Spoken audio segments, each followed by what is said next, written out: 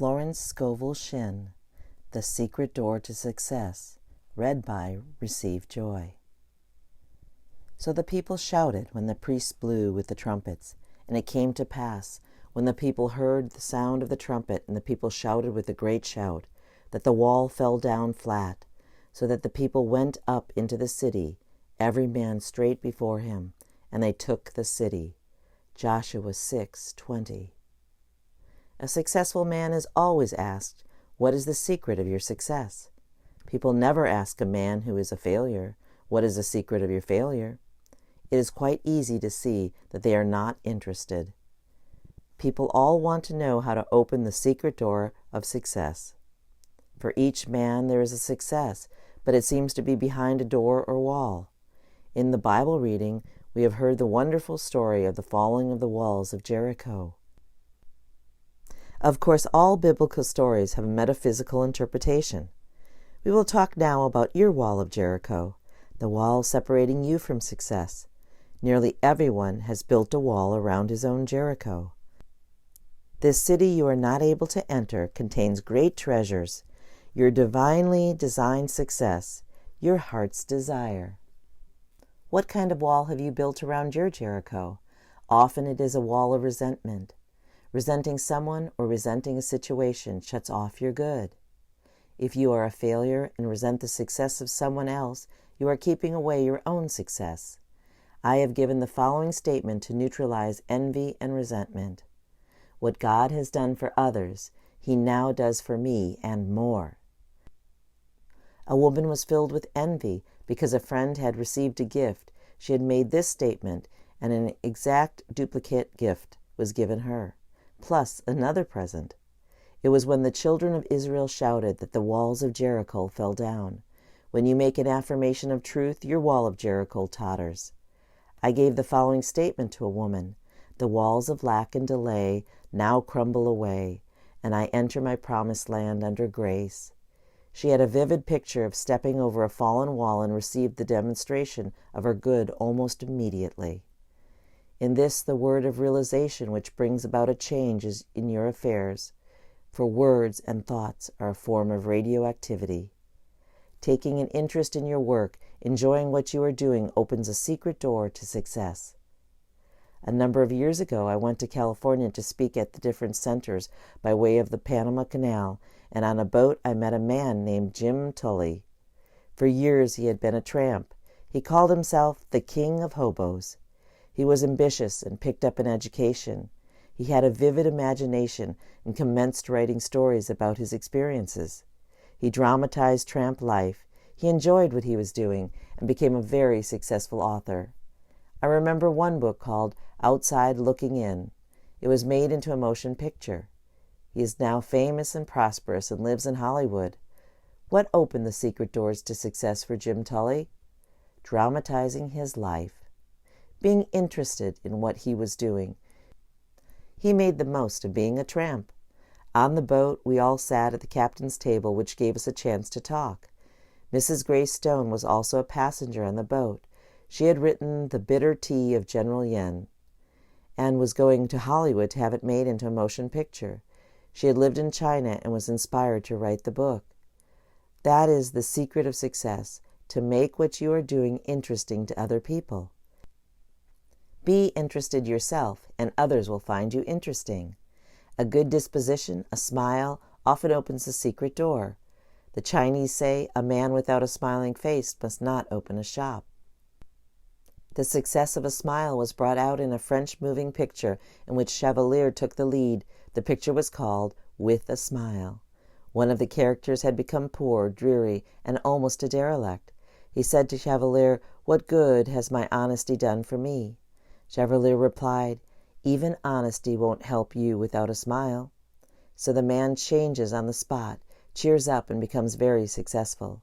Living in the past, complaining of your misfortunes, builds a thick wall around your Jericho. Talking too much about your affairs, scattering your forces, brings you up against a high wall. I knew a man of brains and ability who was a complete failure. He lived with his mother and aunt, and I found that every night when he went home to dinner, He told them all that had taken place during the day at the office. He discussed his hopes, his fears, and his failures. I said to him, "You scatter your forces by talking about your affairs. Don't discuss your business with your family. Silence is golden." He took my lead. During dinner, he refused to talk about business. His mother and aunt were in despair. They loved to hear all about everything, but his silence proved golden. Not long after, he was given a position at $100 a week, and in a few years he had a salary of $300 a week. Success is not a secret. It is a system. Many people are up against the wall of discouragement. Courage and endurance are part of the system. We read this in lives of all successful men and women. I had an amusing experience which brought this to my notice. I went to a moving picture theater to meet a friend. While waiting, I stood near a young boy selling programs. He called to people passing, "Buy a complete program of the picture, containing photographs of the actors and a sketch of their lives." Most people passed by without buying. To my great surprise, he suddenly turned to me and said, "Say, this ain't no racket for a guy with ambition." Then he gave a discourse on success. He said most people give up just before something big is coming to them. A successful man never gives up. Of course, I was interested and said, "I'll bring you a book the next time I come. It is called The Game of Life and How to Play It. You will agree with a lot of the ideas." A week or two later, I went back with the book. The girl at the ticket office said to him, "Let me read it, Eddie, while you are selling programs." The man who took tickets leaned over to see what it was all about. The game of life always gets people interested. I returned to the theater about 3 weeks. Eddie had gone. He had expanded into a new job that he liked. His wall of Jericho had crumbled. He had refused to be discouraged. Only twice is the word success mentioned in the Bible, both times in the book of Joshua. "Only be strong and very courageous, to observe to do according to all the law which Moses my servant commanded thee. Turn not from it to the right nor to the left, that thou mayest have good success whithersoever thou goest. This book of the law shall not depart from thy mouth, but thou shalt meditate therein day and night, and thou mayest observe to do all that is written therein. For then shalt thou make thy way prosperous, and thou shalt have good success. Turn not to the right, nor to the left." The road to success is a straight and narrow path. It is a road of loving absorption and undivided attention. You attract the things you give a great deal of thought to. So if you give a great deal of thought to lack, you attract lack. If you give a great deal of thought to injustice, you attract more injustice. Joshua said, "And it shall come to pass that when they make a long blast with the ram's horn, and when ye hear the sound of the trumpet, all the people shall shout with a great shout, and the wall of the city shall fall flat down. And the people shall ascend up, every man straight before him." The inner meaning of the story is the power of the word, your word, which dissolves obstacles and removes barriers. When the people shouted, the walls fell down. We find in folklore and fairy stories, which come down from legends founded in truth, the same idea. A word opens a door and cleaves a rock.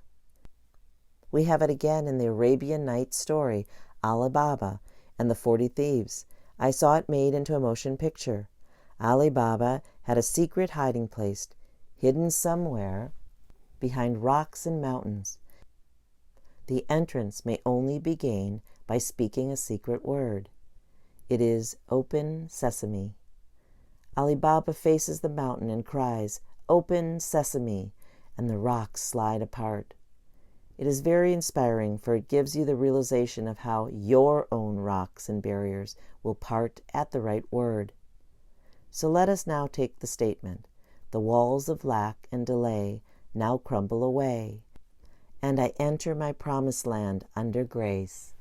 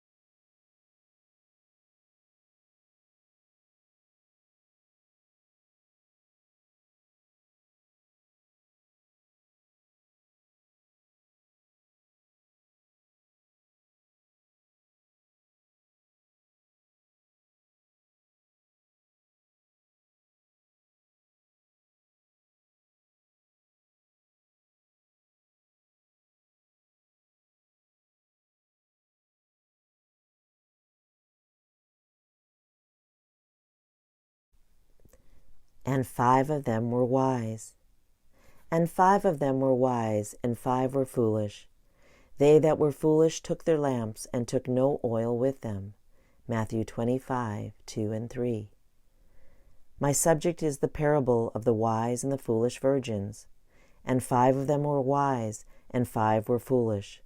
They that were foolish took their lamps, and took no oil with them. But the wise took oil in their vessels with their lamps. The parable teaches that true prayer means preparation. Jesus Christ said, "And all things whatsoever you shall ask in prayer, believing, you shall receive." Matthew 21:22. Therefore I say unto you, what things soever you desire, when you pray, believing that you receive them, and ye shall have them. Mark 11:24. In this parable he shows that only those who have prepared for their good, thereby showing active faith, will bring the manifestation to pass. We might paraphrase the scripture and say, when ye believe, ye have it. When ye pray, act as if you have already received. Armchair faith or rocking chair faith will never move mountains.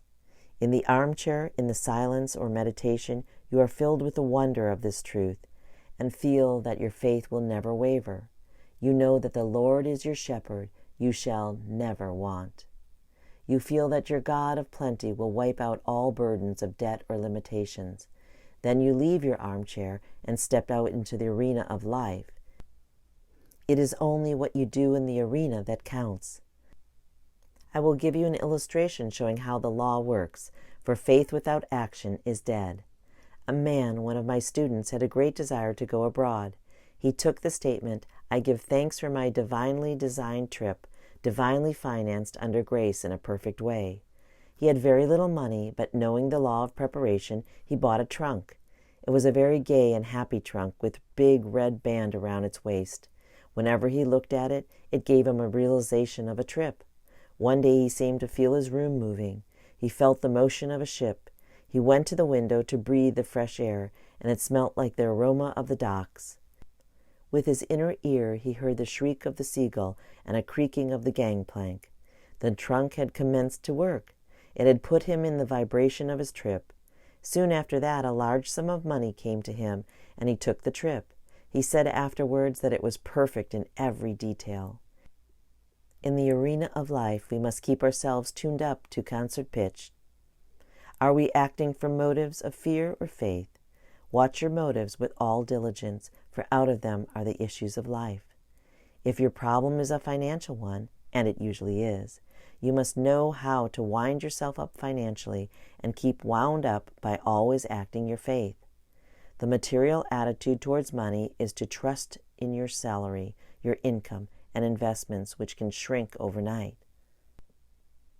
The spiritual attitude towards money is to trust in God for your supply. To keep your possessions, always realize that they are God in manifestation. What is given cannot be diminished. Then if one door shuts, another door immediately opens. Never voice lack or limitation, for by your words you are condemned. You combined with what you notice, and if you are always noticing failure in hard times, you will combine with failure in hard times. You must form the habit of living in the 4th dimension, the world of the wondrous. It is the world where you do not judge by appearances. You have trained your inner eye to see through failure into success, to see through sickness into health, to see through limitation into plenty. I will give to you the land which your inner eye sees. I will give to you the land which thou seest. The man who achieves success has the fixed idea of success. If it is founded on a rock of truth and righteousness, it will stand. If not, it is built upon sand and washed into the sea, returning to its native nothingness. Only divine ideas can endure. Evil destroys itself, for it is a cross current against universal order, and the way of the transgressor is hard. They that were foolish took their lamps, and took no oil with them. But the wise took oil in their vessels with their lamps. The lamp symbolizes man's consciousness. The oil is what brings light or understanding. While the bridegroom tarried, they all slumbered and slept, And at midnight there was a cry made, Behold, the bridegroom cometh, go you out to meet him. Then all those virgins arose, and trimmed their lamps. And the foolish said unto the wise, Give us your oil, for our lamps are gone out.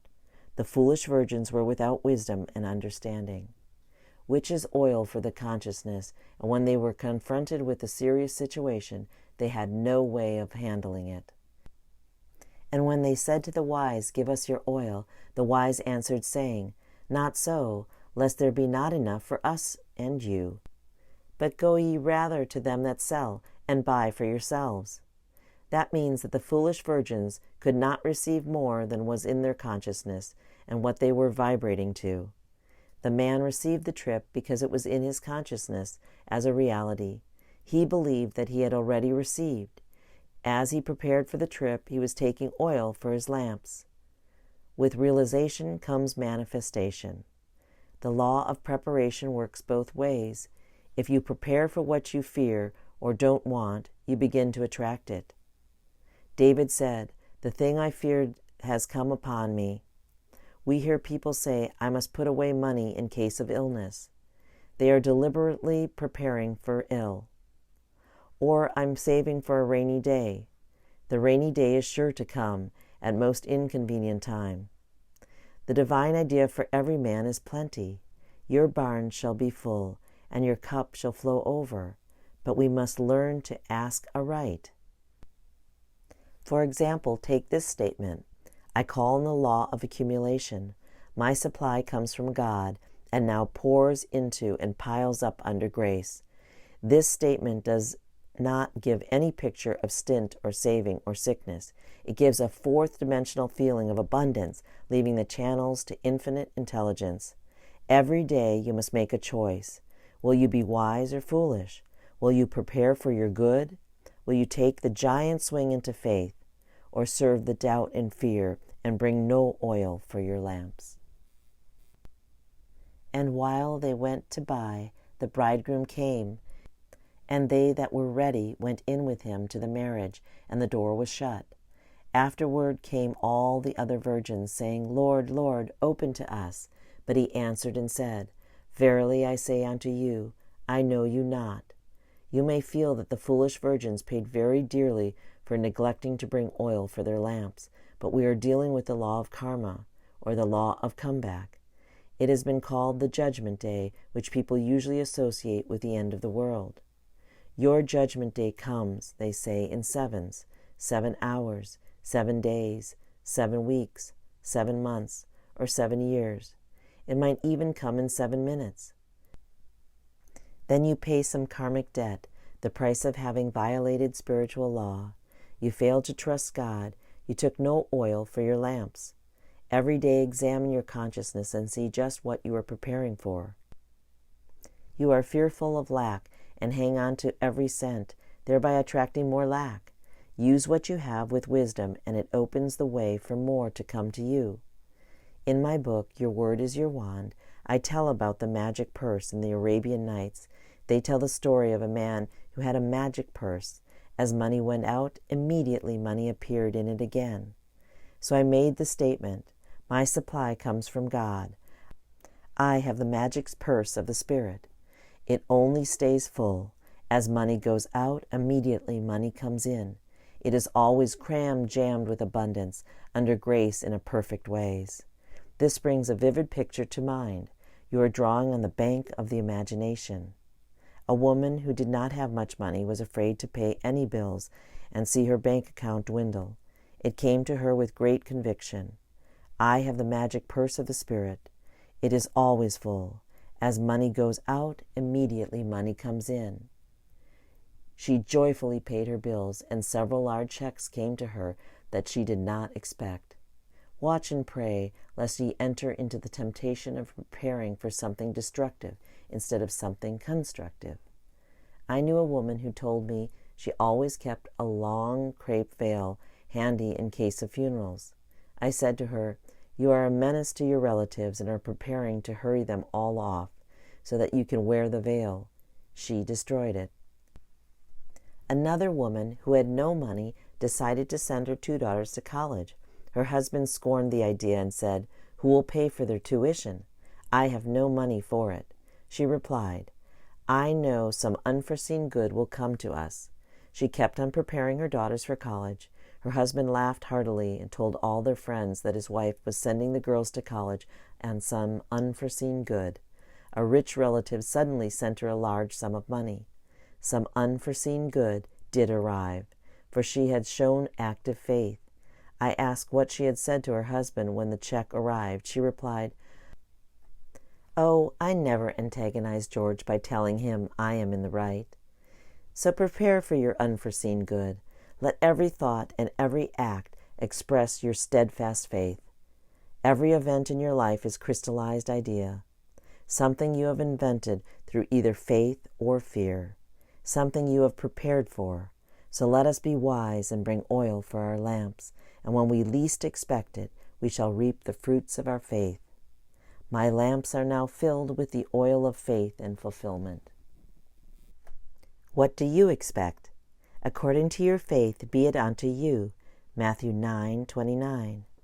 Faith is expectancy. According to your faith be it done unto you. We might say, according to your expectancies be it done unto you. So what are you expecting? We hear people say, we expect the worst to happen, or the worst is yet to come. They are deliberately inviting the worst to come.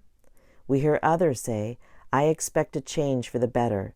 They are inviting better conditions into their lives. Change your expectancies and you change your conditions. How can you change your expectancies when you have formed the habit of expecting lack, loss, or failure? Begin to act as if you expected success, happiness, and abundance. Prepare for your good. Do something to show you expect it to come. Active faith alone will impress the subconscious. If you have spoken the word for a home, prepare for it immediately as if you haven't a moment to lose. Collect little ornaments, tablecloths, etc. I know a woman who made the giant swing into faith by buying a large armchair. A chair meant business. She bought a large and comfortable chair, for she was preparing for the right man. He came. Someone will say, suppose you haven't money to buy ornaments or a chair. Then look in shop windows and link with them in your thought. Get in their vibration. I sometimes hear people say, I don't go into the shops because I can't afford to buy anything. That is just the reason you should go into the shops. Begin to make friends with the things you desire or require. I know a woman who wanted a ring. She went boldly to the ring department and tried on rings. It gave her such a realization of ownership that not long after a friend made her a gift of a ring. You combine with what you notice. Keep on noticing beautiful things, and you make an invisible contact. Sooner or later these things are drawn into your life, unless you say, poor me, too good to be true. My soul, wait thou only upon God, for my expectation is from Him. This is a most important statement from the 62nd Psalm. The soul is the subconscious mind, and the psalmist was telling his subconscious to expect everything directly from the universal, not to depend upon doors and channels. My expectation is from Him. God cannot fail, for His ways are ingenious, His methods are sure. You can expect any seemingly impossible good from God if you do not limit the channels.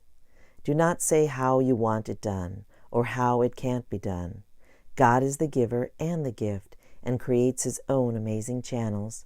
Take the following statement. I cannot be separated from God. The giver. Therefore, I am aligned with God, the gift. The gift is God in action.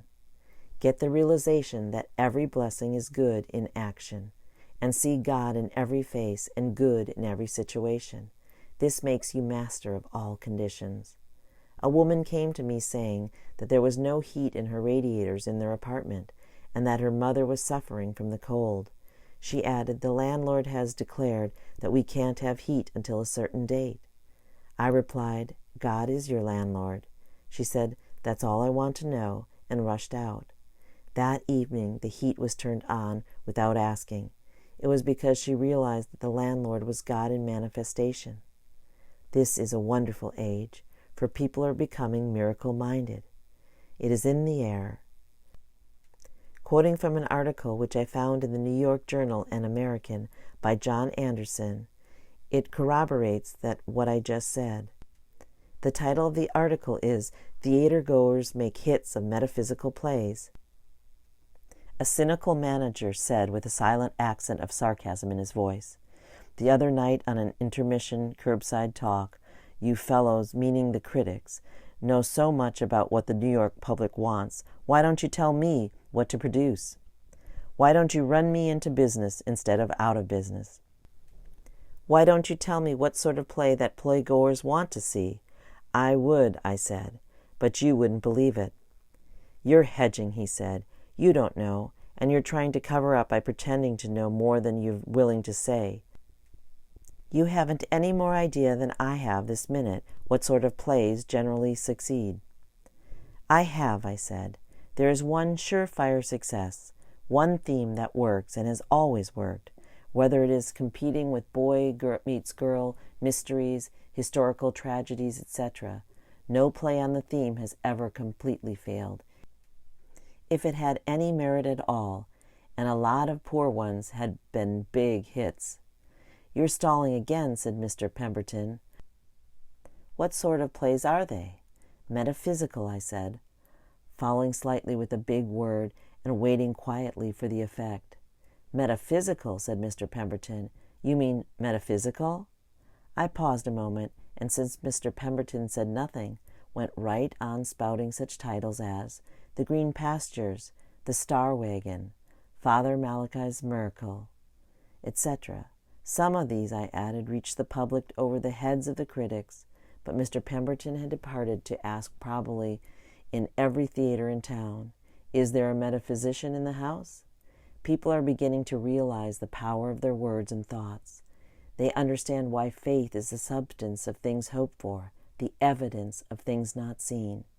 We see the law of expectancy working out through superstition. If you walk under a ladder and expect it to give you bad luck, it will give you bad luck. The ladder is quite innocent. Bad luck came because you expected it.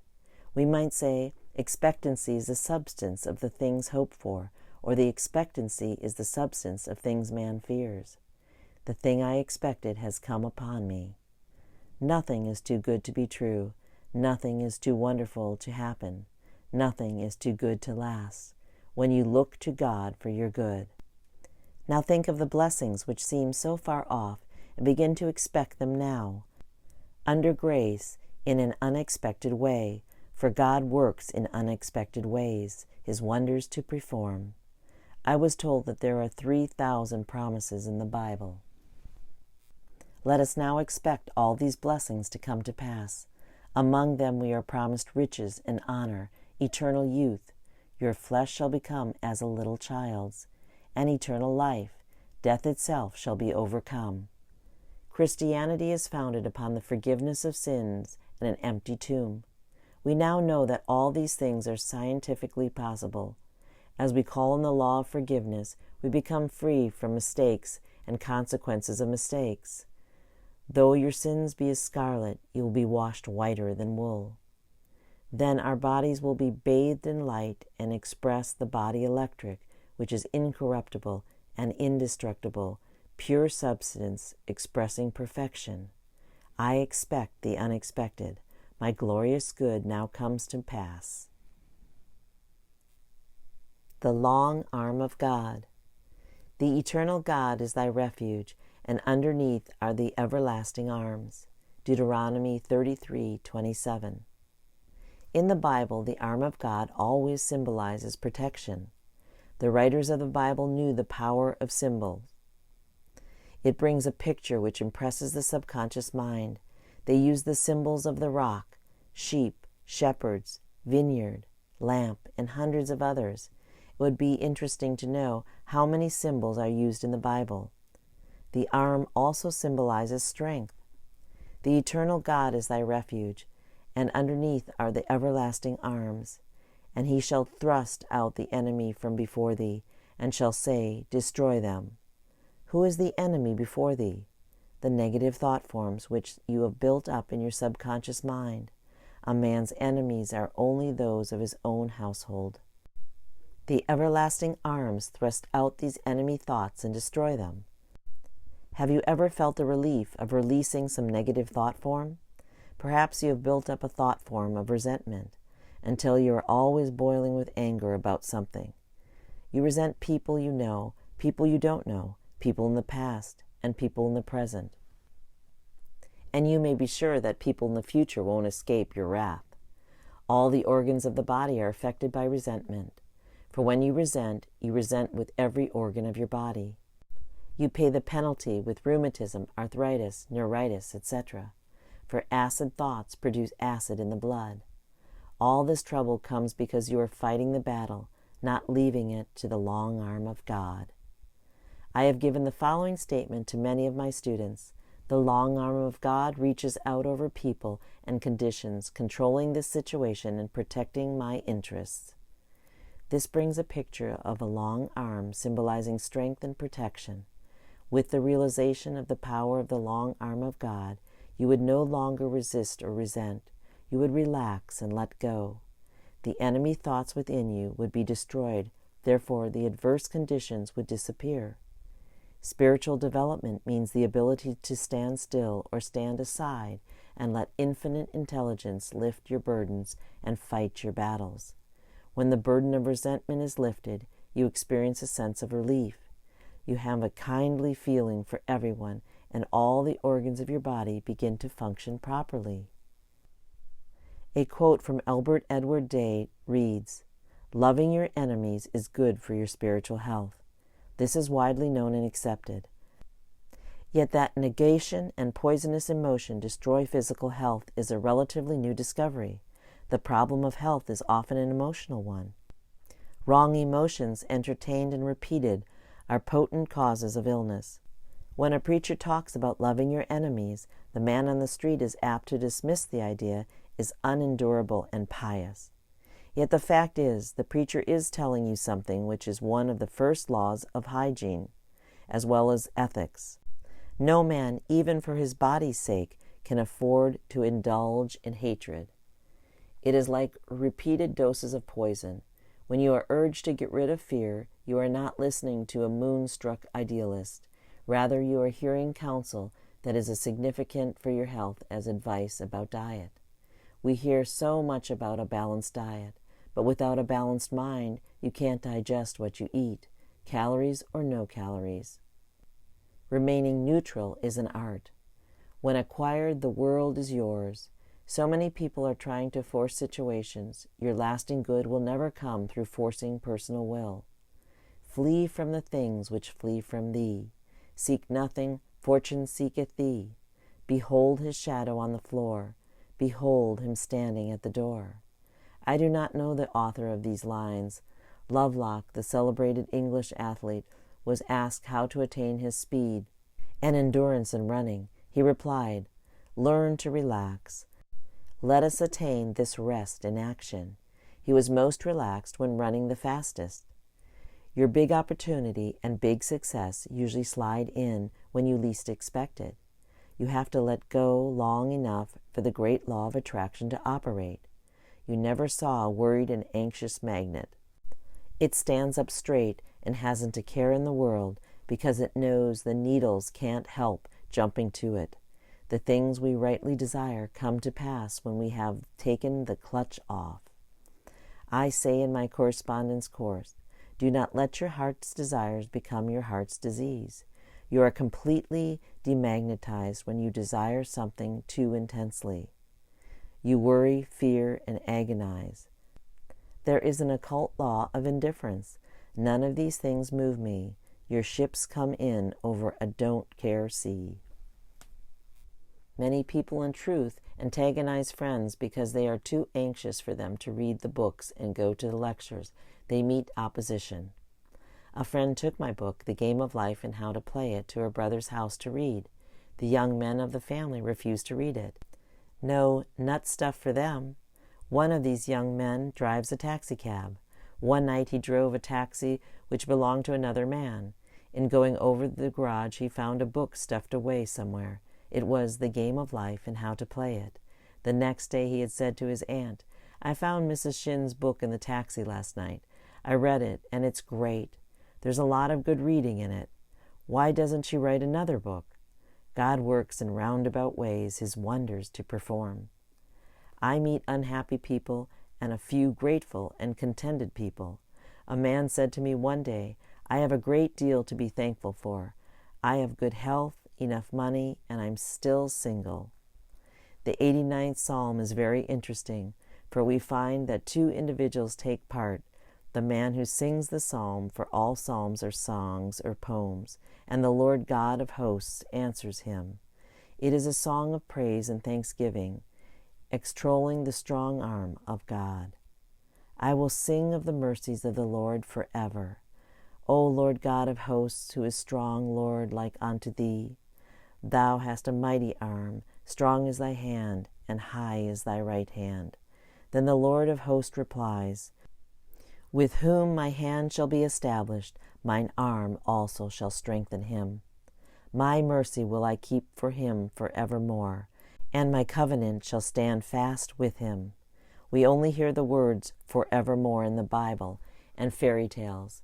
In the absolute, man is outside of time and space. His good is from everlasting to everlasting. The fairy tales come down from the old Persian legends, which were founded upon truth. Aladdin and his wonderful lamp is the outpicturing of the Word.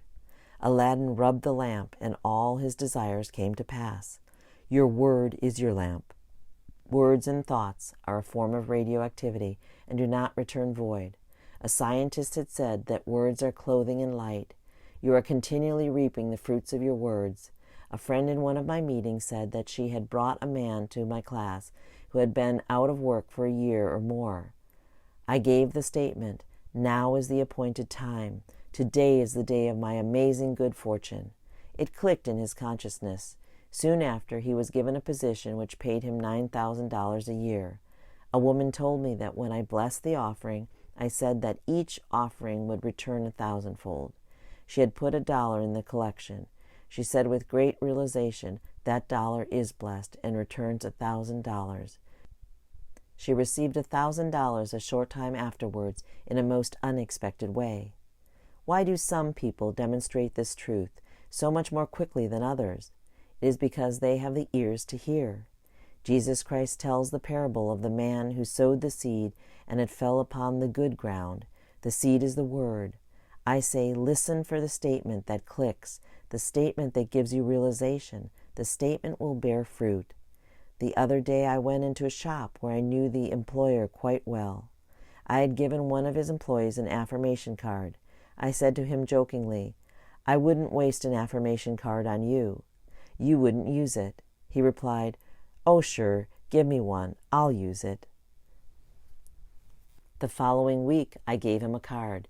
Before I left, he rushed up to me excitedly and said, "I made that statement, and 2 customers walked in. It was, 'Now is the appointed time. Today is the day of my amazing good fortune.'"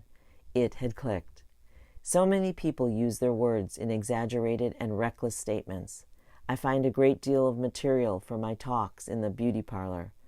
A young girl wanted a magazine to read. She called to the operator, "Give me something terribly new and frightfully exciting." All she wanted was the latest moving picture magazine. You hear people say, "I wish something terribly exciting would happen." They are inviting something unhappy, but exciting, experience into their lives. Then they wonder why it happened to them.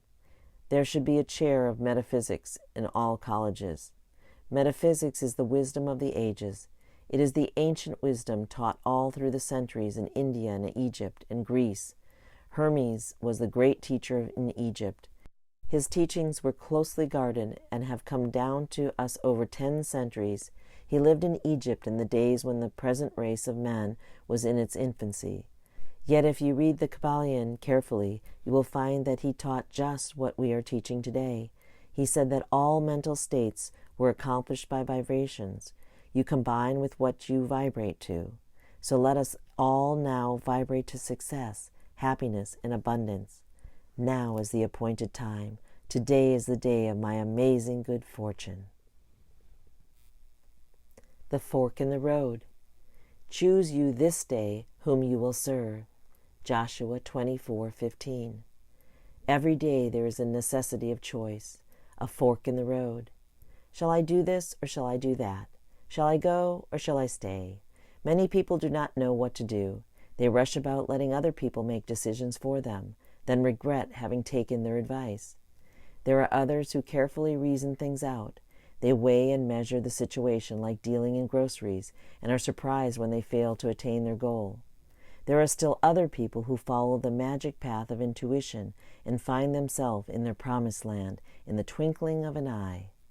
Intuition is a spiritual faculty high above the reasoning mind, but on that path is all that they desire or require. In my book, The Game of Life and How to Play It, I give many examples of success attained through using this marvelous faculty. I say also that prayer is telephoning to God, and intuition is God telephoning to you. So choose ye this day to follow the magic path of intuition. In my question and answer classes, I tell you how to cultivate intuition. In most people, it is a faculty which has remained dormant. So we say, awake thou that sleepeth. Wake up to your leads and hunches. Wake up to the divine within. Claude Bragdon said, to live intuitively is to live fourth dimensionally. Now it is necessary for you to make a decision. You face a fork in the road. Ask for a definite true lead, and you will receive it. We find many events to interpret metaphysically in the book of Joshua. After the death of Moses, the divine command came to Joshua. Now therefore, arise, go over the Jordan, thou and all thy people, unto the land which I do give to them. Every place the sole of your feet shall tread upon, to you have I given it.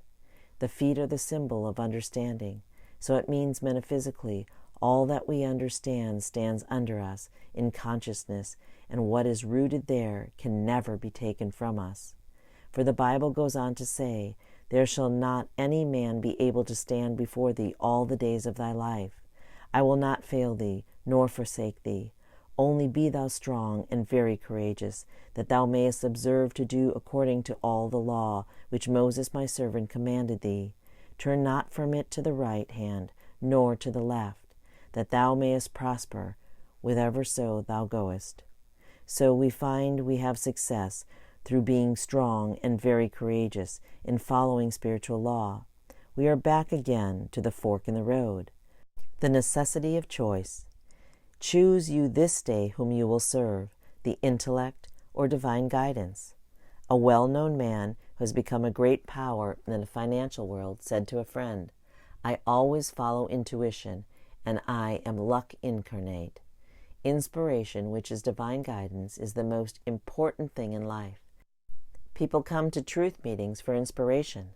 I find the right word will start divine activity operating in their affairs. A woman came to me with a complication of affairs. I said to her, let God juggle the situation. It clicked. She took the affirmation. I now let God juggle this situation. Almost immediately she rented a house which had been vacant for a long time. Let God juggle every situation, for when you try to juggle the situation, you drop all the balls. In my question and answer classes, I would be asked, how do you let God juggle a situation, and what do you mean when you say, I should not juggle it? You juggle with the intellect. The intellect would say, times are hard, no activity in real estate. Don't expect anything until the fall of 1958. With spiritual law, there is only the now. Before you call, you are answered, for time and space are but a dream, and your blessing is there waiting for you to release it by faith and the word. Choose you this day whom you will serve, fear or faith. In every act prompted by fear lies the germ of its own defeat.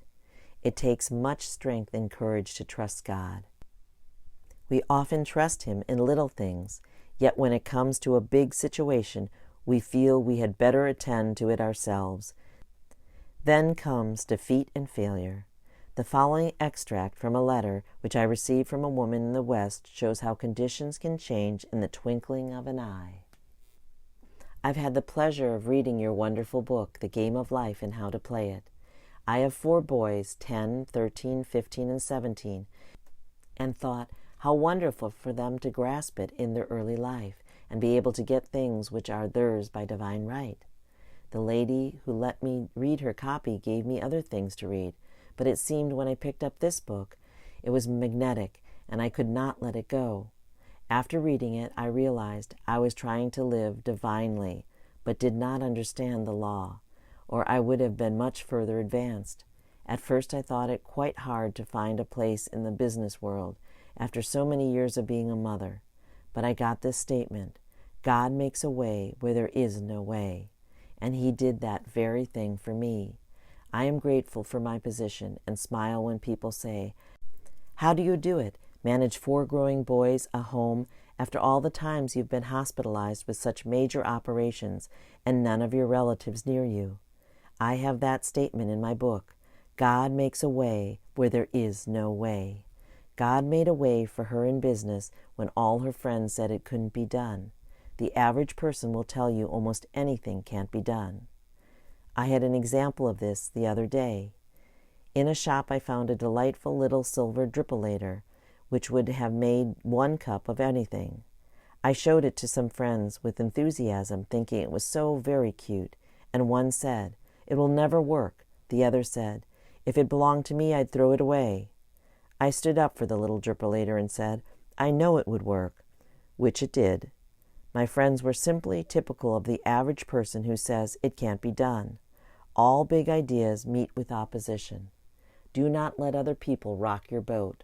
Follow the path of wisdom and understanding, and turn not from it to the right hand nor to the left, that thou mayest prosper whithersoever thou goest. In the 13th verse of the 24th chapter of Joshua, we read a remarkable statement. "And I have given you a land for which ye did not labor, and cities which you did not build, and you dwell in them. Of the vineyards and oliveyards which you planted not, do you eat." This shows that man cannot earn anything. His blessings come as gifts, gifts lest any man shall boast. With the realization of wealth, we receive the gift of wealth. With the realization of success, we receive the gift of success. For success and abundance are states of mind. For it is the Lord our God, He it is, that brought us up and our fathers out of the land of Egypt, out of the house of bondage. The land of Egypt stands for darkness, the house of bondage, where man is a slave to his doubts and fears and his beliefs in lack and limitation, the result of having followed the wrong fork in the road. Misfortune is due to failure to stick to the things which Spirit has revealed through intuition. All big things have been accomplished by men who stuck to their big ideas. Henry Ford was past middle age when the idea of the Ford car came to him. He had great difficulty in raising the money. His friends thought it was a crazy idea. His father said to him tearfully, "Henry, why do you give up a good $25 a week job in order to chase a crazy idea?" Yet no one could rock Henry Ford's boat. So in order to come out of the land of Egypt, out of the house of bondage, we must make the right decisions. Follow the right fork in the road. Only be thou strong and very courageous, that thou mayest observe to do according to the law, which Moses my servant commanded thee. Turn not from it to the right hand, nor to the left, that thou mayest prosper whithersoever thou goest. So, as we reach the fork in the road today, let us fearlessly follow the voice of intuition. The Bible calls it the still small voice. There came a voice behind me saying, "This is the way, walk ye in it." On this path is the good already prepared for you. You will find the land for which you did not labor, and cities which you did not build, and ye dwell in them. Of the vineyards and oliveyards which you have planted not, do you eat. I am divinely led. I follow the right fork in the road. God makes a way where there is no way. Crossing your Red Sea. Speak unto the children of Israel that they go forward. Exodus 14:15. One of the most dramatic stories in the Bible is the episode of the children of Israel crossing the Red Sea. Moses was leading them out of the land of Egypt, where they were kept in bondage and slavery. They were being pursued by the Egyptians. The children of Israel, like most people, did not enjoy trusting God. They did a lot of murmuring. They said to Moses, "Is not this the word that we did tell thee in Egypt, saying, Let us alone, that we may serve the Egyptians? For it had been better for us to serve the Egyptians than that we should die in the wilderness." And Moses said unto the people, "Fear ye not, stand still, and see the salvation of the Lord, which he will show to you today. For the Egyptians whom you have seen today, you shall see them again no more forever. The Lord shall fight for you, and you shall hold your peace." We might say that Moses pounded faith into the children of Israel.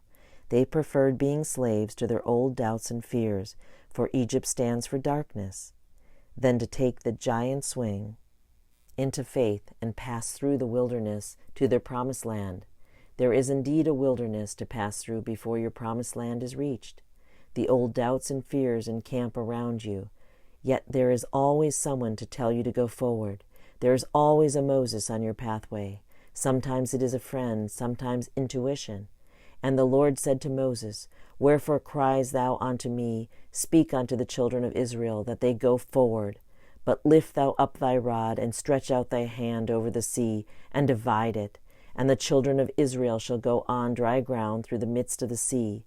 And Moses stretched out his hand over the sea, and the Lord caused the sea to go back by a strong east wind all that night, and made the sea dry land, and the waters were divided. And the children of Israel went into the midst of the sea unto the dry ground, and waters were a wall on the right hand and on the left. And the Egyptians pursued, and went in after them to the midst of the sea, even all Pharaoh's horses, his chariots, and his horsemen. And the Lord said unto Moses, "Stretch out thine hand over the sea, that the waters may come again upon the Egyptians, upon their chariots, and upon their horsemen." And Moses stretched forth his hand over the sea, and the sea returned, and the Egyptians fled against it. And the Lord overthrew the Egyptians in the midst of the sea. And the waters returned and covered the chariots and the horsemen, and all the hosts of Pharaoh that came into the sea after them. There remained not so much as one of them. Now remember, the Bible is talking about the individual. It is talking about your wilderness, your Red Sea, your promised land. Each one of you has a promised land, a heart's desire, but you have been so enslaved by the Egyptians, your negative thoughts. It seems very far away and too good to be true. You consider trusting God a very risky proposition. The wilderness might prove worse than the Egyptians. And how do you know your promised land really exists? The reasoning mind will always back up the Egyptians. But sooner or later something says, "Go forward." It is usually circumstances you are driven into. I give the example of a student. She is a very marvelous pianist and had great success abroad. She came back with a book full of press clippings and a happy heart. A relative took an interest in her and said she would back her financially for a concert tour. They chose a manager who took charge of the expenses and attended to her bookings. After a concert or two, there were no more funds. The manager had taken them. My friend was left stranded, desolate and disappointed. This was about the time she had come to me. She hated the man.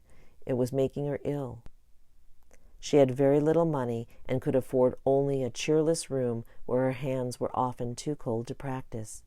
She was indeed in bondage to the Egyptians, hate, resentment, lack, and limitation. Someone brought her to one of my meetings, and she spoke to me and told her story. I said, "In the first place, you must stop hating that man. When you are able to forgive him, your success will come back to you. You are taking your initiation in forgiveness." It seemed a pretty big order, yet she tried and came regularly to all my meetings. In the meantime, the relative had started a suit to recover the money. Time went on, and it never came to court. My friend had a call to go to California. She was no longer disturbed by the situation and had forgiven the man. Suddenly, after about 4 years, she was notified that the case had come to court. She called me upon her arrival in New York and asked me to speak the word for rightness, and justice. They went at the time appointed, and it was all settled out of court, the man restoring the money by monthly payments. She came to me overflowing with joy, for she said, I hadn't the least resentment toward the man. He was amazed when I greeted him cordially. Her relatives said that all the money was to go to her, so she found herself with a big bank account. Now she will soon reach her promised land. She came out of the house of bondage, of hate and resentment, and crossed her Red Sea. Her goodwill toward the man caused the waters to part, and she crossed over on dry land. Dry land symbolizes something substantial under your feet, the feet symbolizing understanding. Moses stands out as one of the greatest figures in biblical history. It came to Moses to move from Egypt with his nation. The task before him was not only the unwillingness of Pharaoh to let go of those whom he had made into profitable slaves, but also to stimulate to open rebellion this nation, which had lost its initiative under the hardships of its taskmasters. It required extraordinary genius to meet this condition, which Moses possessed with faith and the courage of his own convictions. Self-abnegation. He was called the meekest of men. We have often heard the expression, as meek as Moses. He was so meek towards the commands of the Lord that he became one of the strongest of men. The Lord said to Moses, Lift thou up thy rod, and stretch out thine hand over the sea, and divide it. And the children of Israel shall go on dry ground through the midst of the sea. So never doubting, he said to the children of Israel, Go forward. This was a daring thing to do, to lead a multitude of people into the sea. Having perfect faith, they would not drown. Behold the miracle. The Lord caused the sea to go back by the strong east wind all that night, and made the sea dry land, and the waters were divided. Now remember, this could happen for you this very day. Think of your problem.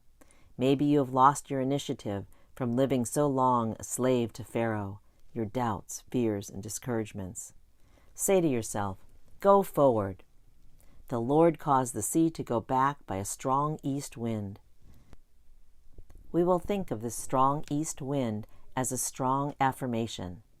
Take a vital statement of truth. For example, if your problem is a financial one, say, My supply comes from God, and big, happy financial surprises now come to me under grace in perfect ways. The statement is a good one, for it contains the element of mystery. We are told that God works in mysterious ways, his wonders to perform. We might say in surprising ways. Now that you have made your statement for supply, you have caused the east wind to blow. So walk up to your Red Sea of lack or limitation. The way to walk up to your Red Sea is to do something to show your fearlessness. I will tell the story of a student who had an invitation to visit friends at a very fashionable summer resort. She had been living in the country for a long time, grown heavier, and nothing fit her but her Girl Scout suit. Suddenly, she received the invitation. It meant evening clothes, slippers, and accessories, none of which she had, and no money to buy them. She came to me. I said, What is your hunch? She replied, I feel very fearless. I have the hunch to go anyway. So she squeezed herself into something to travel in and went. When she arrived at her friend's house, she was greeted warmly. Yet her hostess said, with some embarrassment, Maybe what I've done will hurt you. Yet there are some evening clothes and slippers I never wear which I have put in your room. Won't you make use of them? My friend assured her she would be delighted, and everything fit perfectly. She had indeed walked up to her Red Sea and passed over on dry land. The waters of my Red Sea part, and I pass over on dry land. I now go forward into my promised land. The watchman at the gate. Also I set watchmen over you, saying, Hearken to the sound of the trumpet. Jeremiah 6:17. We must all have a watchman at the gate of our thoughts. The watchman at the gate is the superconscious mind. We have the power to choose our thoughts. Since we have lived in the race thought for thousands of years, it seems almost impossible to control them. They rush through our minds like stampeding cattle or sheep. But a single sheepdog can control the frightened sheep and guide them into the sheep pen. I saw a picture in the news of a sheepdog controlling the sheep. He had rounded up all but 3. These 3 resisted and resented. They baaed and lifted their front feet in protest. Yet the dog simply sat down in front of him, never took his eye off them. He did not bark or threaten. He just sat and looked his determination. In a little while, the sheep tossed their heads and went into the pen. We can learn to control our thoughts in the same way, by gentle determination, not force. We take an affirmation and repeat it continually, while our thoughts are on the rampage. We cannot always control our thoughts, yet we can control our words. And repetition impresses the subconscious, and we are then masters of the situation. In the 6th chapter of Jeremiah we read, I set a watchman over you, saying, hearken to the sound of the trumpet. Your success and happiness in life depend upon the watchman at the gate of your thoughts, for your thoughts sooner or later crystallize on the external. People think by running away from a negative situation they will be rid of it, yet the same situation confronts them wherever they go. They will meet the same experiences until they have learned their lessons. This idea is brought out in the moving picture, The Wizard of Oz. The little girl Dorothy is very unhappy because the mean woman in the village wants to take away her dog Toto. She goes in despair to confide in her Aunt Em and Uncle Henry, yet they are too busy to listen and tell her to run along. She says to Toto, there is somewhere a wonderful place high above the skies where everybody is happy and no one is mean. How she would love to be there. A Kansas cyclone suddenly comes along, and she and Toto are lifted up high in the sky and land in the country of Oz. Everything seems very delightful at first, yet soon she has the same old experiences. The mean old woman of the village has turned into a terrible witch and is still trying to get Toto from her. How she wishes she were back in Kansas. She is told to find the Wizard of Oz. He is all-powerful and will grant her request. She starts off to find his palace in the Emerald City. On the way, she meets the Scarecrow. He is so unhappy because he hasn't a brain. She meets a man made of tin who is so unhappy because he hasn't a heart. Then she meets a lion who is so unhappy because he has no courage. She cheers them up by saying, we'll all go to the Wizard of Oz, and he'll give us what we want. The Scarecrow a brain, the Tin Man a heart, and the lion courage. They encounter terrible experiences, for the bad witch is determined to capture Dorothy and take away Toto and the ruby slippers which protected her. At last they reach the Emerald Palace of the Wizard of Oz. They ask for an audience, yet are told no one has ever seen the Wizard of Oz, who lives mysteriously in the palace. Through the influence of the Good Witch of the North, they enter the palace. There they discover that the wizard is just a fake magician from Dorothy's hometown in Kansas. They are all in despair because their wishes cannot be granted. Then the Good Witch shows them that their wishes are already granted. The Scarecrow has developed a brain by having to decide what to do in the experiences he has encountered. The Tin Man finds that he has a heart because he loves Dorothy, and the lion has become courageous because he had to show courage in his many adventures. The Good Witch from the North says to Dorothy, what have you learned from your experiences? And Dorothy replies, I have learned that my heart's desire is in my own home and in my own front yard. So the Good Witch waves her wand, and Dorothy is at home again. She wakes up and finds that the Scarecrow, the Tin Man, and the lion are the men who work on her uncle's farm. They are so glad to have her back. This story teaches that if you run away, your problems will run after you. Be undisturbed by a situation, and it will fall away of its own weight. There is an old occult law of indifference. None of these things move me. None of these things disturb me, we might say in modern language. When you can no longer be disturbed, all disturbance will disappear from the external. When your eyes have seen your teachers disappear. I set watchmen over you, saying, Hearken to the sound of the trumpet. A trumpet is a musical instrument used in olden times to draw people's attention to something, to victory, to order.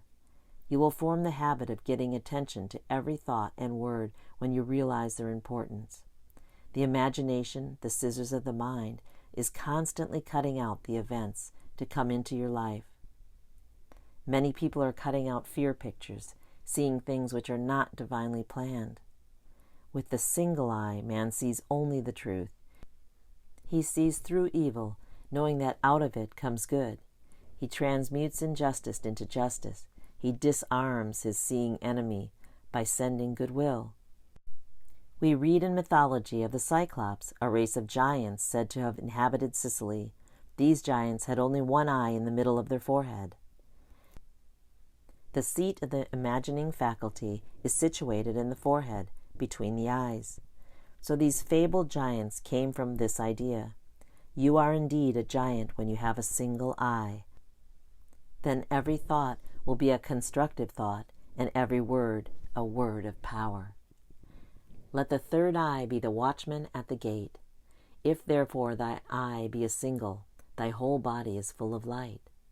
With the single eye your body will be transformed into your spiritual body, the body electric, made in God's likeness and image, imagination. By seeing clearly the perfect plan, we could redeem the world, with our inner eye seeing a world of peace and plenty and goodwill. Judge not by appearances, judge righteous judgment. Nation shall not lift up sword against nation, neither shall they learn war any more. The occult law of indifference means that you are undisturbed by adverse appearances. You hold steadily to the constructive thought which wins out. Spiritual law transcends the law of karma. This is the attitude of mind which must be held by the healer or practitioner towards his patient. Indifferent to appearances of lack, loss, or sickness, he brings about the change in mind, body, and affairs. Let me quote from the 31st chapter of Jeremiah. The keynote is one of rejoicing. It gives a picture of the individual freed from negative thinking. For there shall be a day that the watchman upon the Mount Ephraim shall cry, Arise ye, and let us go up to Zion, unto the Lord our God. The watchman at the gate neither slumbers nor sleeps. It is the eye which watches over Israel. But the individual living in a world of negative thought is not conscious of their inner eye. He may occasionally have flashes of intuition or illumination, then falls back into a world of chaos. It takes determination and eternal vigilance to check up on words and thoughts. Thoughts of fear, failure, resentment, and ill will must be dissolved and dissipated. Take the statement, Every plant my Father in heaven has not planted shall be rooted up. This gives you a vivid picture of rooting up weeds in the garden.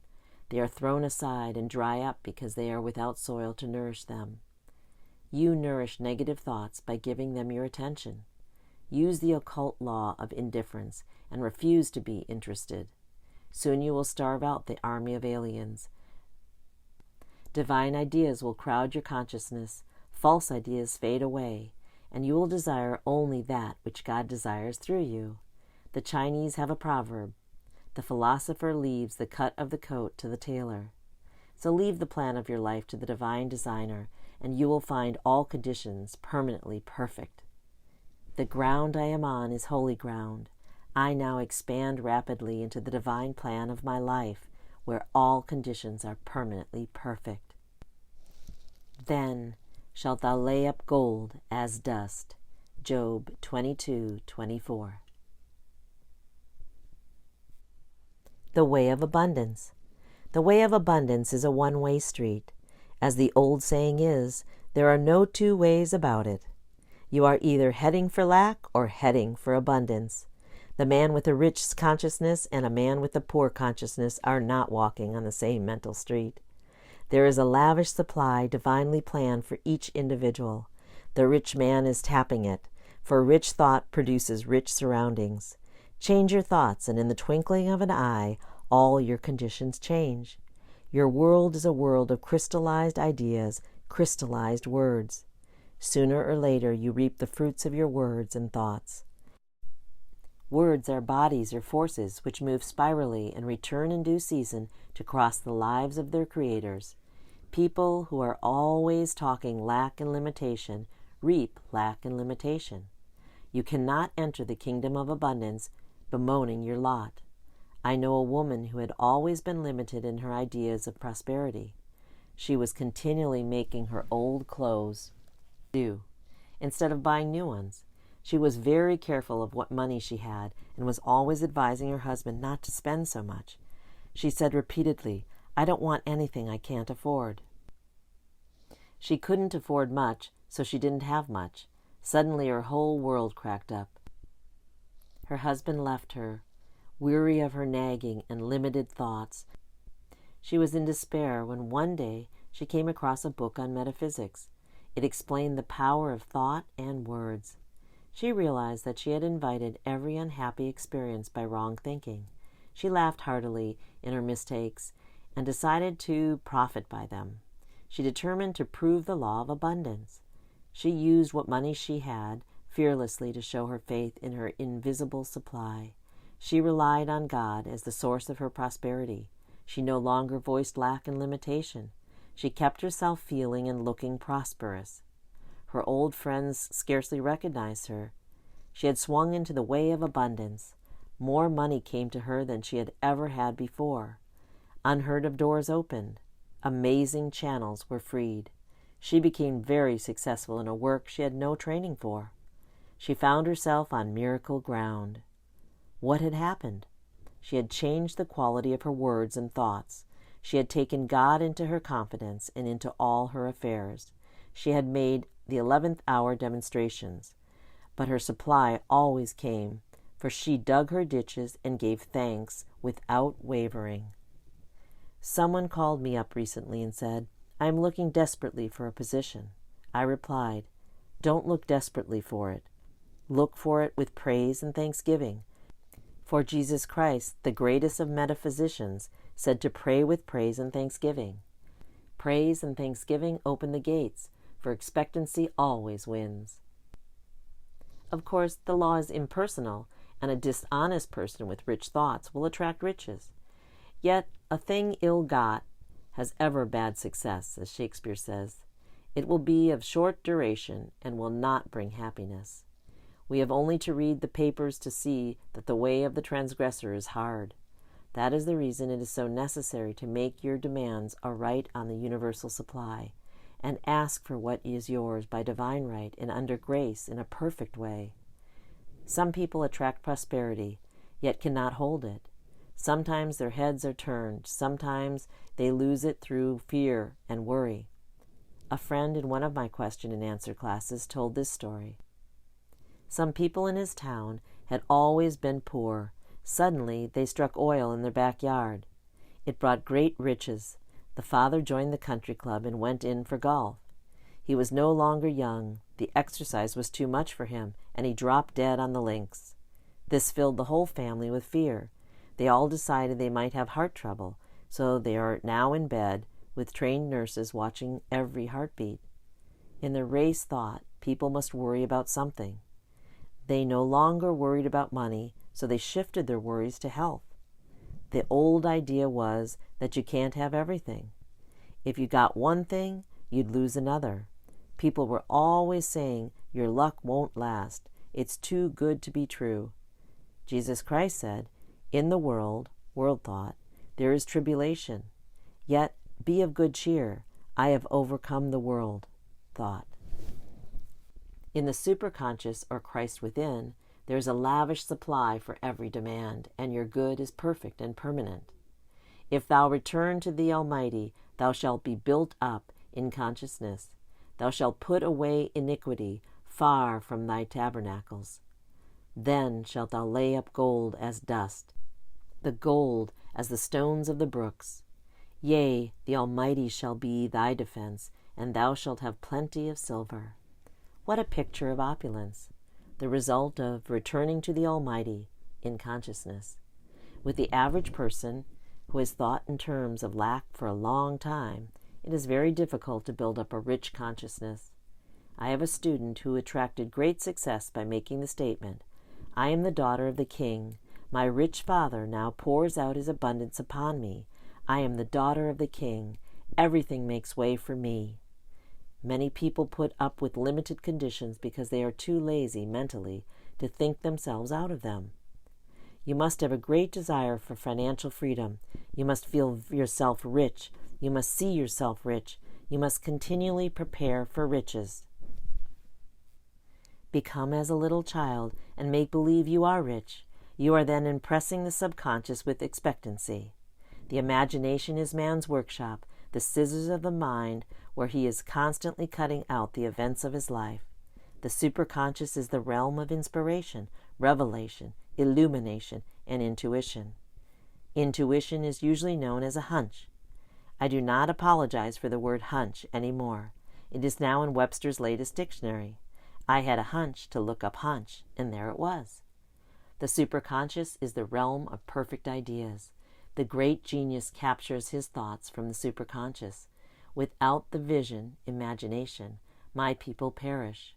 When people have lost the power to imagine their good, they perish or go under. It is interesting to compare the translation of the French and English Bibles. In the 21st verse of the 22nd chapter of Job, we read, "Acquaint not thyself with him, and be at peace. Thereby good shall come unto thee." In the French Bible, we read, "Attach thyself to God, and you will have peace. Thou shalt thus enjoy happiness." The 23rd verse, "If thou return to the Almighty, thou shalt be built up. Thou shalt put away iniquity far from thy tabernacles."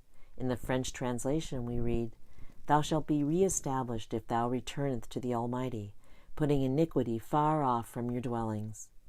In the 24th verse, we read the New and Amazing Translation. The English Bible reads, "Then shalt thou lay up gold as dust, and gold as the stones of the brooks." The French Bible says, "Throw gold into the dust, the gold amongst the pebbles of the torrents, and the Almighty shall be thy gold, thy silver, thy riches." This means if people are depending entirely on their visible supply, it is even better to throw it away and trust absolutely to the Almighty for gold, silver, and riches. I give an example in a story told to me by a friend. A priest went to visit a nunnery in France, where they fed many children. One of the nuns, in despair, told the priest they had no food, the children must go hungry. She said they had but one piece of silver, about the value of $0.25. They needed food and clothing. The priest said, "Give me the coin." She handed it to him, and he threw it out the window. "Now," he replied, "rely entirely upon God." Within a short time, friends arrived with plenty of food and gifts of money. This does not mean to throw away that money you have. Yet, don't depend upon it. Depend upon your invisible supply, the bank of the imagination. Let us now attach ourselves to God and have peace, for He shall be our gold, our silver, and our riches. The inspiration of the Almighty shall be my defense, and I shall have plenty of silver. I shall never want. The Lord is my shepherd, I shall not want. Psalms 23:1. The 23rd Psalm is the best known of all the Psalms. We might say that it is the keynote to the message of the Bible. It tells man he shall never want. When he has the realization or conviction that the Lord is his shepherd, the realization that infinite intelligence supplies every need. If you get this conviction today, every need will be met, now and forevermore. You will draw instantly from the abundance of the spheres whatever you desire or require, for what you need is already on your pathway. A woman suddenly had the realization, "The Lord is my shepherd, I shall never want." She seemed to be touching her invisible supply. She felt outside of time and space. She no longer relied on the external. Her first demonstration was a small, yet necessary one. She needed at once some large paper clips, yet had no time to go to the stationery to buy them. In looking for something else, she opened a little used chest, and in it she found about a dozen large paper clips. She felt that the law was working and gave thanks. Then some needed money appeared. Things large and small came her way. Since then she has relied upon the statement, "The Lord is my shepherd, I shall never want."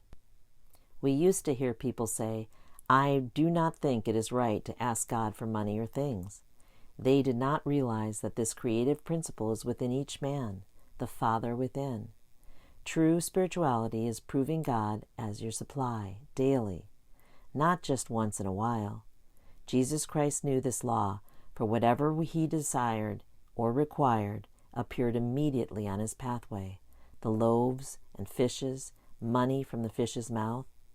With this realization, all hoarding and saving would disappear. This does not mean that you should not have a big bank account and investments, yet it does mean that you should not depend upon them. For if you had a loss in one direction, you would have a gain in another. Always your barns would be full and your cup flow over. Now how does one make this contact with his invisible supply? By taking a statement of truth, which clicks and gives him realization. This is not open to a chosen few. Whosoever calleth on the name of the Lord shall be delivered. The Lord is your shepherd and my shepherd and everybody's shepherd. God is the supreme intelligence devoted to supplying man's need. The explanation is that man is God in action. Jesus Christ said, "I and the Father are one." We might paraphrase the statement and say, I and the great creative principle of the universe are one and the same. Man only lacks when he loses his contact with the creative principle, which must be fully trusted, for it is pure intelligence and knows the way of fulfillment. The reasoning mind and personal will cause a short circuit. Trust in me, and I will bring it to pass. Most people are filled with apprehension and dread when there is nothing to cling to on the external.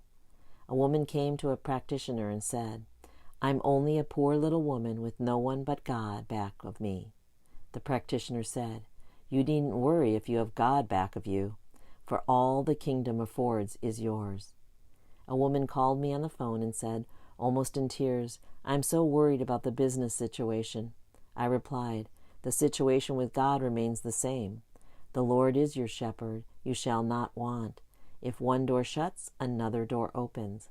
A very successful businessman who conducts all affairs on truth methods said, "The trouble with most people is that they get to relying on certain conditions. They haven't enough imagination to go forward, to open new channels. Nearly every big success is built upon a failure." I was told that Edgar Bergen lost his part in a Broadway production because they did not want any more dummies. Noel Coward got him on the Rudy Valley radio hour, and he and Charlie McCarthy became famous overnight. I told the story at one of my meetings of a man who was so poor and discouraged that he ended it all. A few days later came a letter notifying him that he had inherited a large fortune. A man in the meeting said, "That means when you want to be dead, your demonstration is 3 days off." Yes, do not be fooled by the darkness before the dawn. It is a good thing to see the dawn once in a while, to convince you how unfailing it is. It reminds me of an experience of several years ago. I had a friend who lived in Brooklyn near Prospect Park.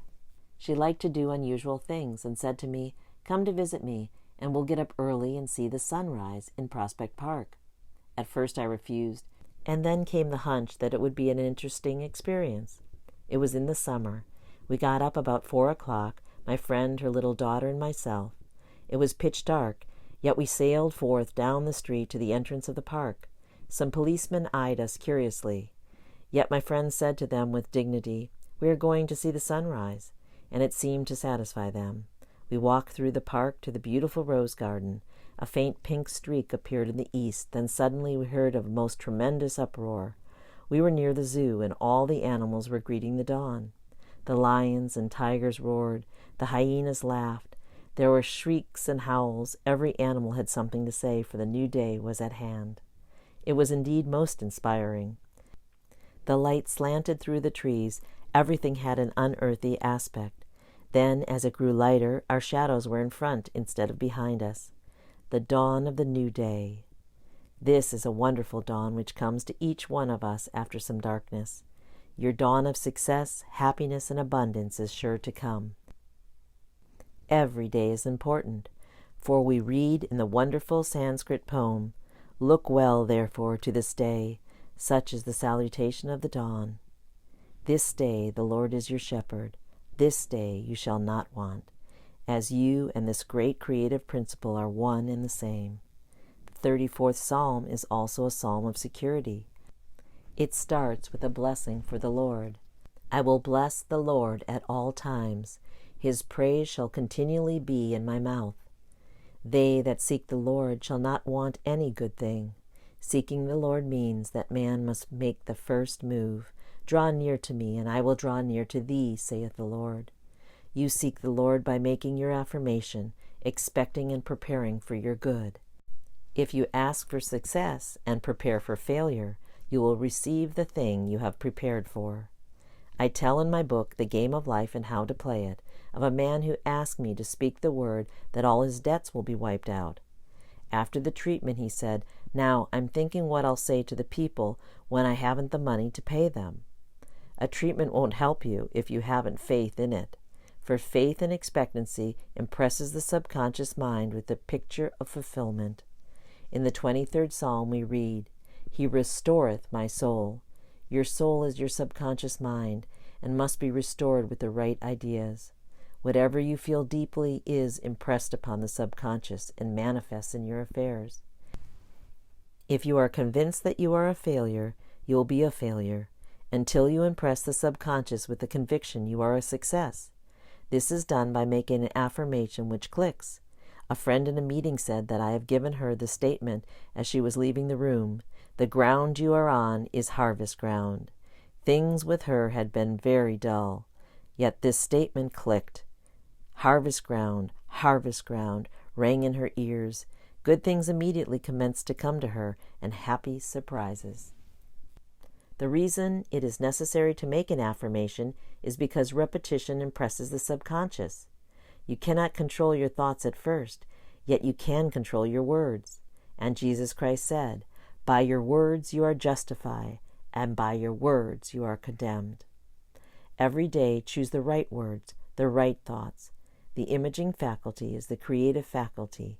Out of the imaginations of the heart come the issues of life. We have all a bank we can draw upon, the bank of imagination. Let us imagine ourselves rich, well, and happy. Imagine all our affairs in divine order, yet leave the way of fulfillment to infinite intelligence. He has weapons we do not know of. He has channels which will surprise you. One of the most important passages in the 23rd Psalm is, "Thou preparest a table before me in the presence of mine enemies." This means that even in the presence of the enemy situation, brought on by your doubts, fears, and resentment, a way out is prepared for you. "The Lord is my shepherd, I shall never want." Look with wonder. "I will remember the works of the Lord. Surely I will remember thy wonders of old." Psalm 77:11. The words wonder and wonderful are used many times in the Bible. In the dictionary, the word wonder is defined as a cause for surprise, astonishment, a miracle, a marvel. Ouspensky, in his book Tertium Organum, calls the fourth dimensional world the world of wonders. He has figured out mathematically that there is a realm where all conditions are perfect. Jesus Christ called it the kingdom. We might say, "Seek ye first the world of the wondrous, and all things shall be added unto you." It can only be reached through the state of consciousness. Jesus Christ said, to enter the kingdom, we must become as little children. Children are continually in a state of joy and wonder. The future holds promises of mysterious good. Anything can happen overnight. Robert Louis Stevenson, in A Child's Garden of Verses, says, "The world is so full of a number of things, I'm sure we should all be as happy as kings. So let us look with wonder at that which is before us." That statement was given to me a number of years ago. I mention it in my book, The Game of Life and How to Play It. I had missed an opportunity and felt that I should have been more awake to my good. The next day, I took the statement early in the morning. I look with wonder at that which is before me. At noon the phone rang, and the proposition was put to me again. This time I grasped it.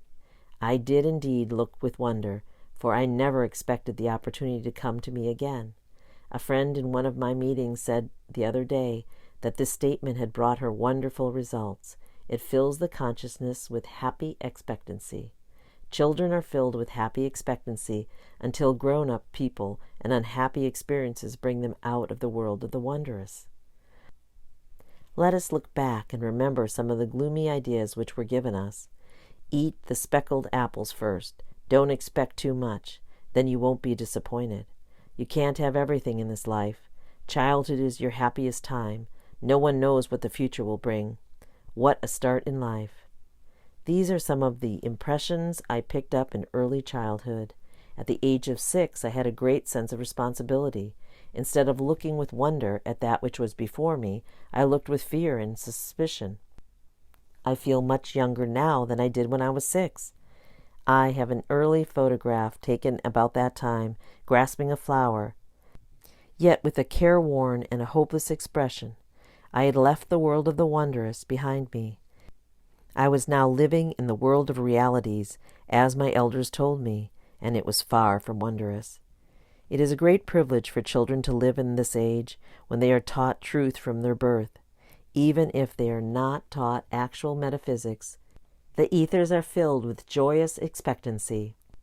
You may become a Shirley Temple or a Freddie Bartholomew or a great pianist at the age of 6 and go on concert tour.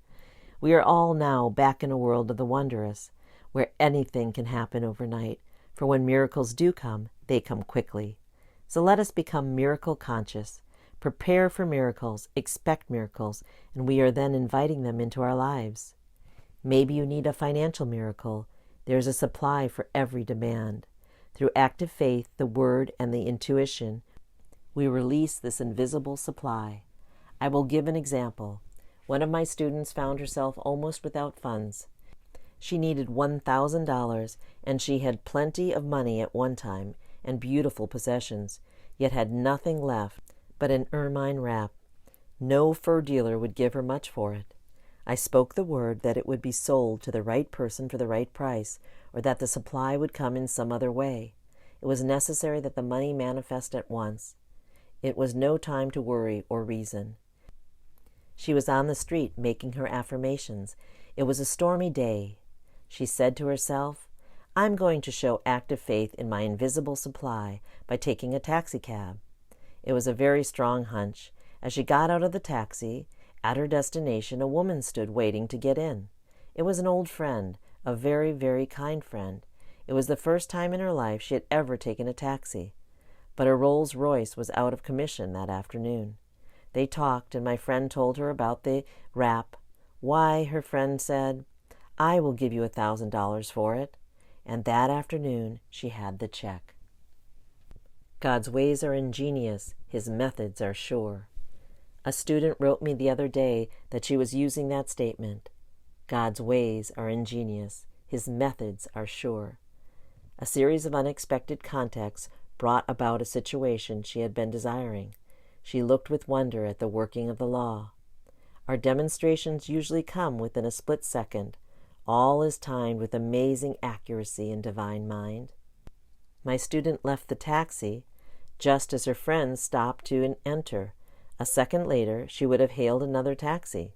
Man's part is to be wide awake to his leads and hunches, for on the magic path of intuition is all that he desires or requires.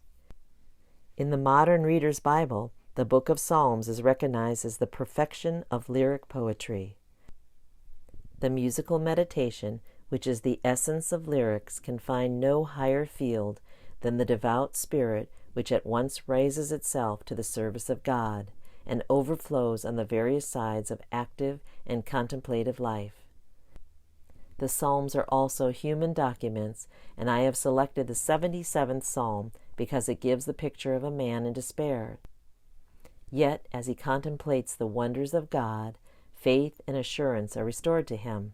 I cried unto God with my voice, even unto God with my voice, and he gave ear unto me.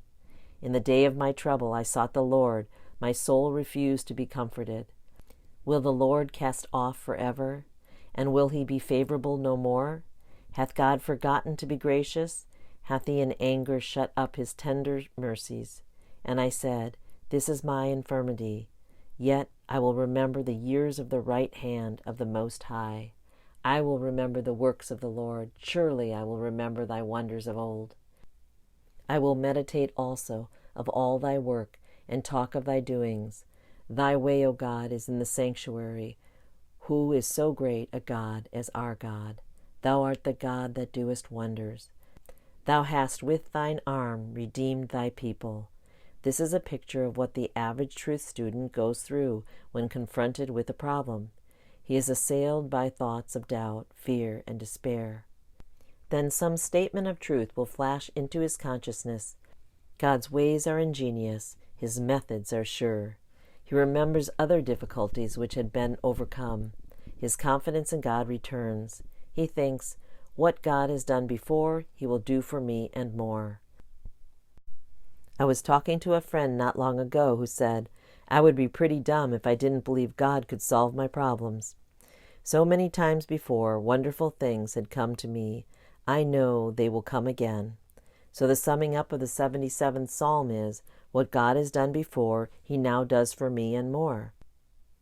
It is a good thing to say, when you think of your past success, happiness, or wealth, all loss comes from your own vain imaginings. Fear of loss crept into your consciousness. You carried burdens and fought battles. You reasoned instead of sticking to the magic path of intuition. Yet in the twinkling of an eye, all will be restored to you, for as they say in the East, what has been given cannot be diminished. Now, to go back to the child state of consciousness, you should be filled with wonder, yet be careful not to live in your past childhood. I know people who can only think about their happy childhood days. They remember what they wore. No skies have since been so blue or grass so green. They therefore miss the opportunities of the wonderful now. I will tell an amusing story of a friend who lived in a town when she was very young, then moved away to another city. She always looked back at the house they first lived in. To her it was an enchanted palace, large, spacious, and glamorous. Many years after, when she had grown up, she had an opportunity to visit this house. She was disillusioned. She found it small, stuffy, and ugly. Her idea of beauty had entirely changed, for in the front yard was an iron dog. If you went back to your past, it would not be the same. So in this friend's family, they called living in the past iron dogging. Her sister told me a story of some iron dogging she had done. When she was about 16, she met abroad a very dashing and romantic young man, an artist.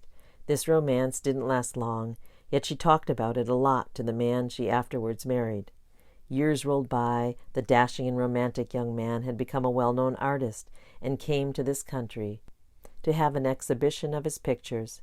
My friend was filled with excitement and hunted him up to renew her friendship. She went to his exhibition, and in walked a portly businessman. No trace was left of that dashing romantic youth.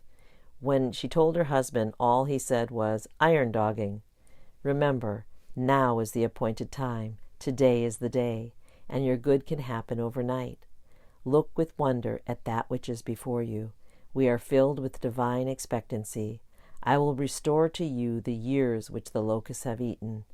Now let each one think of the good which seems so difficult to attain.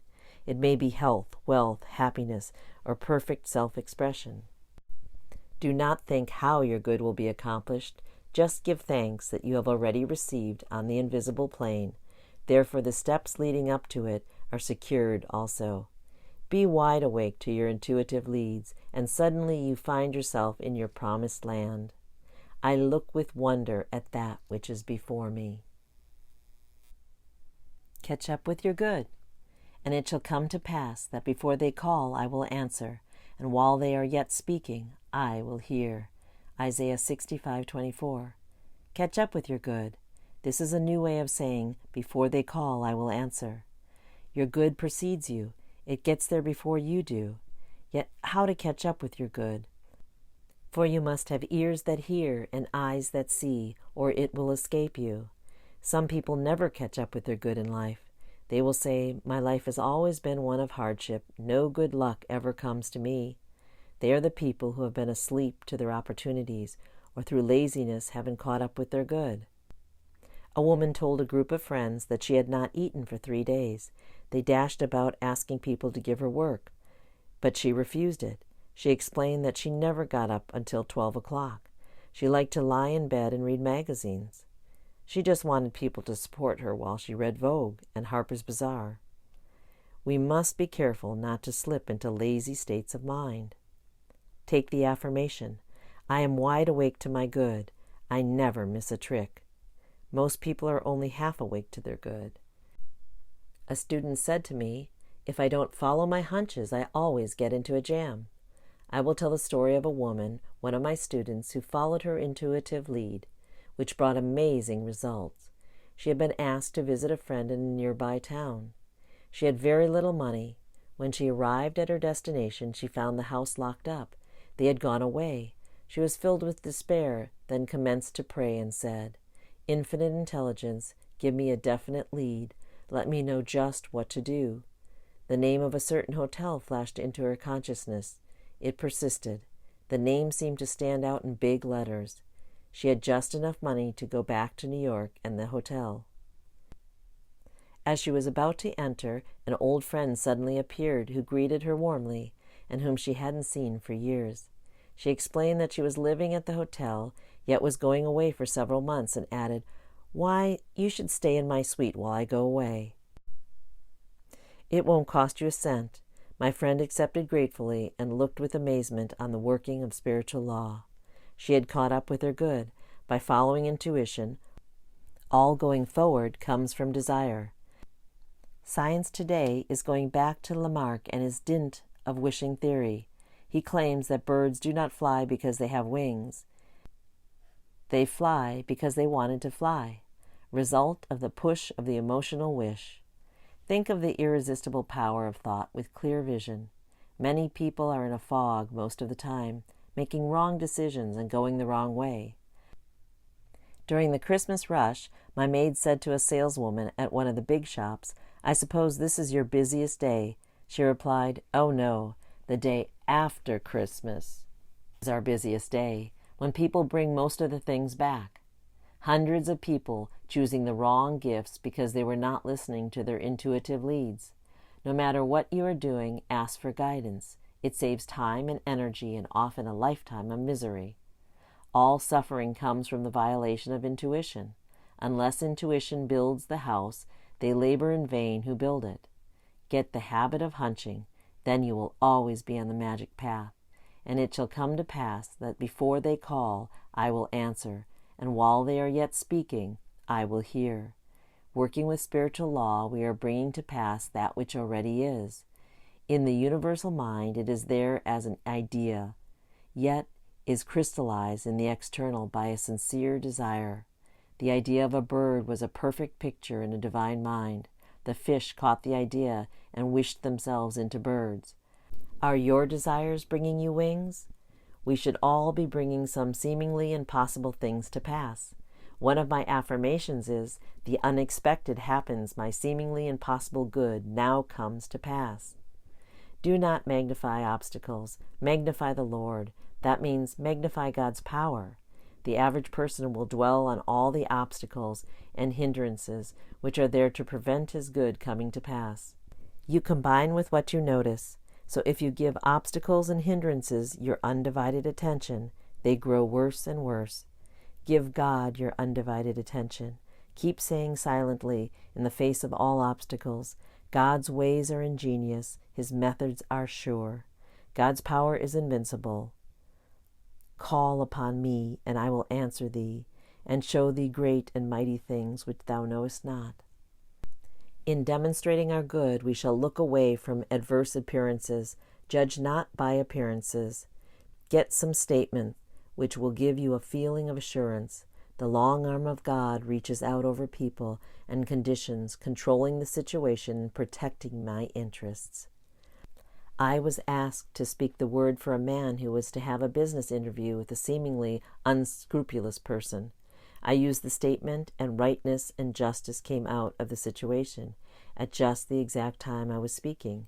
We have all heard the quotation from Proverbs, "Hope deferred maketh the heart grow sick, yet when the desire cometh, it is a tree of life." In desiring sincerely, we are catching up with the thing desired, and the desire becomes crystallized on the external. I will give you the righteous desires of your heart. Selfish desires, desires which harm others, always return to harm the sender. The righteous desire might be called an echo from the infinite. It is already a perfect idea in divine mind. All inventors catch up with the ideas of the articles they invent. I say in my book, The Game of Life and How to Play It, the telephone was seeking Bell. Often, two people discover the same inventions at the same time.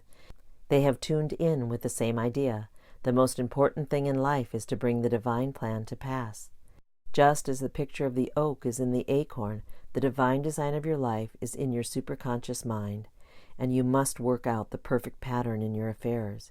You will then lead a magic life, for in the divine design all conditions are permanently perfect. People defy the divine design when they are asleep to their good.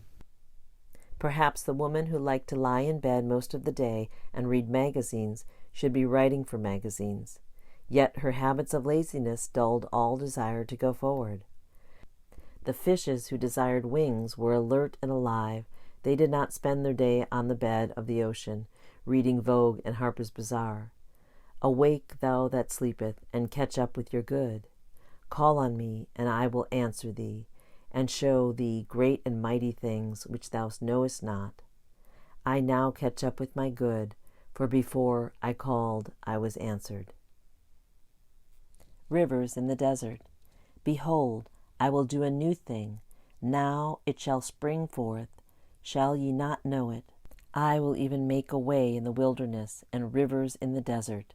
Isaiah 43:19. In this 43rd chapter of Isaiah are many wonderful statements showing the irresistible power of supreme intelligence coming to man's rescue in times of trouble.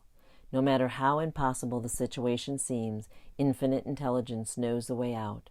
Working with God power can become unconditioned and absolute.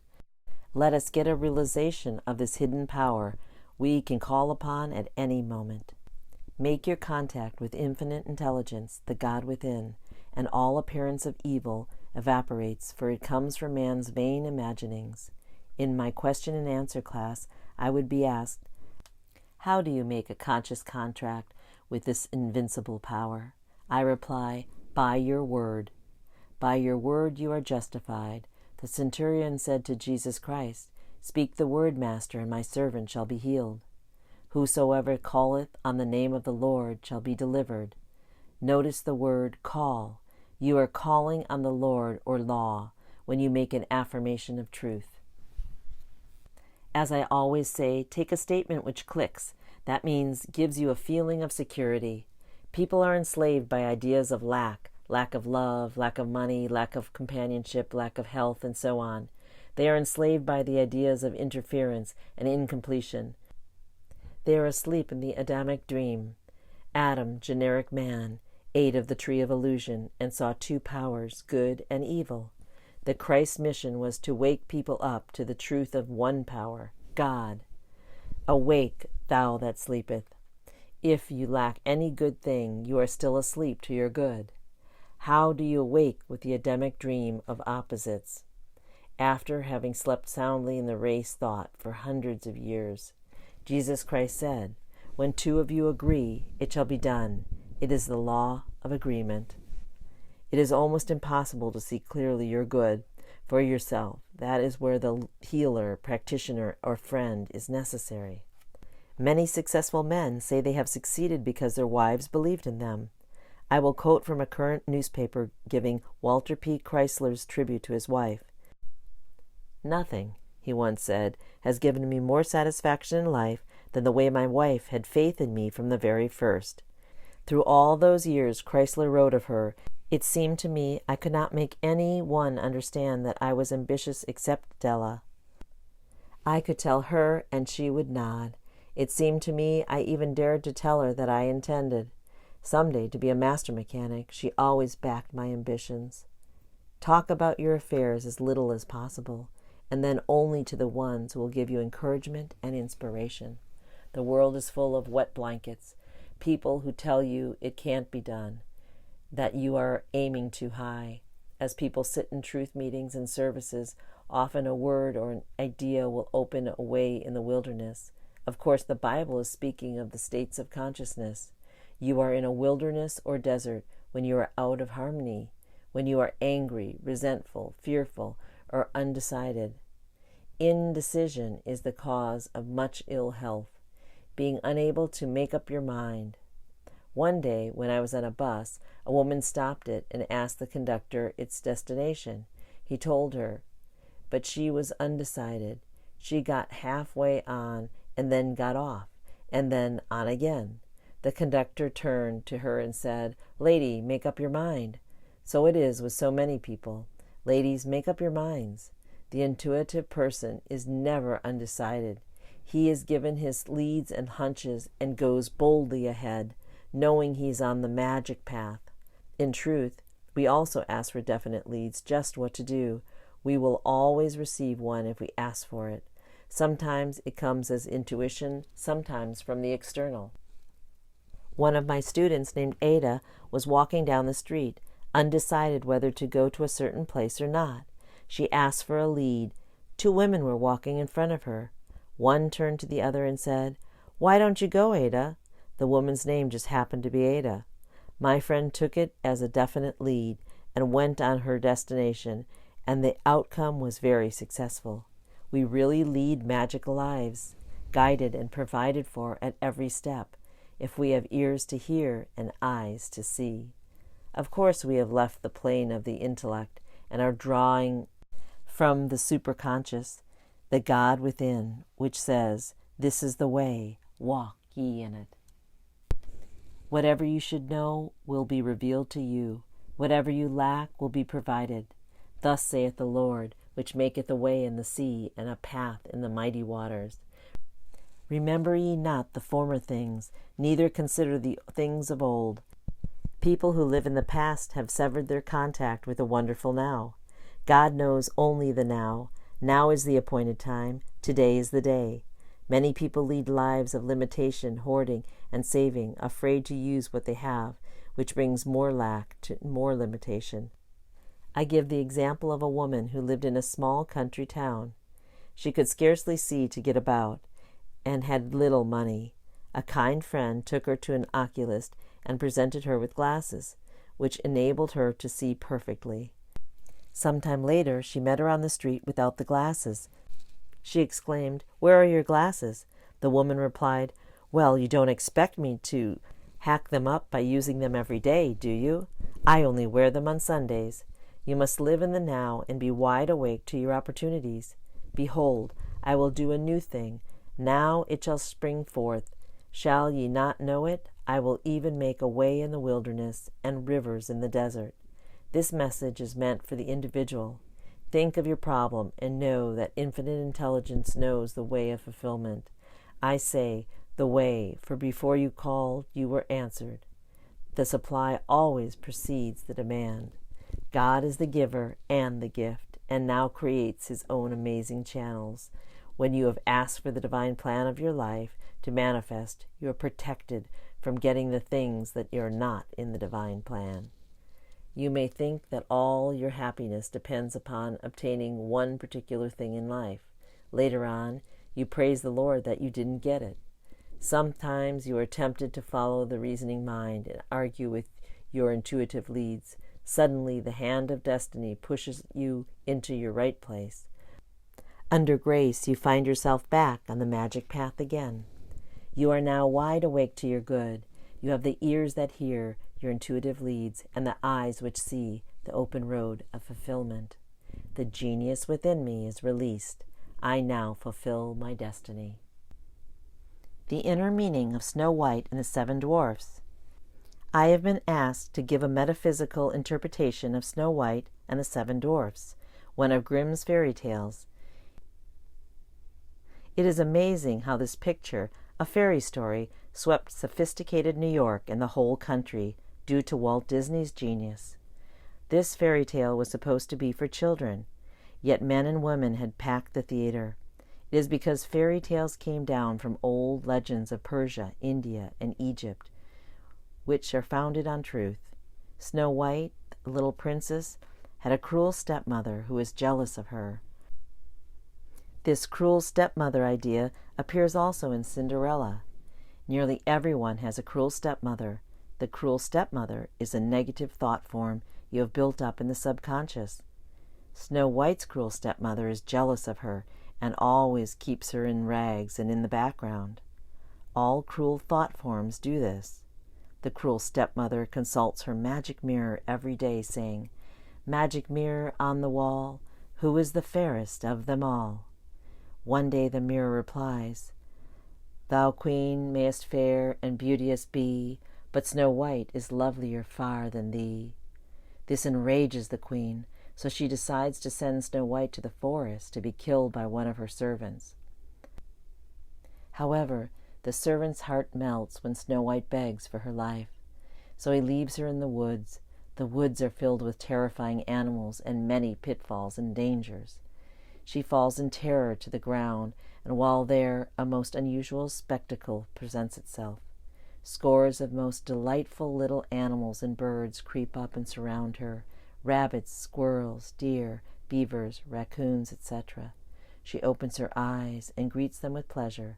They are so friendly and attractive. She tells her story, and they lead her to a little house which makes her home. Now these friendly birds and animals symbolize our intuitive leads or hunches, which are always ready to get us out of the woods. The little house proves to be the home of 7 dwarfs. Everything is in disorder, so Snow White and her animal friends begin to clean the house. The squirrels dust with their tails, the birds hang things up using the little deer's horns for hat rack. When the 7 dwarfs come home from their work of digging gold, they discover the change and at last find Snow White asleep on one of the beds. In the morning she tells her story, remains with them to keep house and cook their meals, and is very happy.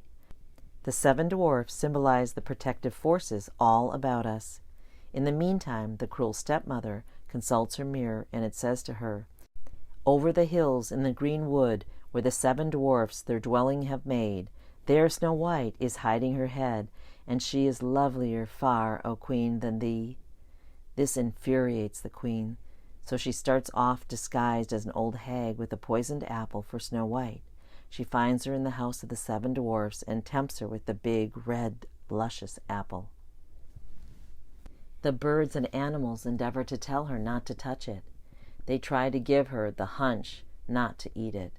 They rush around in dismay, yet Snow White can't resist the apple. She takes one bite and falls, apparently dead. Now all the little birds and animals rush off to bring the 7 dwarfs to the rescue. But too late. Snow White lies lifeless. They all bow their little heads in grief. Then suddenly the prince appears, kisses Snow White, and she comes to life. They are married and live happily ever after. The queen, the cruel stepmother, is swept away by a terrific storm. The old thought form is dissolved and dissipated forever. The prince symbolizes the divine plan of your life when it wakes you up and you live happily ever after. This is the fairy story which has enthralled New York and the whole country. Find out what form of tyranny your cruel stepmother is taking in your subconscious. Is it some negative conviction which works out in all your affairs? We hear people saying, "My good always comes to me too late. I've lost so many opportunities." We must reverse the thought and say repeatedly, "I am wide awake to my good. I never miss a trick." Let us mute the dreary suggestions of the cruel stepmother. Eternal vigilance is the price of freedom from the negative thought forms. Nothing can hinder, nothing can delay the manifestation of the divine plan of my life. The light of lights streams on my pathway, revealing the open road of fulfillment. Ask and you shall receive by Receive Joy. The power of the universe. Look up. Look up at the sky. We see the blue. It is vast. There is so much more out there than what is underneath our feet and immediately around us. There is more than the thin air we breathe. There is an invisible force that surrounds all. There is a power. The universe is full of power. We all come from this power. It is greater than our individual self. It has continual abundance. It is formulated from love. It contains all light and life. It is magnificent. It's free and is equally available to all of us. It supports and embraces all life.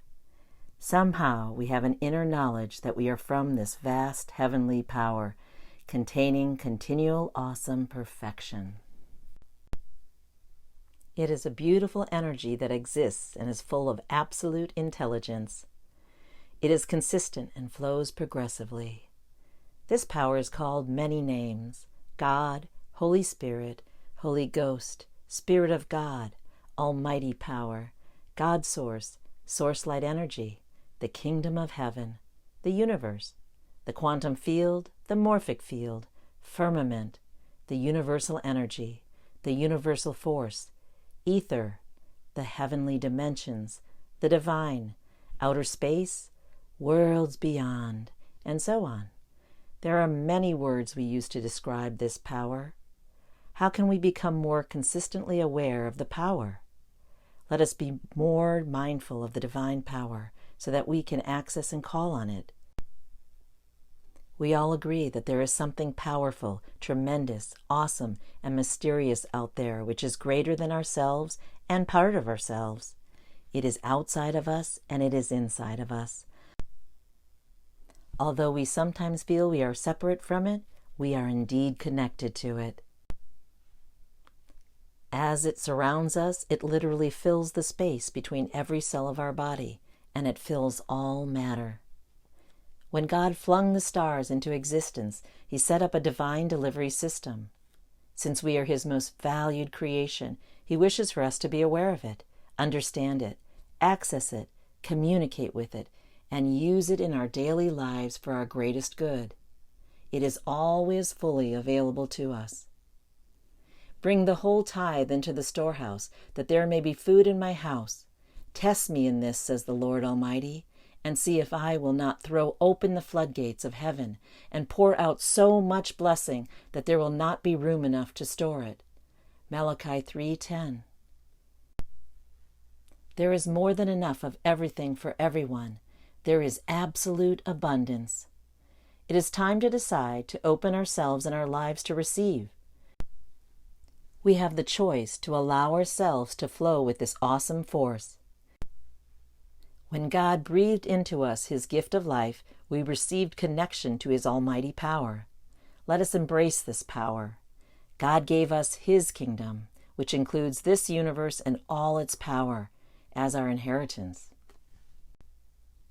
Then the King will say to those on His right, "Come, you who are blessed by my Father, inherit the kingdom, prepared for you from the foundation of the world." Matthew 25:34.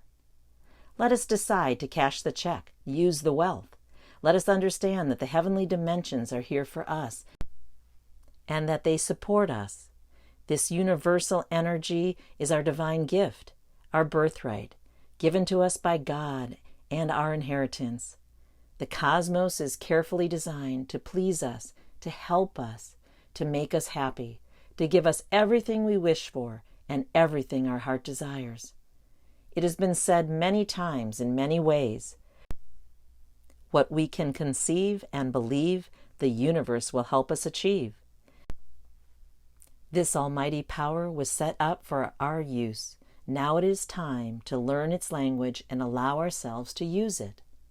One of my clients shared a story of swimming in the ocean. He was about a mile offshore when all of a sudden a strong storm blew in. Although he was a triathlete, the waves were so forceful that he became too tired to make it back to shore. He began to feel greatly fatigued.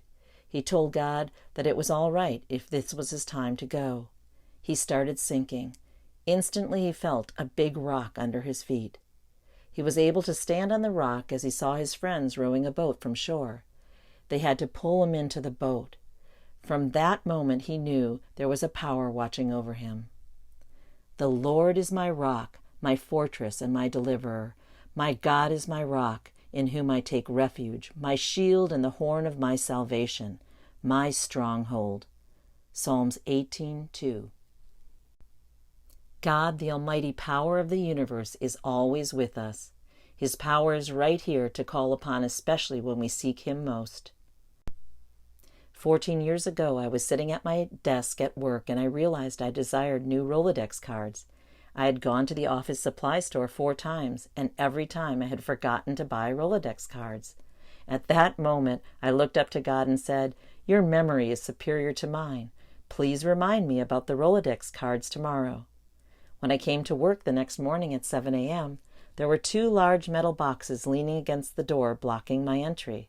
Surprised, I picked up the 2 tin boxes, took them inside, and set them on my desk. When I opened them up, they were large cases full of Rolodex cards the size of automobile license plates. This was the first time I had seen such a thing. I laughed and thanked God. God has such a sense of humor.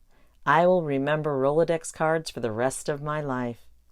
God created us in his image. He also laughs and smiles as humans do and creates grand things with his sense of humor. He often uses humor when giving us what we ask for. Let us create more with joyous laughter, smiles, and humor. He continues to surprise me with his wit on many occasions. I came out of work one day to find a brand new dumpster gently resting against the back bumper of my car. I wondered where the dumpster came from and why it was resting against my car. As always, I asked myself, what did I ask for in my last prayer? I immediately remembered that I had blocked the trash bins at my apartment building so that the cans had remained full all week. I asked the universe to find a solution as to where to put my trash. God gave me an enormous answer and a reminder to use this free, abundant, perfect power of the universe. The power of the quantum world. The quantum world consists of what lies beyond our physical perception and conception. It is the invisible. To make it easy to envision, compare it with the internet. In order to transmit and receive anything on our computers and cell phones, free of wires, waves travel to and from our devices via cell towers. Our bodies are like cell towers, emitting and receiving waves that travel through the air. Similar to the waves emitted from our cell phone or X-ray machine, they all are invisible. Our minds and our hearts receive and transmit. The waves they send out can penetrate all physical matter. These waves hold a consistent strength and amount of energy over any distance and can be received instantly anywhere in the world. They are more powerful or more accurate than the waves radiating from the manufactured objects such as radio beams or satellite transmissions. The mind can transmit, receive, and change any frequency that exists. The exact frequency we send out or transmit attracts back a matching energy. These waves connect us with the universal divine delivery system. We function like magnetic frequency generators. We come equipped with 2 major energy generators to connect to the power source, our mind and our heart being the more powerful. Interestingly, research at the Heart Math Institute in Boulder Creek, California, revealed that the heart has an electric force 100 times stronger and a magnetic force 5,000 times stronger than the brain. Our hearts create frequency vibrations through our feelings, just as our minds create frequency vibrations through our thoughts. The heart is first to develop during gestation in the womb, and when fully grown, contains about 40,000 neurons. Once I was sitting in the jacuzzi of a wonderful hotel, where I was staying with friends to celebrate my birthday. I was thinking a pleasant thought of having a drink in my hand. I usually pass on alcoholic beverages. Still, in this very instant, I had the opportunity to look like a movie star or model in a fancy hotel advertisement. Just a few minutes later, one of my friends came to the jacuzzi carrying 2 margaritas. A thought generated a vibration which instantly materialized. Years later, when I asked her how she knew what I was requesting, she told me that we had received 2 free margarita coupons from the hotel.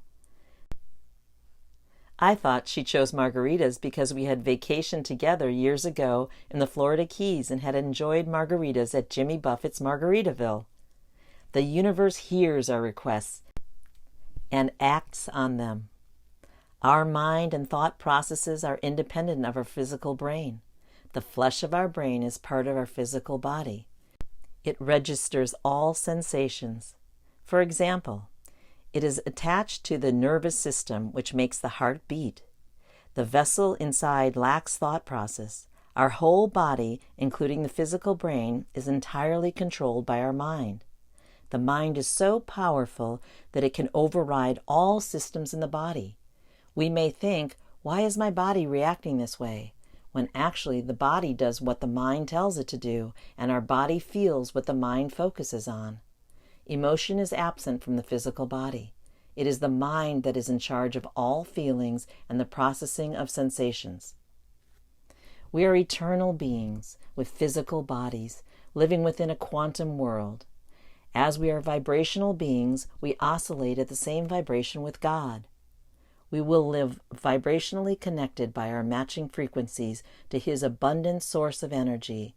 Filled with the source energy, we are always vibrating with it. This abundant source energy contains a constant understanding and honoring of all life forms. It is reactive to us. Our thoughts, focused feelings, and words continually summon this energy. It is all-providing and all-loving, full of continual possibilities. When we are aligned with the perfect vibration of love and joy, we are connected with God's universal energy. In this light, all is well. When we choose to match our vibrational power to the Almighty power, we regain our birthright. Our birthright is to be consciously connected with God's power source, allowing us throughout our lives to flow light and easy. Is life force consciously connected? Are we one big entity with separate outlets? Humanity is a collective consciousness. In his book, Napoleon Hill refers to it as the master mind. Roger D. Nelson and his colleagues from the Princeton Engineering Anomalies Research PAIR Institute, associated with Princeton University, referred to it as coherent consciousness. The Institute conducted a continual 9-year study called the Global Consciousness Project. The study included people from 37 different countries worldwide. Electrodes were used to measure and track brainwave frequencies. When I met Roger Nelson, he explained to me that prior to a major incident, a tsunami or 9/11, the brainwave patterns of everyone tested in every country rose off the charts simultaneously. I bought a computer from an acquaintance of mine in Germany to run a special software program. It sat dormant for a while. When my friend visited, she asked to use the computer. We both were trying to remember the password. She sent an email to the former owner in Germany, hoping he remembered the password. The next morning, our German friend from whom I bought the computer called. I said, "Thank you for calling. Did you receive our email?" He replied, "What email?" Usually we only talk twice a year. He was calling me about a completely different matter. Our intention of talking to him was so strong that the universe compelled him to instantly connect. How often do we think about a person and they call a moment later, and likewise, how many times do we call someone and the first thing they say to us is, "I was just thinking about you"? Once a mind conceptualizes or experiences something, all minds can conceive the same thing in the same moment. This is why numerous inventions are made at the same time. Here are a few examples. Thomas Edison and Joseph Swan simultaneously developed the light bulb based on carbon fiber. Carl Benz and Gottlieb Daimler developed the automobile at the same time in 1885, both in Germany, one in Mannheim and the other in Stuttgart. Elisha Gray and Alexander Graham Bell both developed the telephone at the same time. Bell is credited today as the developer of the telephone because he announced the patent 2 hours earlier than Gray on February 14, 1878. The same phenomena is shown when an athlete achieves a record time and it becomes the new standard of all humans in that field. The new record time will then quickly be achieved by many athletes and often surpassed. If one rat completes a maze in a certain time, later other rats can reach the end of the maze more quickly. Once a new neural pathway is created, all life forms can instantly tap into it and follow it. After 30 years of studying and working with quantum physics and the laws of nature, I have observed and now understand how all humanity is connected. Quantum physics includes the study of subatomic particles and electromagnetic waves. We are most powerful when our brain waves are in balance. Our whole body is a finely tuned instrument, functioning optimally when in balance. There are many techniques to harmonize and balance brainwaves: meditation, yoga, biofeedback, light and music therapy. These are all great ways to condition and reset them to their intrinsic optimal patterns. Every cell has a unique frequency. We can recharge and encourage every cell to resonate at its perfect energy state. Humans have the ability to affect the intelligence of every individual cell. When we keep the vibrational balance in all parts of our body, everything is possible. We vibrate with God's divine source light energy. Every cell in our body is bursting with photon light energy. We are light beings with magnificent intelligence vibrating in every cell. This is God's power within us. The power of the mind. The universe acts as our divine delivery system. As with gravity, whether we believe it exists or we lack the belief in the universal principle, it just is, and it constantly works. With every thought we think, and even more, with every word we speak, we create by using this delivery system. This delivering force is absolute and eternal. It prevails. All we have to do is to make the choice to decide to utilize this power to our advantage. We were given this life and this power to create. Like our Heavenly Father, we are creators, inviters, and attractors of all things in our life. Be careful how you think. Your life is shaped by your thoughts. Proverbs 4:23. Can one human being influence and change many things? The answer is a definite yes. Throughout history, we have numerous examples of one human being having a vision and focusing on it. When they completely surrendered to their desired outcome in a peaceful and positive way, all change began. Positive examples are Mahatma Gandhi, Nelson Mandela, Mother Teresa, Nikola Tesla, Thomas Edison, Henry Ford, Bill Gates, and Steve Jobs. To change anything, let us first change our minds. The mind is a powerful creator, so powerful that it is the source that convinces us to do everything. Before any change is possible, we shall consciously welcome in the opportunity to improve our thought processes.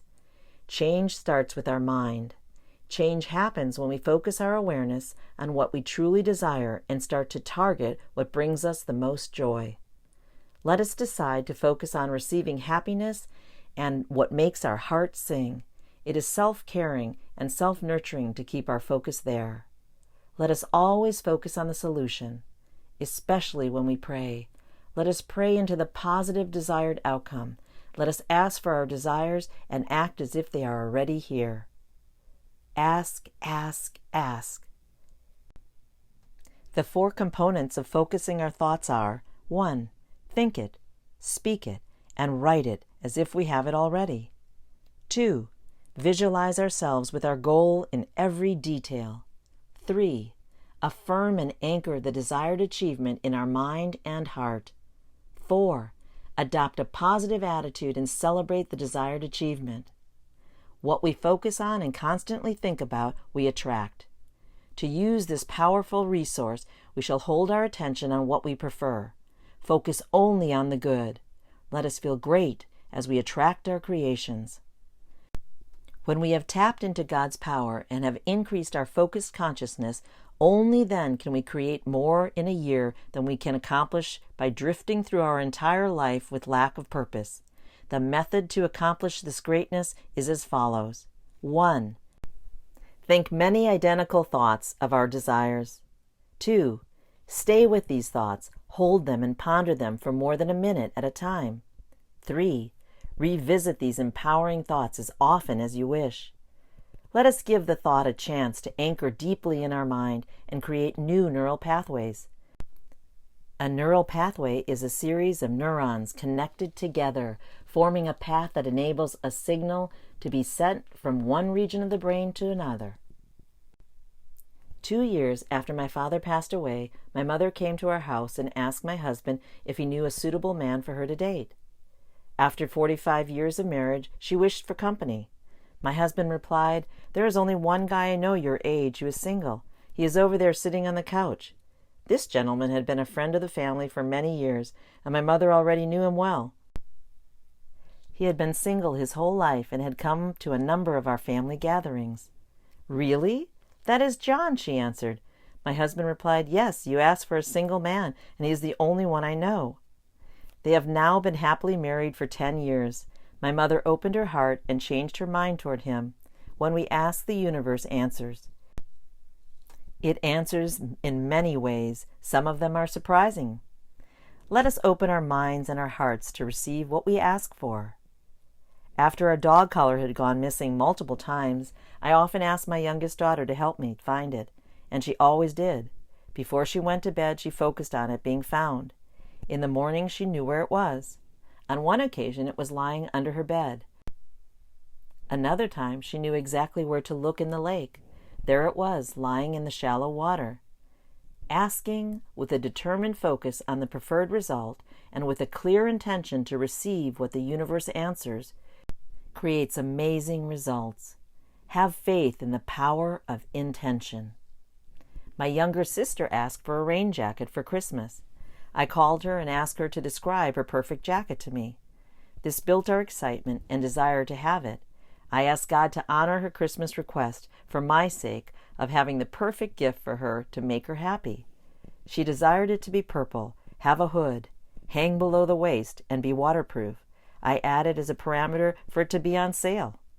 When my older sister and my mother went Christmas shopping, they looked in many stores before they made their last stop at Columbia Outfitters to buy this perfect jacket.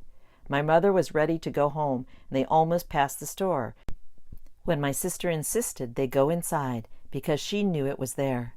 They decided to stop in with the clear asking and receiving intention of having the right jacket and found it on sale. It was hip-length, waterproof, with a hood, and purple. God always answers. Let us organize our thoughts, set clear intentions, focus on our intention, ask, and be open to receive the delivery from the universe. The power of attracting.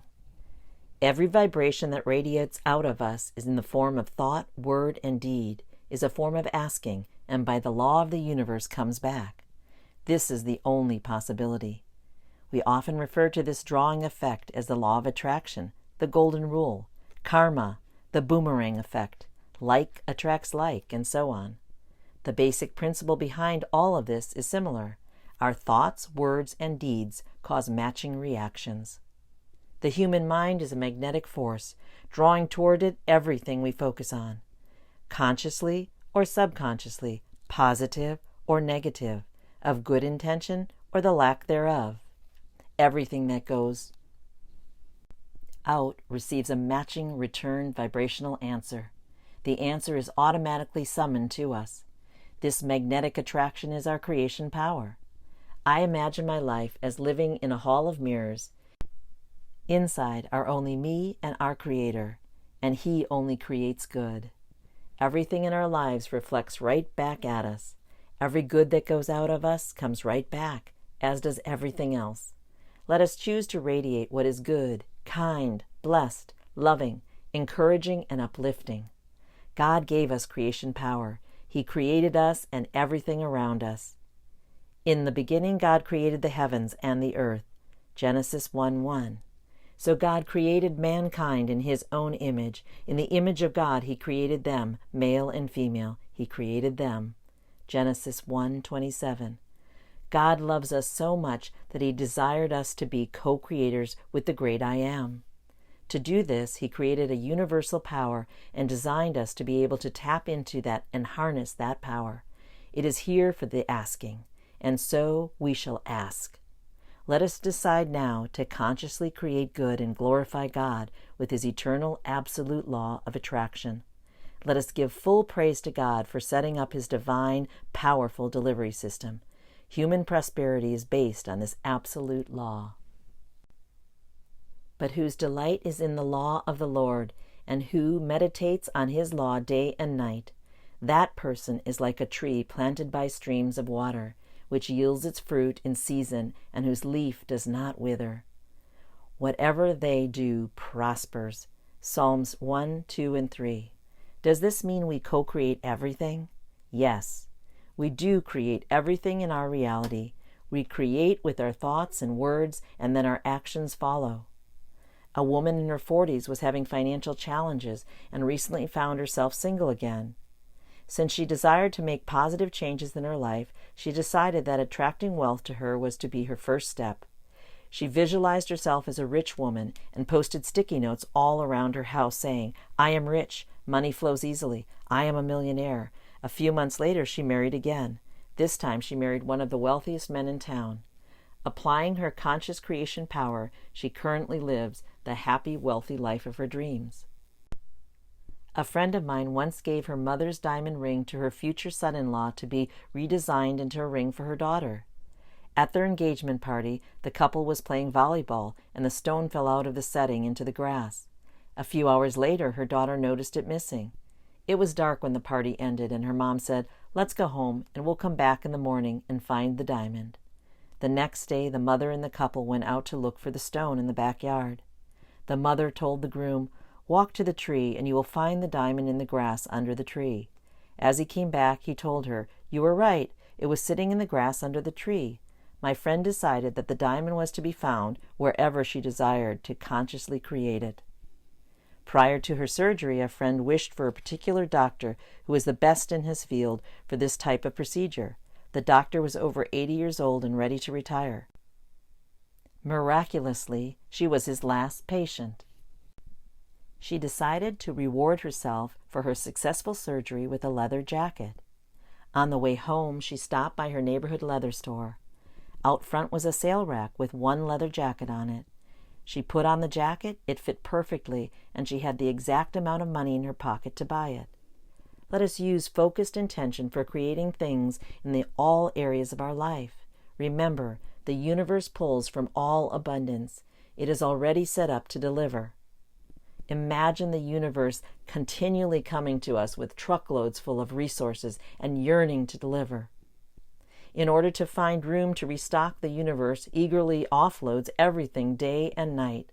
Let us call in our orders so that the trucks can drop off whatever we wish at our door on a continual basis. In one of our miracle group meetings, we talked about what we attracted during the previous week. A relatively new member of our group shared with us that since she is now more aware of her creations, they are appearing in absolute abundance. She started to notice it when a co-worker of hers asked her for a pen. Later that day, a bag of 150 donated pens came to the charity for which she works. She put the pens on her co-worker's desk. When he saw them, he was surprised and asked her what this bag of pens was doing on his table. She calmly said, "These are the pens you asked the universe for." He had already forgotten about his order and was very surprised. See your win and take it in. The next day, the same co-worker was seeking a Tide laundry pen to clean spots from clothes that were donated. He then jokingly said, "Now I ask the universe to also deliver a Tide pen." When they came to the bottom of the bag full of donated clothes, there actually was a pack of laundry pens. The co-workers both had a thankful laugh about it. Later in the week, She asked the universe for one travel coffee mug, since now it was her turn to receive. Soon thereafter, a bag of 50 travel coffee cups were donated. Although she had just asked for one, she realized that we can ask for more as well and pass the rest on. The universe is full of abundance. Why ask for a cup of water when you can have the whole river? At the next meeting, the same member shared with us the following story. I woke up one morning and my toilet was leaking. As I was laughing about this, with confident creation power, I asked God and His universe for help. The next day, a brand new toilet showed up, donated at my job. My boss smiled and said, "We only sell clothing and home goods here." I told him that I can use this toilet. He was happy to pass it on and donate it to me. Becoming more aware and confident, now owning her conscious creation power, she was able to take her win home. We all can recall situations when we used attraction power with purpose. One common use is to attract a parking spot. We may start talking to ourselves saying, "There is an open spot for me." Soon enough, we attract a spot. Everyone creates consciously and subconsciously at times. Let us lean on the house of the great I Am more often and use His spiritual delivery system consciously for everything that we request and call into our lives.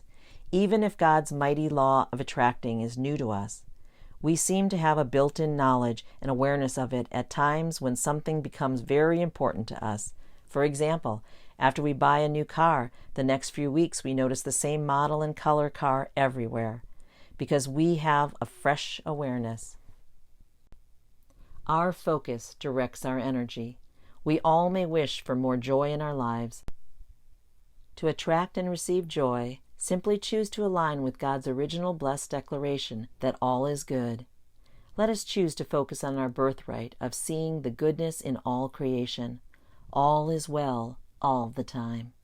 On the first page of the Bible, when God created everything, He saw that all was good all the time. God saw that the light was good, and He separated the light from the darkness. Genesis 1:4. God called the dry ground land and gathered the waters. And the gathered waters He called seas, and God saw that it was good. Genesis 1:10. The land produced vegetation, plants, bearing seed according to their kind, and the trees bearing fruit with seed in it according to their kind, and God saw that it was good. Genesis 1:12. To govern the day and the night, and to separate light from darkness, and God saw that it was good. Genesis 1:18. So God created the great creatures of the sea, and every living thing with which the water teems, and that moves about in it, according to their kinds, and every winged bird according to its kind, and God saw that it was good. Genesis 1:21. God made the wild animals according to their kinds, the livestock according to their kinds, and all the creatures that moved along the ground according to their kinds, and God saw that it was good. Genesis 1:25. God saw all that He had made, and it was very good. Genesis 1:31. Because God focuses on the good, let us choose to direct our focus there as well. If focusing on the good is good enough for Him, then focusing on the good is good enough for me. This is the message we have heard from Him and declared to you. God is light. In Him there is no darkness at all. 1 John 1:5. During a visit with my extended family, I was listening to an elderly gentleman fill me in on what he was up to since I last saw him. He went on and on with his sad stories. As for me, life is good all the time. I interrupted him and asked him straight on, "What is good in your life?" His eyes opened wide as he looked at me. It took him a moment to gather his thoughts before he answered. "You are right. There are good things. My grandchildren are a pure joy." I encouraged him to tell me about the joy in his life, and asked him to share only his good stories when we next meet. First, God declared that all is good 7 times, and then He blessed us. God blessed them. Genesis 1:28. He blessed us again when Jesus died. He left us His Holy Spirit. and I will put my spirit within you, and cause you to walk in my statutes, and be careful to obey my rules. Ezekiel 36:27. Because now his powerful spirit is in us, we are the magnetic force operating within the vibrational field of attraction. I am filled with power with the Spirit of the Lord. Micah 3:8. Imagine if we consciously ask all the time. Let us choose to use our focus intentionally and purify our thoughts and our words. Seek to find the good in everyone and everything. Allow our actions to create happiness and all the positive outcomes we desire. The power of receiving and giving. In accordance with the strongest law in the universe, the law of attraction, the more one gives in joy, the more one receives. Giving and receiving share the same vibrational field, as does flow and allow. Human nature is made to receive and give. To begin receiving, the suggestion has been made to increase our giving. In order to receive more, let us give more. The most well-known verse of the Bible is John 3:16, where it is shown that God gave us the greatest gift, His Son. For God so loved the world that He gave His only begotten Son, that whosoever believes in Him shall not perish, but have eternal life. John 3:16. The amount we have to give is of little concern. What matters most is that we have the heart and pure desire to give. This is clearly shown in the story of the widow's offering in the Holy Bible in Mark 12. Jesus sat down opposite the place where the offerings were put and watched the crowd putting their money into the temple treasury. Many rich people threw in large amounts, but a poor widow came and put in 2 very small copper coins, worth only a few cents. Calling His disciples to Him, Jesus said, "Truly I tell you, this poor widow has put more into the treasury than all the others. They all gave out of their wealth, but she out of her poverty put in everything, all she had to live on." Mark 12:41 through 44. There is much more than money we can give. The most powerful gift we have is to allow ourselves to be the blessing. Let us bless everyone we come in contact with on our path. Let us share our talents, prayers, smiles, encouragement, and beautiful words. Let us be there for one another. Jesus gave His prayers and blessings over everyone rather than money. Let us show our love for humanity. Each of you should give what you have decided in your heart to give, not reluctant or under compulsion, for God loves a cheerful giver. 2 Corinthians 9:7. To be cheerful givers, we shall also open our hearts to receive. We can only draw money from a bank account if money has been deposited to begin with. The same is true for our emotional account. I pray that we all freely receive and freely give. Jesus says in Matthew 13, "For whosoever has to him more shall be given, and he will have an abundance." Matthew 13:12. A client came to me and shared her story of how she came to receive, through manifesting, the money to go to a seminar she desired to attend. While at an introductory seminar, she was asked to attend the advanced training. She was short of the required $800 deposit. People at the seminar encouraged her to create the money with her intention, reminding her to focus on already having the money and leaving the how to God. Within 3 weeks, a check for $800 came in the mail for a payment of a job that she had completed 3 years prior when a company put a project on hold. The more astonishing part of this story is that the company asked her to finish the original project and agreed to pay her $3,000 more. She accepted, and they paid her the extra money. The $800 was the exact amount for the seminar deposit, and the $3,000 was the exact amount to complete the advanced training. The reason the company chose her to finish the project was because she was the only one who graciously forgave them for taking so long to pay. She chose to remain calm during their reconstruction time. Then finally, the final touch on the big studio project took simple editing of about 10 minutes. Because 3 years prior her team had mostly completed the project. This story is a beautiful example of a woman cheerfully giving time, talent, and money. She also graciously chose forgiveness while trusting that God's grace will take care of her. Let us then approach God's throne of grace with confidence, so that we may receive mercy and find grace to help us in our time of need. Hebrews 4:16. He has saved us and called us to a holy life, not because of anything we have done, but because of His own purpose and grace. This grace was given us in Christ Jesus before the beginning of time. 2 Timothy 1:9. Good will come to those who are generous and lend freely, who conduct their affairs with justice. Psalms 112:5. The exactness of the universe. The universe has perfect organization and accurate design. Since we are receiving our power from the source light energy, it loves to work with us in exactness.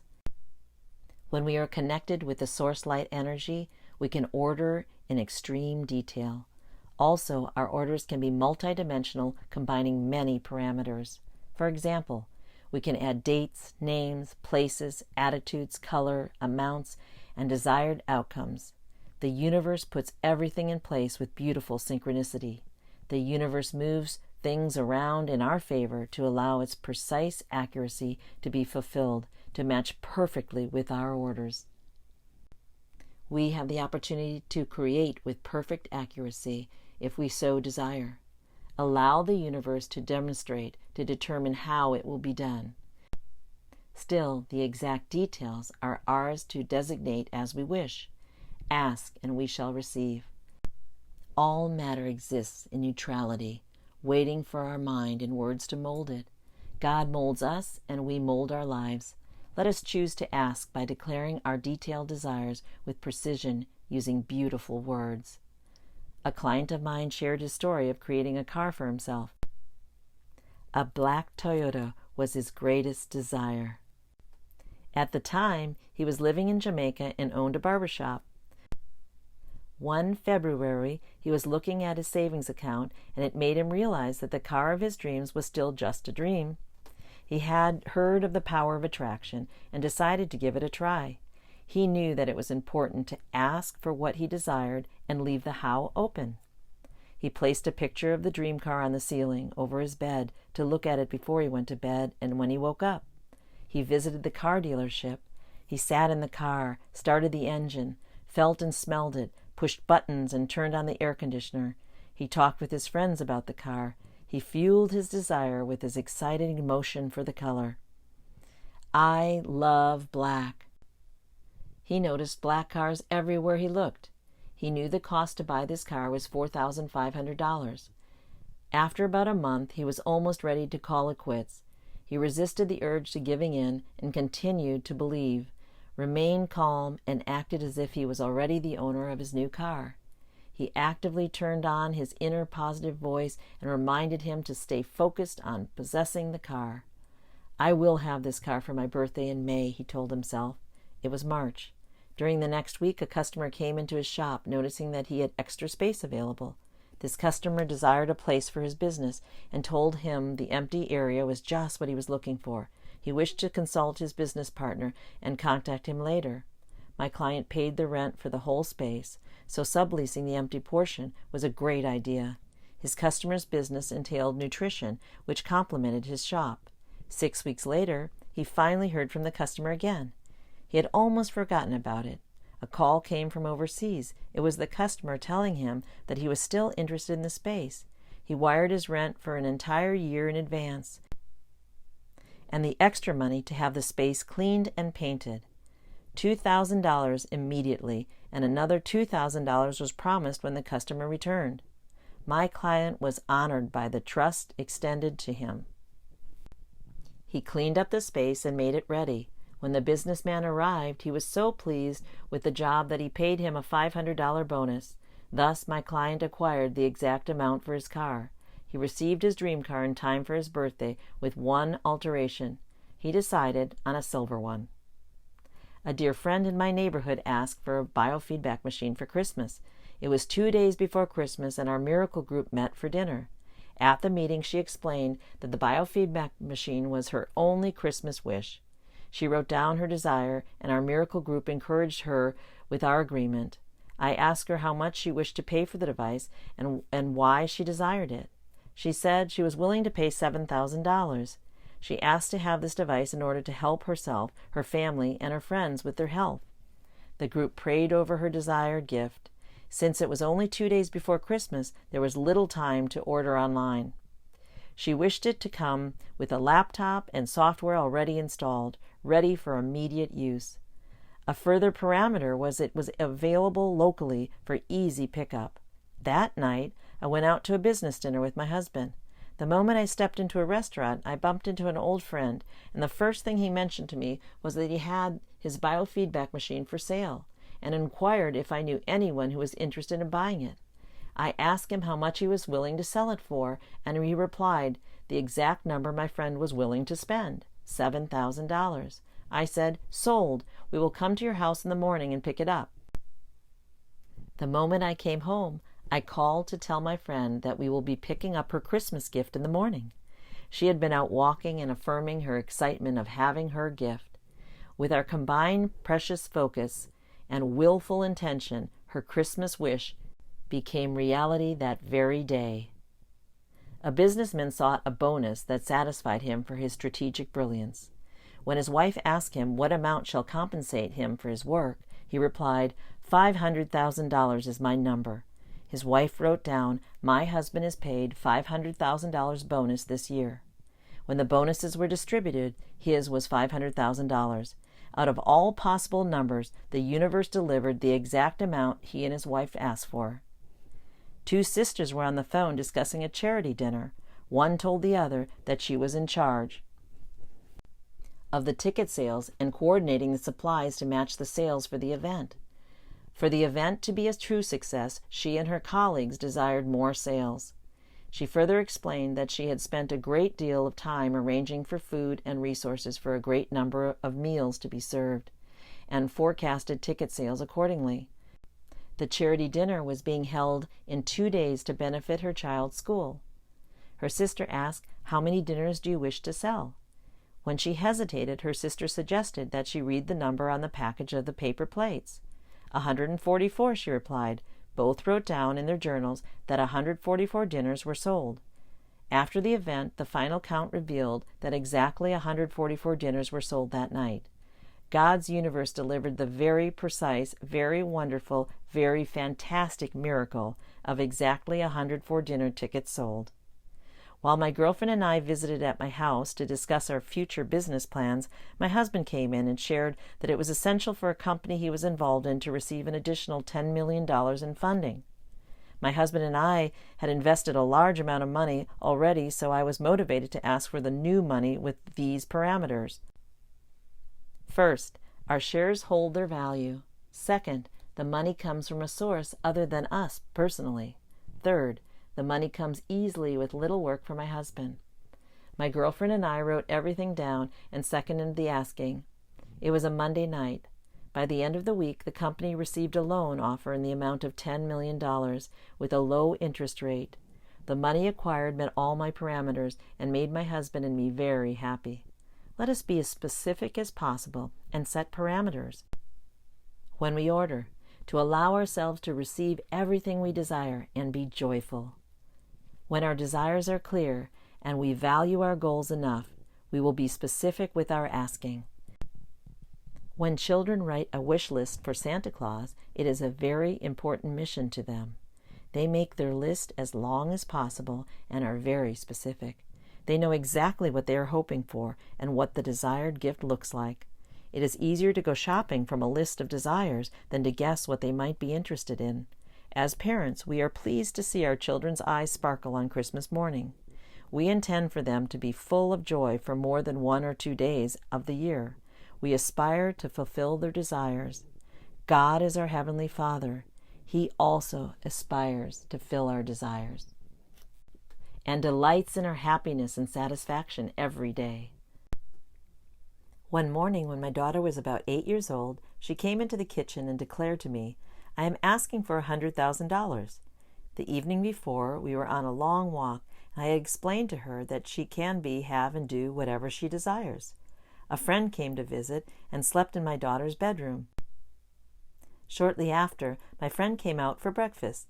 She told my daughter to go to her bedroom and look on top of her pillow because she had left something there for her.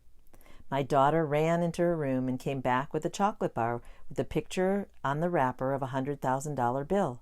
She was happy about the gift, although her comment was, "Next time I will ask for the real thing." One day, when I was driving my old car, a man pulled close and yelled out the window, "Please sell me your car, lady. I am looking for your exact car." I wondered to myself why anyone might desire to buy my old car. That night I went to the YMCA. When I was ready to go home, I turned the key in the ignition and my car was silent. I was stunned, since it was running very well on the way there. I looked at the odometer. It registered 100,000 miles. I had the car towed to my friend's auto shop, and he told me that it was time for a new engine. I searched my mind for what had brought on this incident. I remembered the day I purchased the car from the dealer.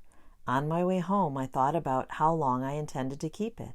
10 years prior, I declared, "I will keep this car for 100,000 miles." Since we create everything, sometimes we may wish to search our minds to recall when we created it. Recently, I went shopping at the grocery store, only to grab a few things. However, I soon found myself filling the cart. I had some cash in my pocket, although the amount was a secret to me. When I went to check out, I told the cashier that I might require a subtotal, because I only had whatever money is left in my pocket. With a smile, he said, "It will be perfect." I agreed. The total was $81.25. I took the cash from my pocket and handed it to the cashier. It was $81. We both had fun and laughed as the cashier loaned me a quarter. We are always welcome to change our goals or alter our path at any time. We may change our mind as often as we wish and start asking for our new desires, as we focus on what feels good to us in every given moment. It helps us to determine what desires move us toward our goals. My sister shared the following creation story. While in the airport waiting for our connecting flight to arrive, my husband and I were informed of our delayed departure due to weather. Since I was flying with someone who prefers other means of transportation, I put on my happy face and let everyone know a little delay was fine with us. I began to declare that we were patient, happy to wait, and our party receiving us on the other end was patient also. Each new announcement brought another delay, and it became apparent that for the flights to remain on schedule, a lot of precision and amazing coordination had to happen. Keeping a positive attitude, I did a lot of praying for everyone involved and waited. At one point I said, "Enough. Why am I declaring that we are okay with waiting when I really desire something else? I declare that our plane lands immediately, the passengers disembark quickly. The cleaning crew will prep the plane efficiently and in record time. Our flight attendants will be ready to board, and all passengers will start boarding in 10 minutes. In addition to all that, I added, and we are ready for takeoff at 5:15 p.m. with our luggage." We had waited long enough. My last few texts read, 4:57 p.m. from my family. "Are you on the plane yet?" 4:58 p.m. from me. "We are still at the gate. I just declared that our plane is boarding and ready to leave for Jacksonville, North Carolina with our suitcases by 5:15 p.m. today." 5:11 p.m. from me. "In the future, I will immediately order what I really wish to create. We are on the plane and ready for departure. See you in an hour." Our plane was taxiing for takeoff at 5:16 p.m. and up in the air exactly according to my newly ordered schedule. It was definitely a God-made miracle. The power of the Word. "In the beginning was the Word, and the Word was with God, and the Word was God." John 1:1. Besides forming man, God spoke everything that is into existence. He uses words. All creation was, is, and will be spoken or written into existence. "And God said, let there be light, and there was light." Genesis 1:3. God left us the Holy Bible. It is a book which, when opened, is full of only one thing: words. The Bible is our manual to this life experience. Every year, it is the #1 best-selling book in the world. It supersedes all other book sales by such a great margin, because humankind's powerful and universal desire to know God and His Word is continual. The Word trumps the thought.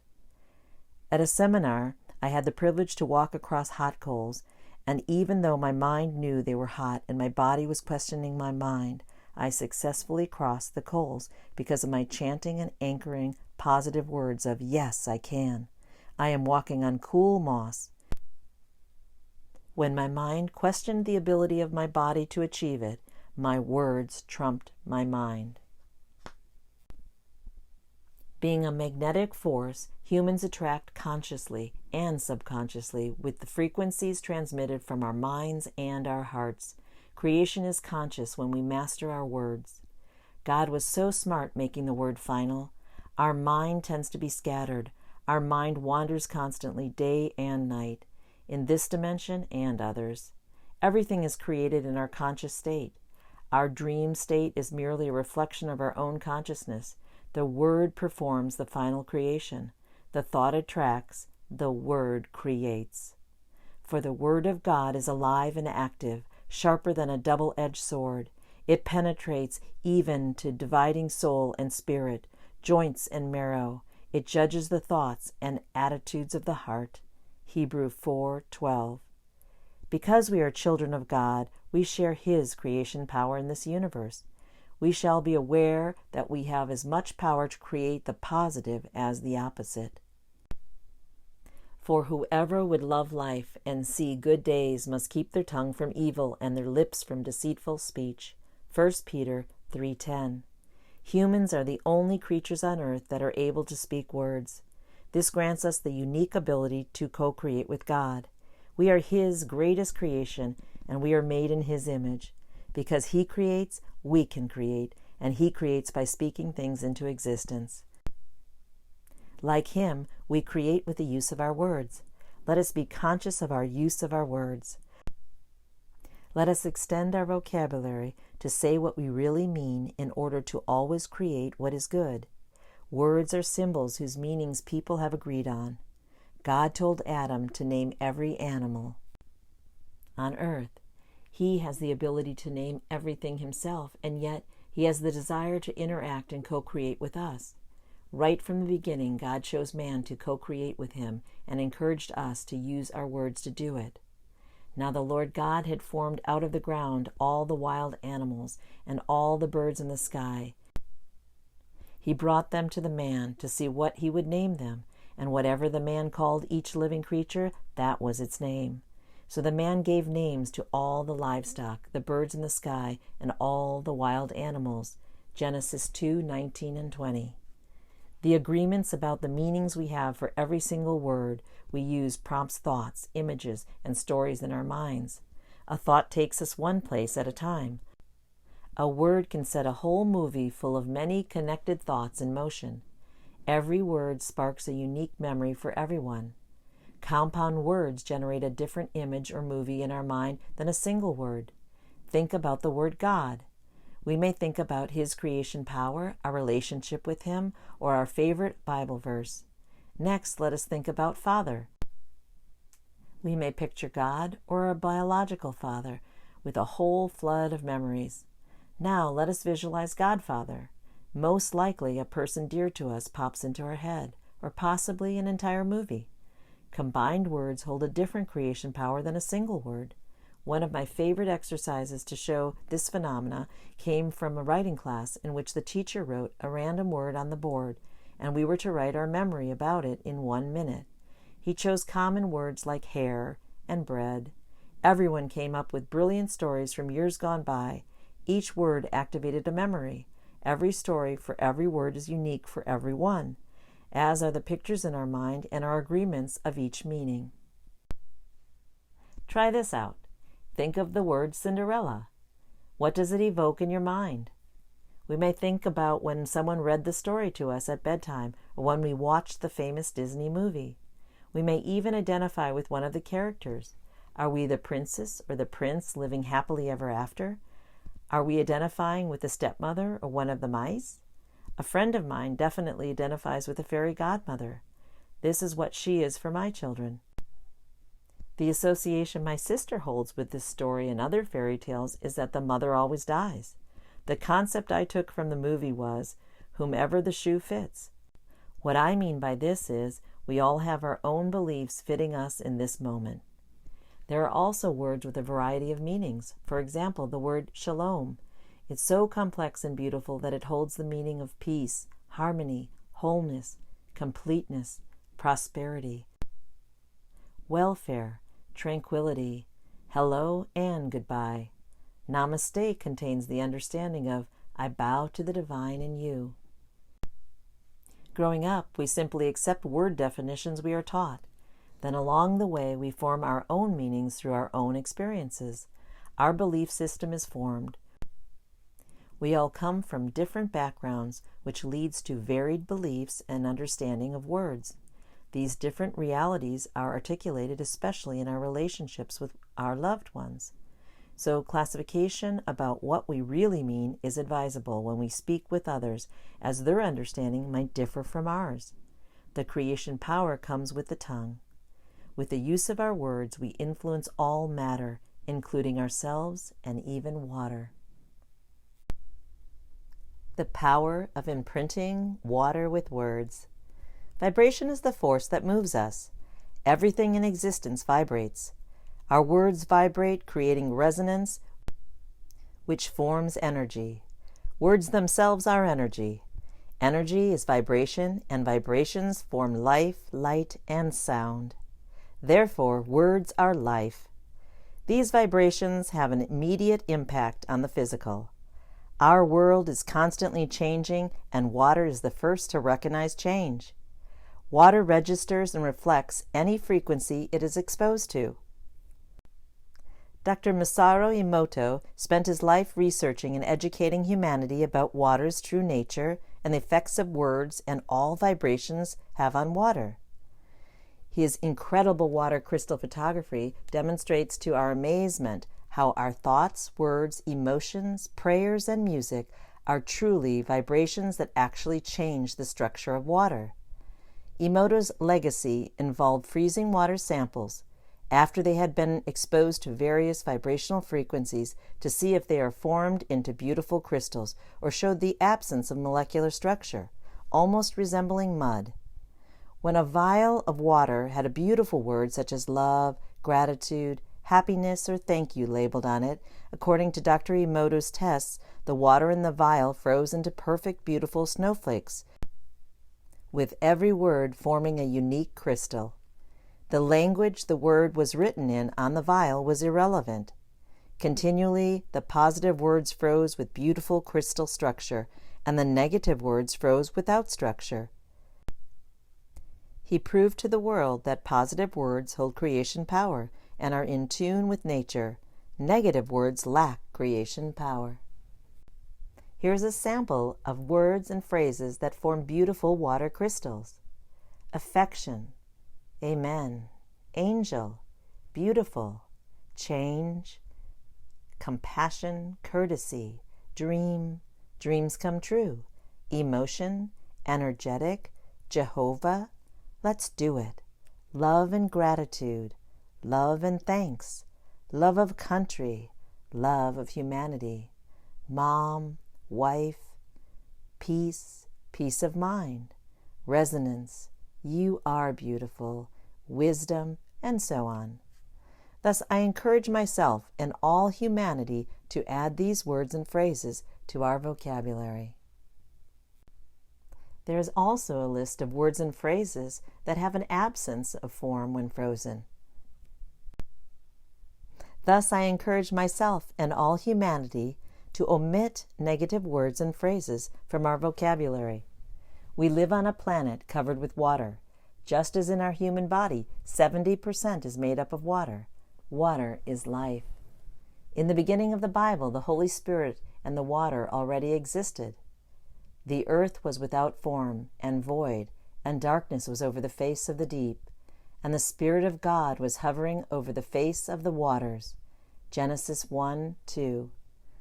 The power of our beautiful words, thoughts, and prayers can be used to purify water.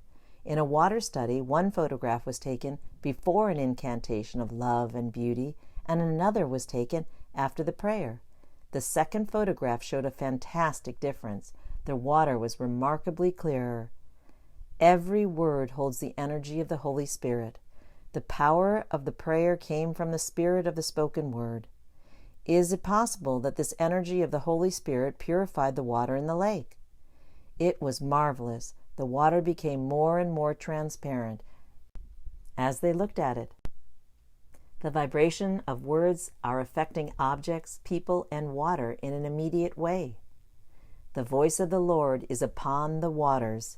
Psalm 29:2. He who believes in me, as the scripture said, from his innermost being will flow rivers of living water. John 7:38. We are made of mostly water. We are born in water. Water is necessary to sustain life. Many stories in the Bible depict miraculous happenings around water. In the beginning, God separated the land from the water. And God said, "Let the water under the sky be gathered to one place, and let dry ground appear." And it was so. God called the dry ground land, and the gathered waters he called seas. And God saw that it was good. Genesis 1:9 and 10. When Moses struck the rod on the rock, out came water. Numbers 20:11. God parted the Red Sea for the Israelites to cross. Exodus 14. We baptize with water. Jesus was baptized in the water of the Jordan River. Matthew 3:13. Jesus' first recorded miracle was turning water into wine.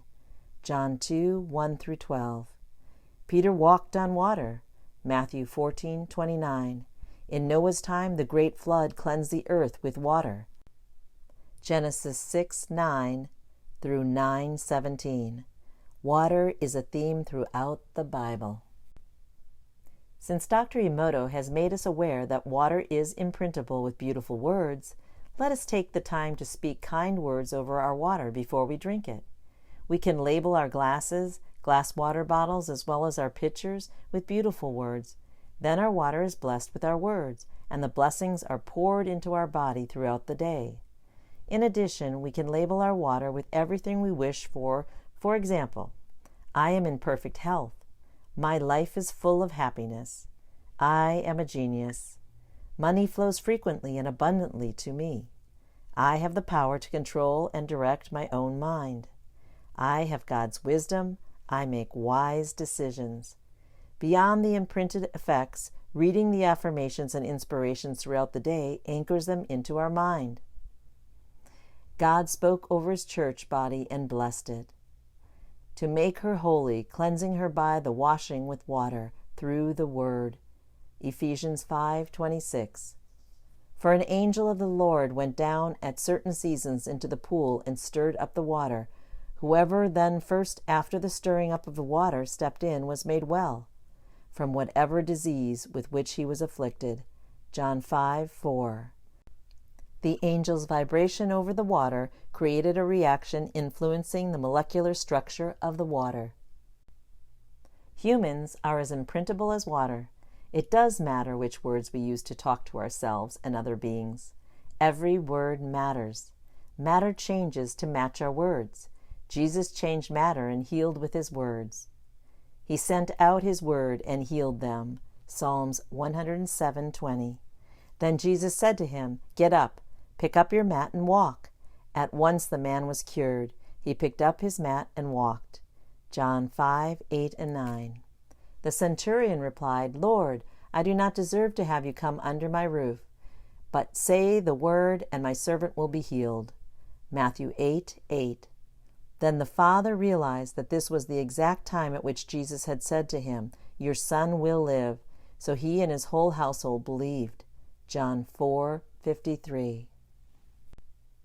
The Word became flesh and made his dwelling among us.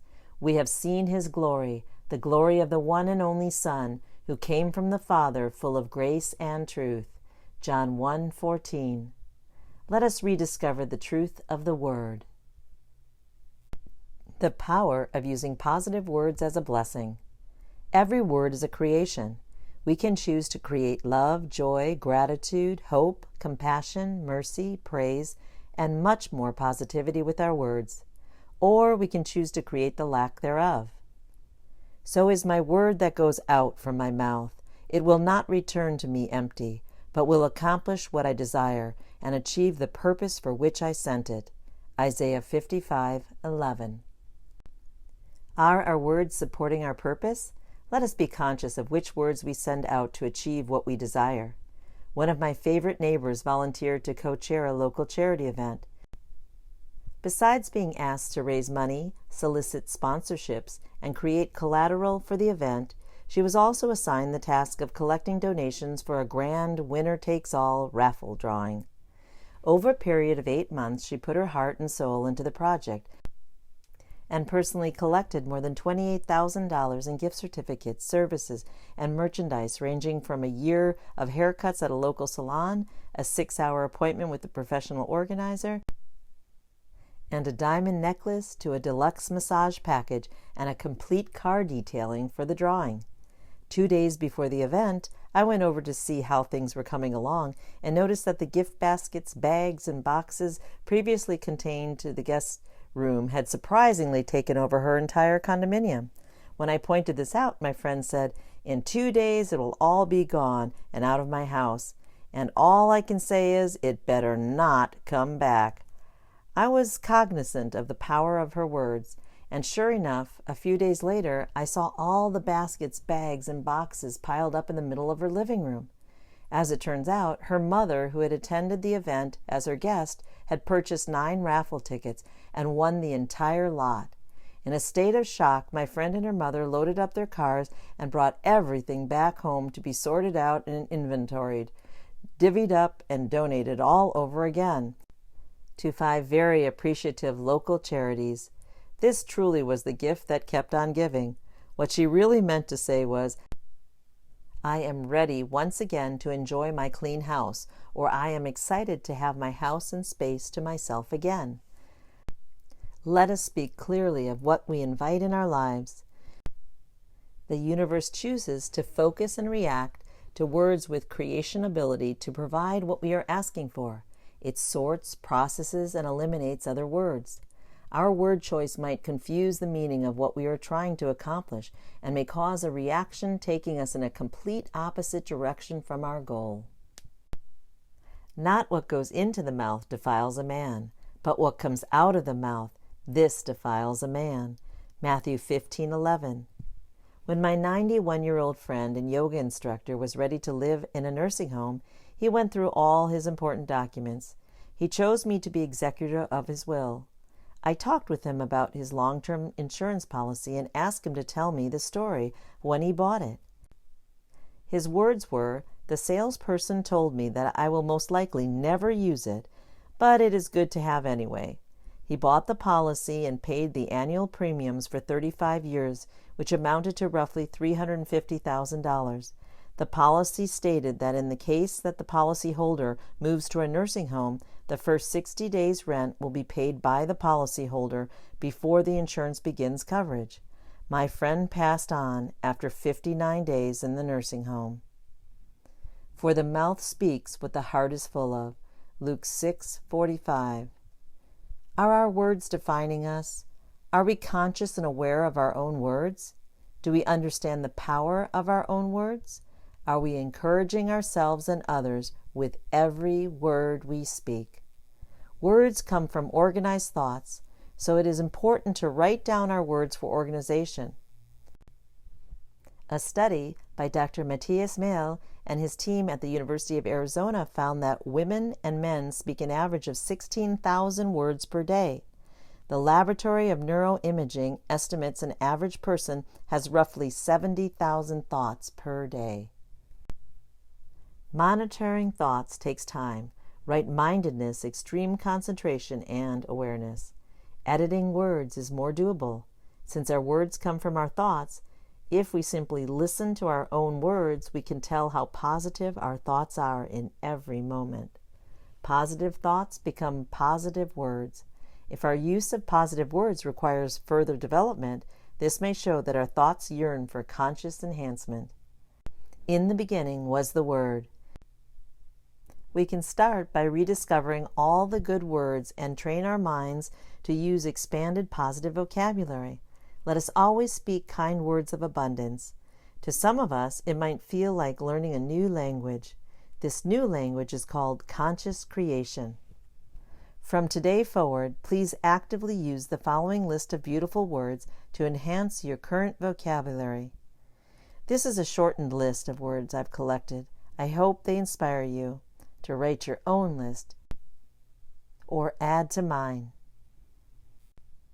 Appreciation, aware, awesome, bless, bliss, brilliant, celebrate, choice, declare, delight, easy, enjoyment, enthusiasm, everlasting, excellent, exciting, faith, fantastic, fascinating, flowing, focused, forevermore, generous, grand, gratitude, great, hopeful, ideal, imagine, inspiration, intelligent, interesting, laugh, life-giving, light, love, magical, marvelous, masterful, mercy, nature, new, now, nurturing, one, optimistic, passionate, peace, perfect,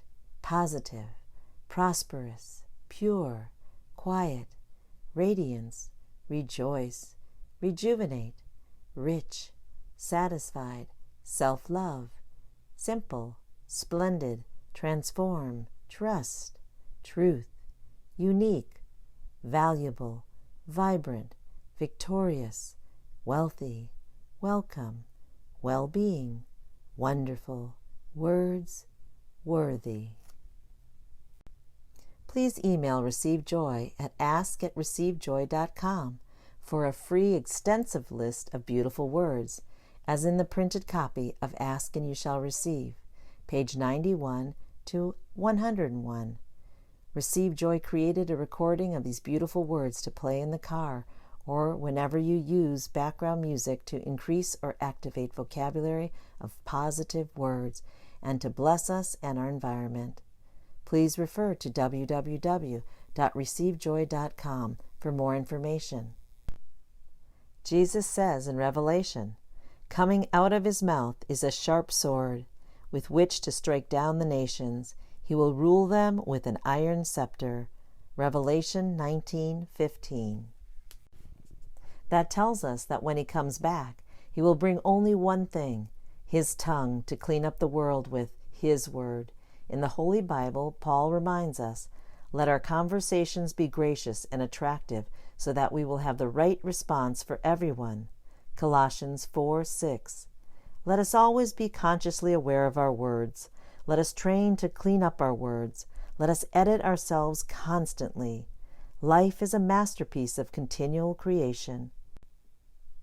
As we write through our lives, let us be eager to make improvements by checking the words we choose to ask and create with. Are all the words we use uplifting and full of light? Remember, what radiates out of us comes back to us. Let us always be clear about why we desire to have, do, and achieve everything. For example, before we go into a meeting or call anyone, let us be sure to write down the exact desired outcome to be achieved in this moment. An example, I am calling, texting, emailing, having lunch with blank, with the desire to blank, because I blank, and state the reason why. Add details and define why we desire for something to transpire.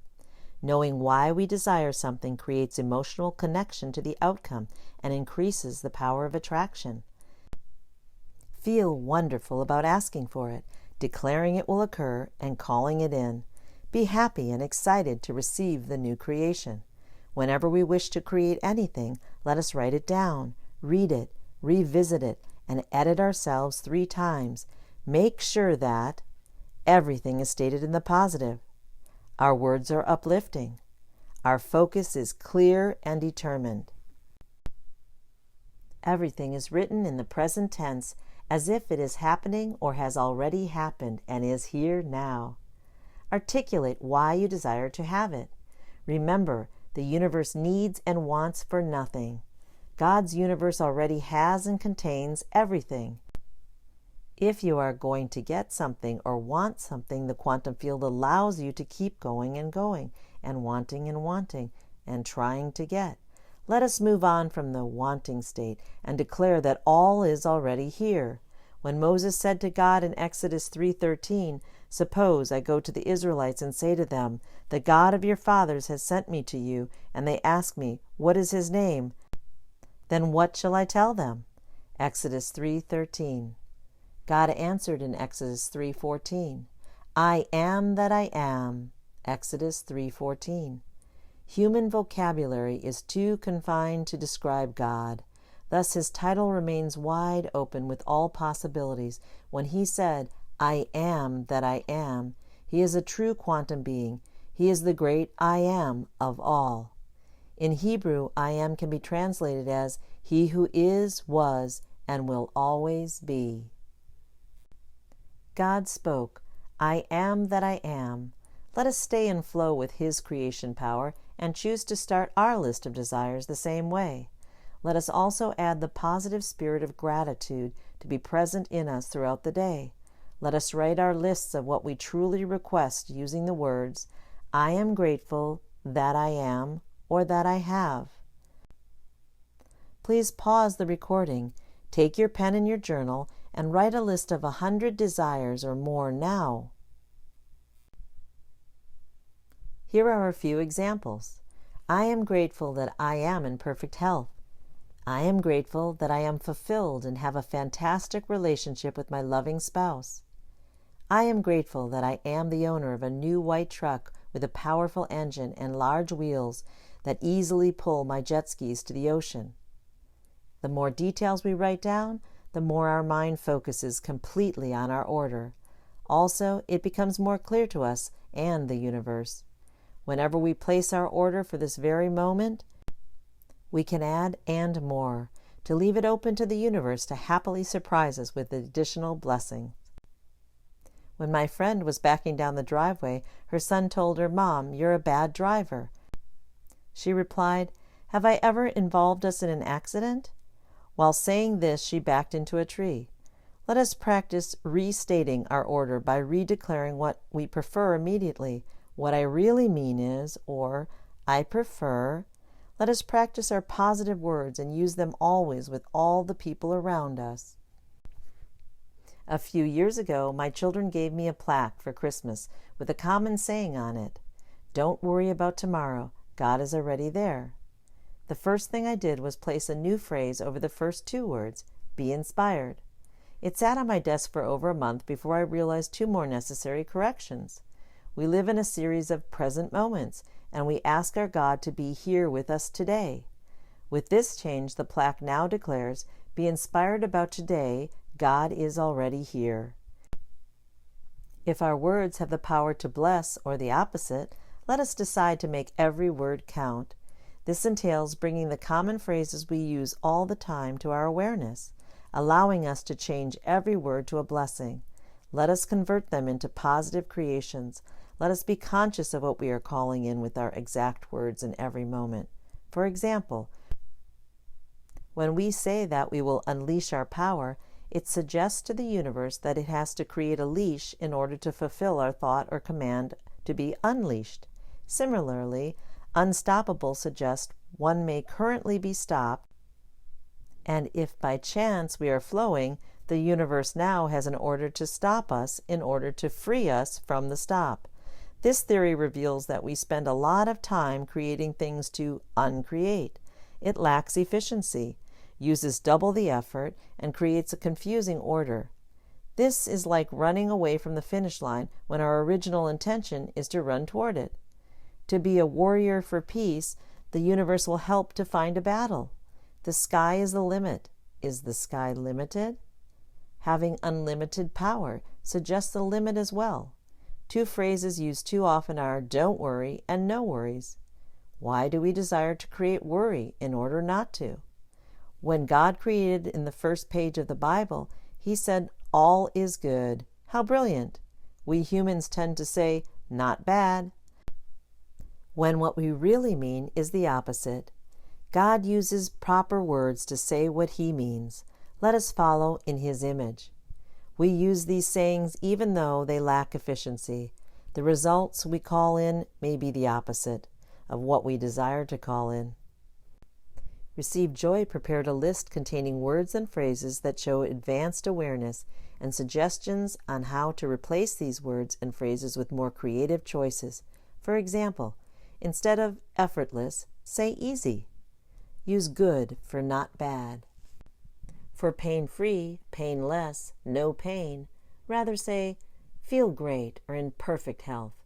For stress-free, less stress, rather say easy, calm, or relaxed. Instead of unbelievable and you won't believe this, say it is believable and you can believe this. Do you wish to have unconditional love? Have perfect love instead. A more creative choice for unleash is free-flowing or allow. Unlimited power can be perfect power. Instead of want, use creative words like choose, prefer, desire, seek. You can't miss it. Said in positive words is, you will definitely see it. Why don't we can be said more encouraging by let us.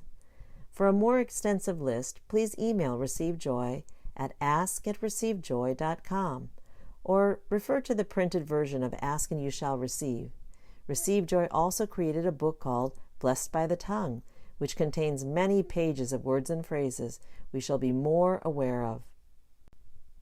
Carefully listen to the words we use and the words everyone around us uses. Start practicing alternative positive words, and they will become a new wonderful habit. Let no corrupting talk come out of your mouths, but only such as is good for building up, as fits the occasion, that it may give grace to those who hear.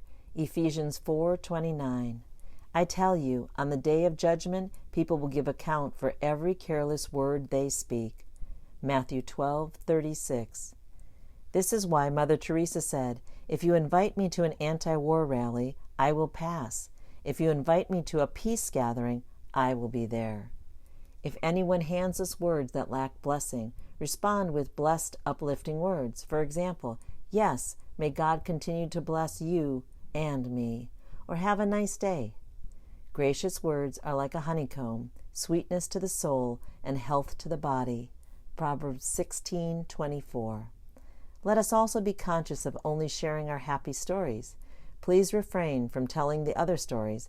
Every time a story is retold, we are recreating it all over again and drawing it into the present, thus adding fuel to negativity. We are assisting in attracting more of it. In other words, the negative fire is kindled. Once an elderly gentleman came to my house and told me about his car accident from years ago. He offered to show me pictures of him injured. I invited him to show me pictures of all the good things in his life and explained to him that this will bring both of us greater joy. Let us share our happy stories as well as our dreams and desires. We will still have plenty to talk about. Our words create everything. Every word counts. When I was growing up, my parents often said to me, don't put every word on the golden scale. Whenever I questioned their silly words, my inner being knew that every word counts. Now I understand what they really meant by using this saying. I learned to remain neutral to silly phrases, although now I comprehend that the whole universe literally weighs every word. I am thankful that they gave me a questioning awareness of the power of the word. When we joke with our words, awareness is also necessary, as our words are always in creation mode. The author of this book chooses to speak only beautiful truth, or use duct tape. Do you see a man who is hasty in his words? There is more hope for a fool than for he. Proverbs 29:20. The soothing tongue is a tree of life, but a perverse tongue crushes the spirit. Proverbs 15:4. The power of emotion. The universe is supernaturally created and designed to deliver our creations. This delivery system is a magnificent allowing and flowing force. It is free of emotion. It just exists. It is the same yesterday, today, tomorrow, and forever. It just is. God created, and we create our lives. We are the co-authors and co-creators of our lives. We are co-creators. God Himself has emotions, and because we are of God, we have His emotional power. Emotions are available to enhance our creations. Although we always have the choice to remain neutral, emotions help us to increase the speed of our creation and keep the focus on our intention behind our desires. Emotions influence our thoughts.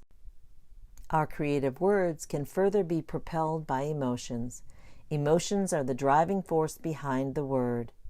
According to the map of consciousness created by David R. Hawkins, MD, different emotions carry different frequencies. Positive emotions oscillate at higher frequencies. Enlightenment vibrates at over 700 Hz. Peace resonates around 600 Hz. Joy, 540 Hz. Love, 528 Hz. Acceptance, 350 Hz. And neutrality, 250 Hz. Whereas anger holds a lower vibration of around 150 Hz. Fear, 100 Hz. Grief, 75 Hz. Guilt, 30 Hz. Shame, 20 Hz. Thus, when we vibrate with peace, love, and joy, we are a stronger magnetic force. Every time we choose a positive emotion, we instantly match the vibrational field of the universe. We can consciously feel good by design and choose to feel good all the time. When we stand up tall, confident, and have a smile, we can match the physical expression of our body to our beautiful desires. If we desire greatness, let us feel greatness and exude greatness. Feel it, live it, walk it, love it. Again, we choose to remain neutral, as there is a peaceful power in neutrality. It is the state of calm well-being. It is our rest and reset vibration. We feel all is well when we are neutral. Our body communicates with us through feelings. Our feelings are lived out through our emotions. Emotions are our feelings made manifest. Feelings stimulate our emotional state. Thus, our gut feeling is our gauge that allows us to be aware whether we seek to move towards something or away from it. Our gut feelings are a gift. They allow us sensitivity to what we are experiencing. We can use two simple phrases to describe our major gut feelings. Either something feels good and we welcome more of it and move toward it, or we feel the opposite, when change is required, so we move away from it. Another way to put it is, this is my blessing, or this is someone else's blessing. On the way to the Florida Keys, a businessman took his wife, 3 teenage daughters, niece, and nephew deep-sea fishing. Like a seasoned fisherman, he found it a great blessing to be out at sea and feel the boat rolling in the waves. Instead of sitting in his office all day, he enjoyed being out fishing. What he wished to be a perfect family outing turned out to be a lesser blessing for half of his family. A smell of dead fish, the motion sickness overcame the girls. While for some people fishing is what they dream of doing for pleasure, others may prefer to enjoy fish underwater while scuba diving. When we are comparing people, places, and things, it is often best to say what we prefer and leave it at that. Refrain from commenting on the opposite of our preference. Let us bless whatever we like and allow in whatever feels right. Let us feel free to exercise our right to let anything pass that we prefer less of. Grant it to another, as it may be their blessing. We all have very unique desires. The power of our inner guidance system. Let us choose to make this our life of joy. I can have, be, and attract everything I choose. When we have faith and choose to live in joy, our clear, specific perspective appears. The true splendor of the power from whom we came is revealed. This universe is full of total possibilities. Man is often looking outside himself for the truth, when in fact the perfect guidance system is within. First, let us learn to listen to our inner self. Accessing the real truth can only come from within. Our gut feelings are our inner guidance system. This gut feeling expresses itself in one of two ways.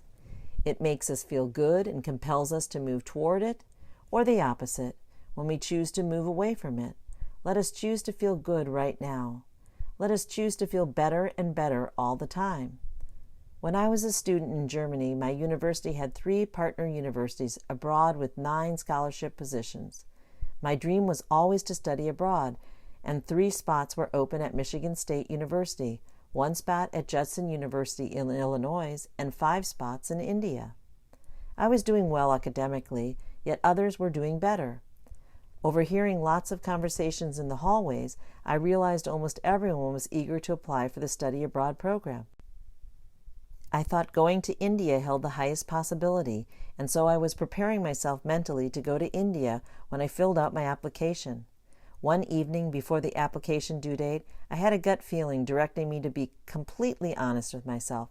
I said to myself that I deserved to follow my heart and do what feels right and best for me. I sat down and changed my whole application and applied to go to a university in the United States of America instead. I felt very confident about my application. The next few days were very exciting. I expected to receive a call to be interviewed for my spot at any time. I knew from previous years that my university usually asked the students why they consider themselves to be good candidates to be selected. However, my phone was quiet. Later, when I saw everyone standing in front of the bulletin board, I was pretty sure I had missed my chance. A great number of students were in the hallway blocking my view to the bulletin board when one of my classmates turned around and said, "Congratulations, they picked you." I was the only student chosen to attend Judson, a Christian university. Growing up in East Germany, I prayed for myself and perhaps attended church 3 times with my grandmother. Although I lived without a Bible, I had the inner knowledge that God exists. I always knew that He loves me and He desires to give me whatever I desire. He sent me to fill the only spot at Christian University. Further, He gave me the opportunity to do an internship in Florida before starting university in Illinois. Because of this, I now had my own Bible and all the English vocabulary I required to study in the United States. During my internship, I spent my first paycheck on scuba diving lessons because I always dreamt of seeing sharks underwater. Best of all, the seed of truth was planted. This all came true once I followed my gut feeling and started to be absolutely honest with myself as to what I really desire. Let us decide to fill out the applications that gain complete fulfillment for us and pass by the applications that hold only safe possibility. Again, the universe will deliver what we ask for. Ask for your highest aspiration. The power of starting new. We are currently here now. We came to this very moment through all the experiences and decisions we have made in our creation and called in up to this point. Welcome it all in with acceptance. Everything is perfect as it is right now. Let us experience the perfection of the moment, even if the perfection is presently hiding from our view. Focus on the beauty of the situation. Whatever yesterday felt like, let it go and move ahead with confidence. Start each day fresh. We are new every day. Enrich and embrace every moment with our positive thoughts, beautiful words, and renewed presence. Therefore, if anyone is in Christ, the new creation has come. The old has gone. The new is here. 2 Corinthians 5:17. A few years back, my friend felt she was at odds with her neighbor. There was a point at which her neighbor informed her, "Be careful, your cat might disappear." She responded by putting up a big fence around her backyard. Years later, she wrote down in her journal, "I view my world friendly, and everyone loves me as much as I love myself." She started to radiate love and acceptance toward all. Soon after, her neighbor changed. From then on, he helped her. After laying pavers in her driveway, he even laid a sidewalk along her house leading to the backyard for free. We control everything with our mind. Forgiveness is a conscious, deliberate decision process, releasing feelings. It is our choice to vibrate with forgiveness. Love is freely and continually forgiving. God shows total forgiveness. Let us strive to be forever giving. Let us forgive ourselves. Let us free ourselves of all extra baggage. Let us give ourselves permission to be. Bear with each other and forgive one another if any of you have a grievance against someone. Forgive as the Lord forgave you. Colossians 3:13. Let us constantly choose to let the past be just that, and let each new moment be our now, a new experience full of possibilities. Every day is new. We are new every moment. We start every day in total forgiveness and with a clean white tablecloth. Neither do people pour new wine into old wineskins. If they do, the skins will burst. The wine will run out and the wineskins will be ruined. No, they pour new wine into new wineskins, and both are preserved. Matthew 9:17. We are new wineskins when we allow God's light to flow through us. For this to be possible, we first shall allow all humanity to be exactly who they are. Each of us is a happy and whole being, filled with God's love and light. We choose to see the perfection in ourselves and everyone else just as we are in this very moment. Let us bring our focus inside ourselves at all times, because all the answers are already within. Let us be a new wineskin so that God can fill us and we can shine His light. This can happen when we are happily conscious of our thoughts, words, and deeds. Let our minds be open, calm, and relaxed. He desires us to be ready and willing to accept new wine that He offers. Our new wineskin is our new and fresh awareness. Let us shed yesterday's beliefs. This is an important concept and is repeated 3 times throughout the Bible. And no one pours new wine into old wineskins. Otherwise the wine will burst the skins, and both the wine and the wineskins will be ruined. No, they pour new wine into new wineskins. Mark 2:22. And no one pours new wine into old wineskins. Otherwise the new wine will burst the skins, the wine will run out, and the wineskins will be ruined. Luke 5:37. The power of combination. Ask, and it will be given to you. Seek, and you will find. Knock, and the door will be opened to you. For everyone who asks receives. The one who seeks finds, and the one who knocks, the door will be opened. Matthew 7:7 and 8. Let us combine thinking, the thought, speaking the word, and writing it down. When combined, we can knock 3 times on the door of God's universe, showing how serious we are, and success is guaranteed. As an example of showing what is possible when applying the combination of knocking 3 times on the door of God's universe, here is a beautiful story from my teenage niece who created her college life exactly as she desired it and more. As I required help paying for college, the question was, what was I able to do about it? Going away to college and earning a 4-year degree was important to me, so I did the first 2 things I thought of: pray and focus. I kept my grades up and visited my college advisors several times a week, collecting information about colleges and other organizations and the scholarships they offered. I required a full-ride scholarship to make my dream of attending university a reality. Through research and information, I found out the number of full-ride scholarships was becoming more rare. It was a tall order to have college completely paid for through scholarships and grants. The summer before my senior year, I sat down with my family and we prayed and declared that I receive a full-ride scholarship and more to the college that was right for me. Senior year began. I kept faith that God had a plan and applied for many colleges and scholarships. The advisor told me about 2 scholarships in particular. One was from a private organization offering $8,000 a year. The other was an invitation-only scholarship for housing or tuition at California State University, Long Beach. Thus, I decided to apply there. I was chosen as the single nominee from my school to be considered for a private scholarship. I received both scholarships. The combination of the 2 scholarships and other grants had been more than enough to pay for all 4 years with extra money left for textbooks and school supplies. God's plan is certainly always perfect. This experience confirmed that God has a plan, and His universe will order things for our benefit and His glory. Numerous things lined up that were even beyond my asking. Many people have congratulated me for earning these scholarships. However, I know the credit goes to God and the miracles that He performs in our lives daily. God's powerful universe is full of such an abundance of resources that it is beyond our mind's comprehension. Let us keep asking. The power of the morphic field. The quantum world is all the particles around us, whereas the morphic field consists of the developed pathways energy travels along. It is the energy field created and used by our vibrations. The immediate energy grid surrounding us is called our morphic field. The morphic field is everywhere. It is influenced by our words and our thoughts. Let us imagine our morphic field as a vast field of tall grass. The energy vibrating in the grass is love.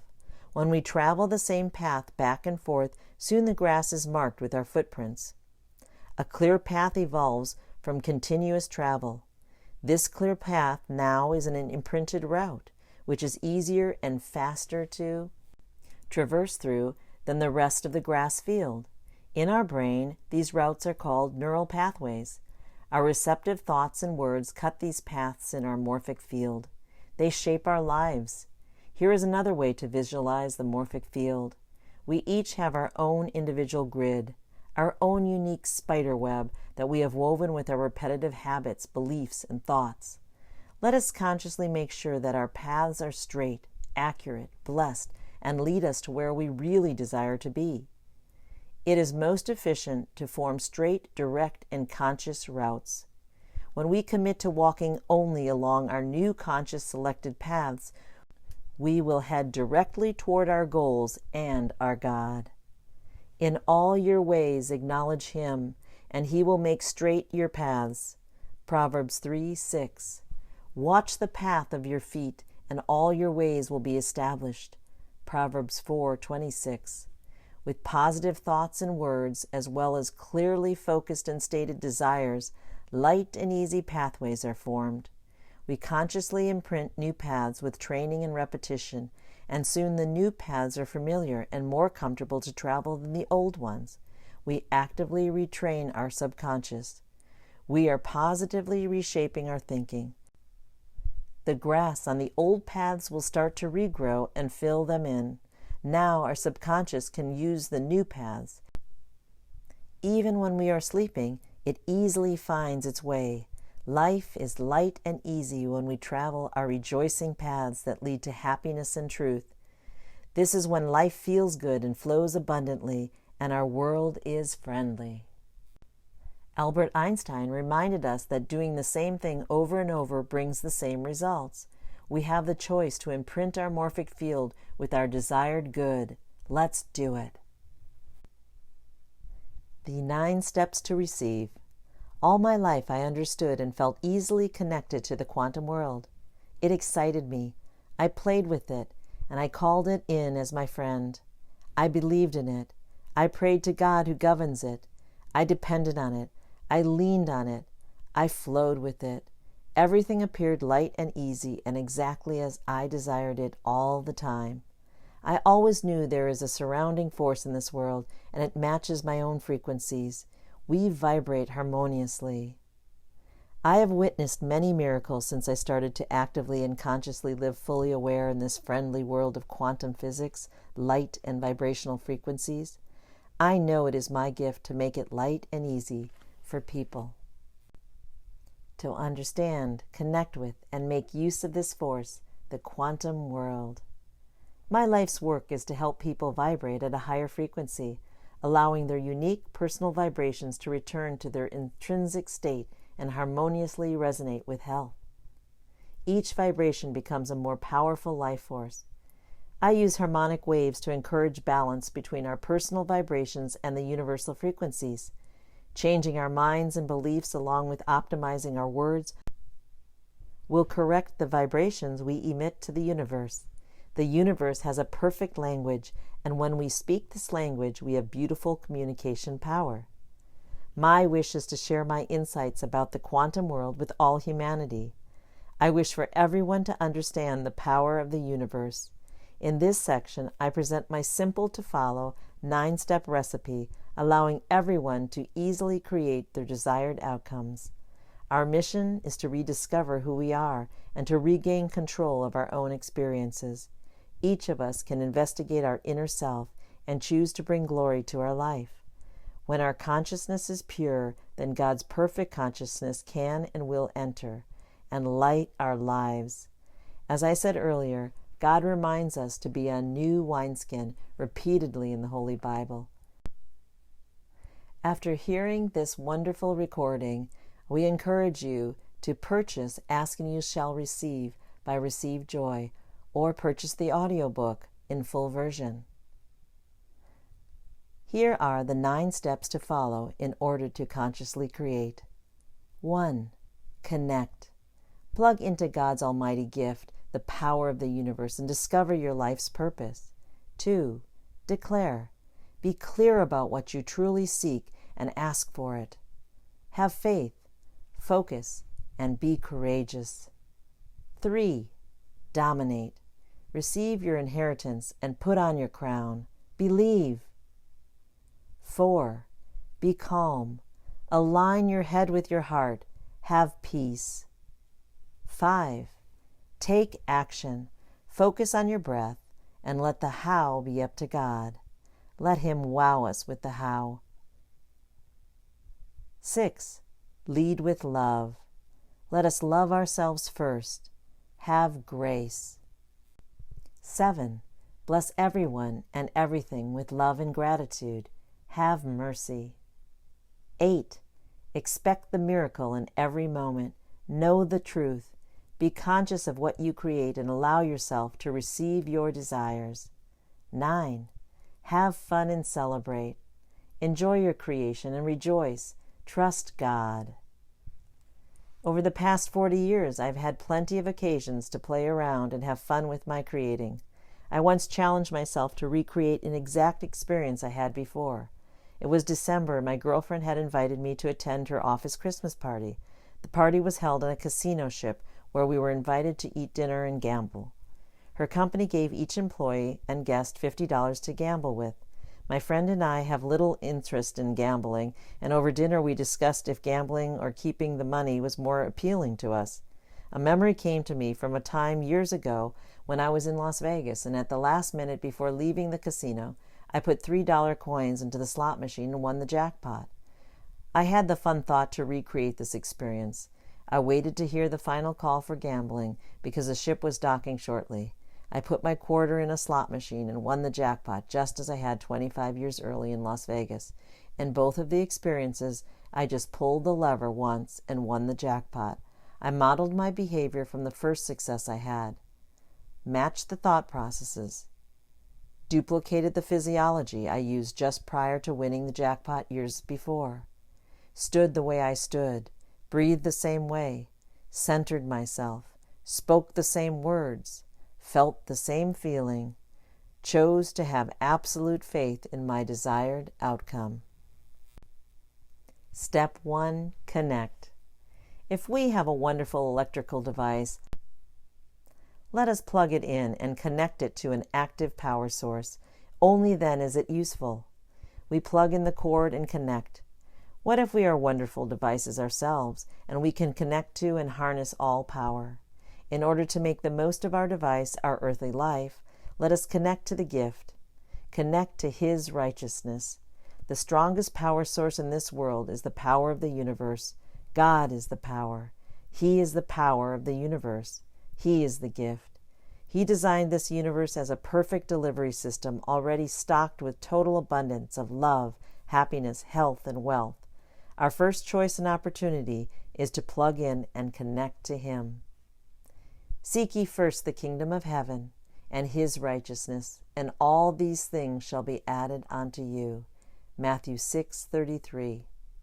God promises us that after we are plugged in, we receive 2 gifts. First, we receive His righteousness. This means we receive His truth, and the truth shall set us free. His truth is perfection, perfection of health, wealth, relationships, and wisdom. It sets us free to live peacefully, lovingly, kindly, and joyfully, as well as boldly and courageously. The second gift we receive is all these things shall be added to you. What are these things? What things? In the Holy Bible, God has left space in creation for each of us to write our own story, our own list of things. Are we clear on our goals and desires for our life? Picture the grand doors to your perfect life swinging open.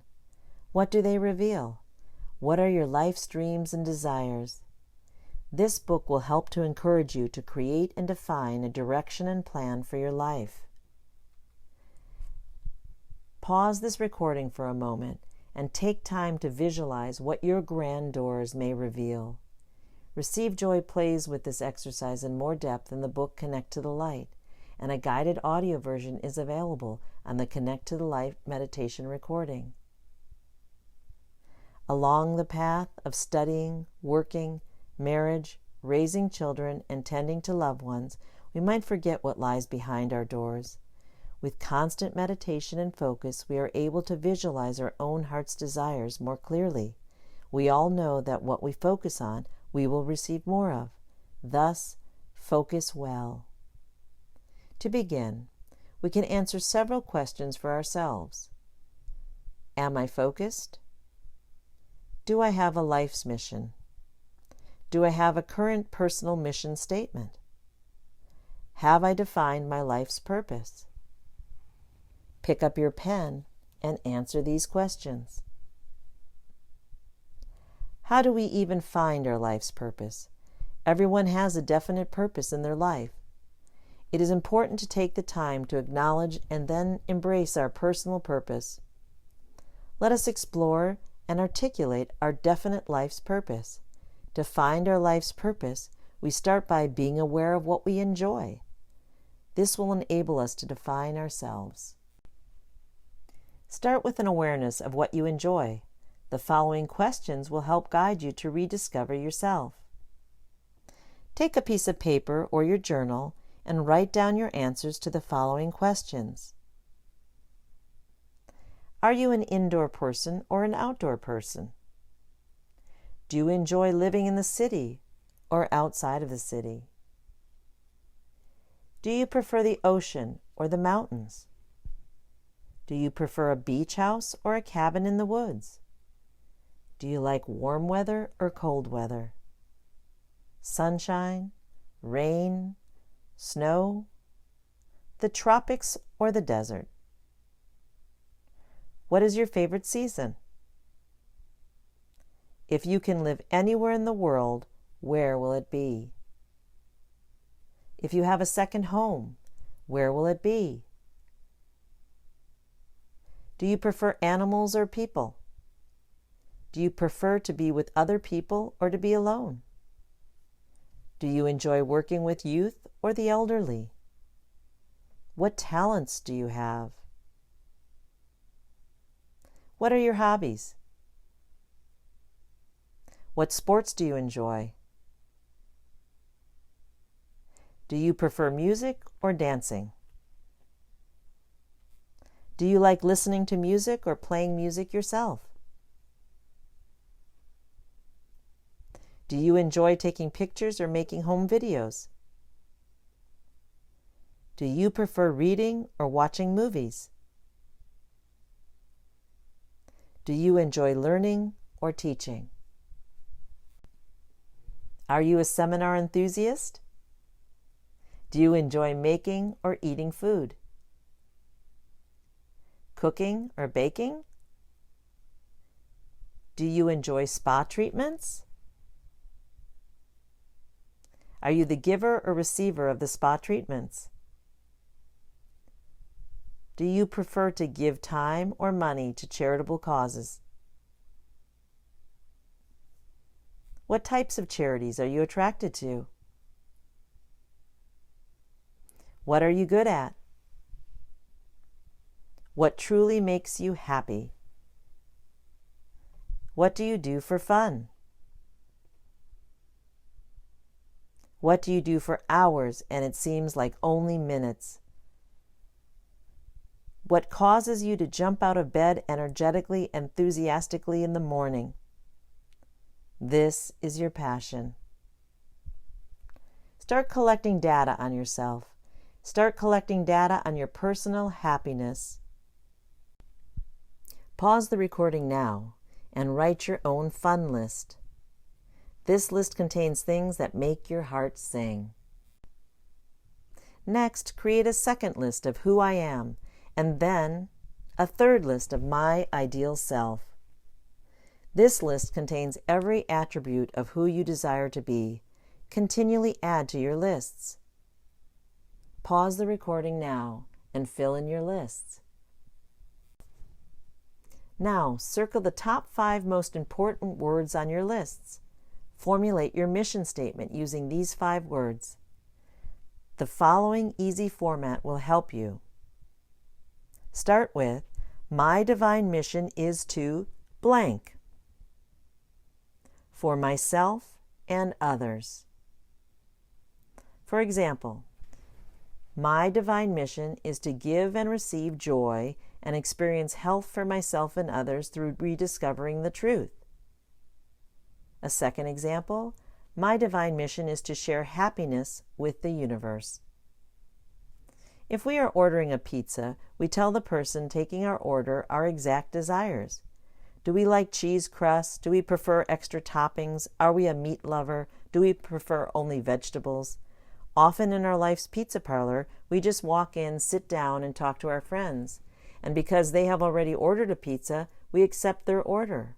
When that pizza is served, we end up eating someone else's pizza, even if we honestly prefer a different pizza for ourselves. Let us always order our own pizza with all the delicious toppings we desire. When a friend of mine from the Miracle Group was pondering what to do next with her life, she prayed for guidance and asked God, "What shall I do? Show me in a way that I will understand." Shortly after, she was with a friend who was experiencing strong sensations in his back, and she offered to massage him. After the massage was done, the friend asked her if she gave massages professionally. He told her, "You give an amazing massage. Please become a massage therapist." This sparked a new idea. My friend liked the idea and went online to search for schools and tuition fees. She emailed many schools.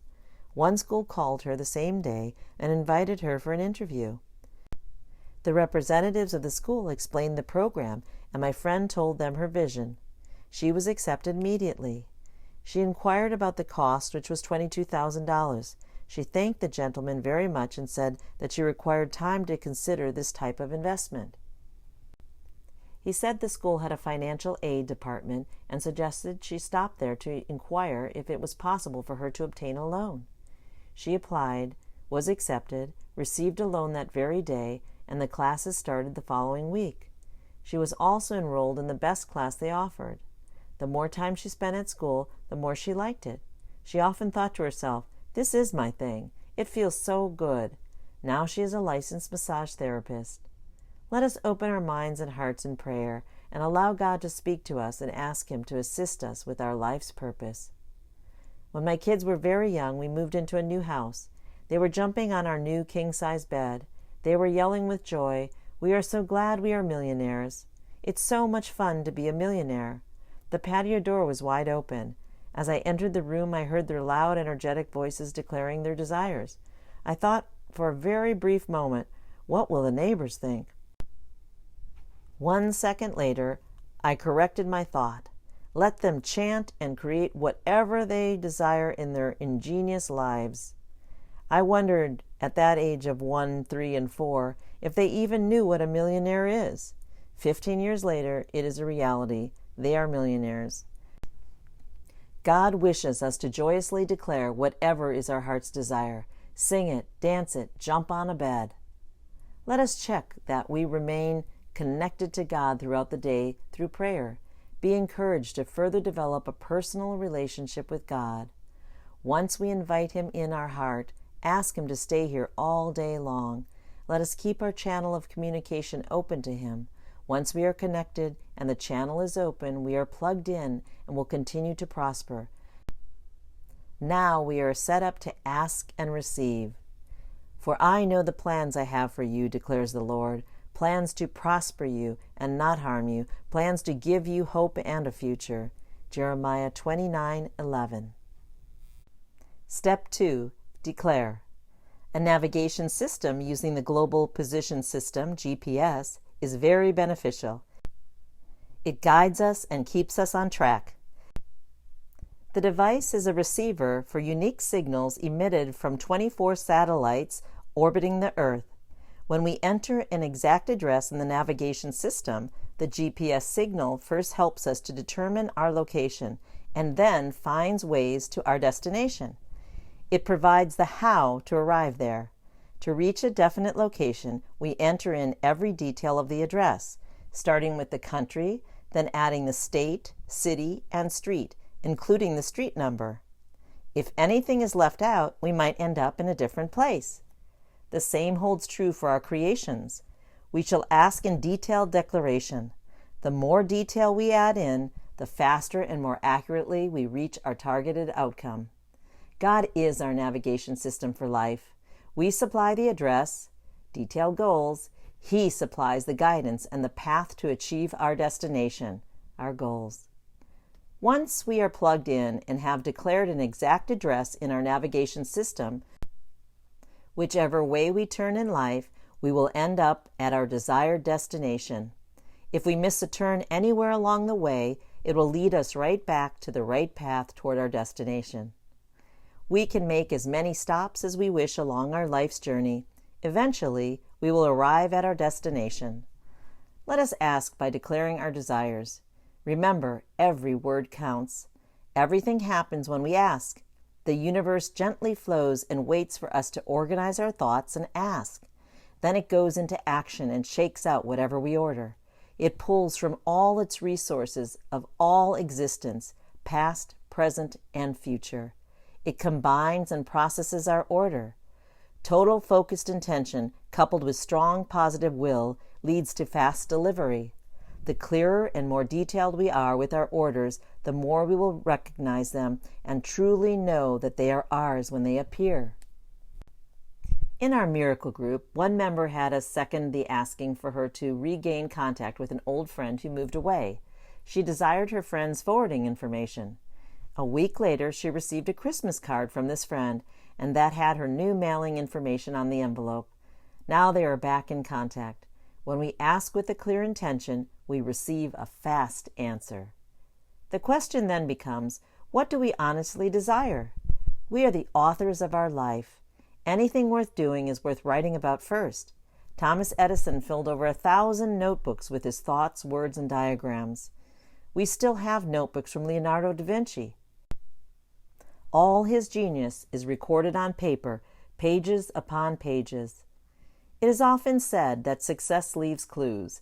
People who we recognize as successful all wrote their ideas down. We certainly are thankful the Bible was written down. Of all the glory God left us, the most important thing He left us in physical form is the Bible, and when we open it up, it is full of words.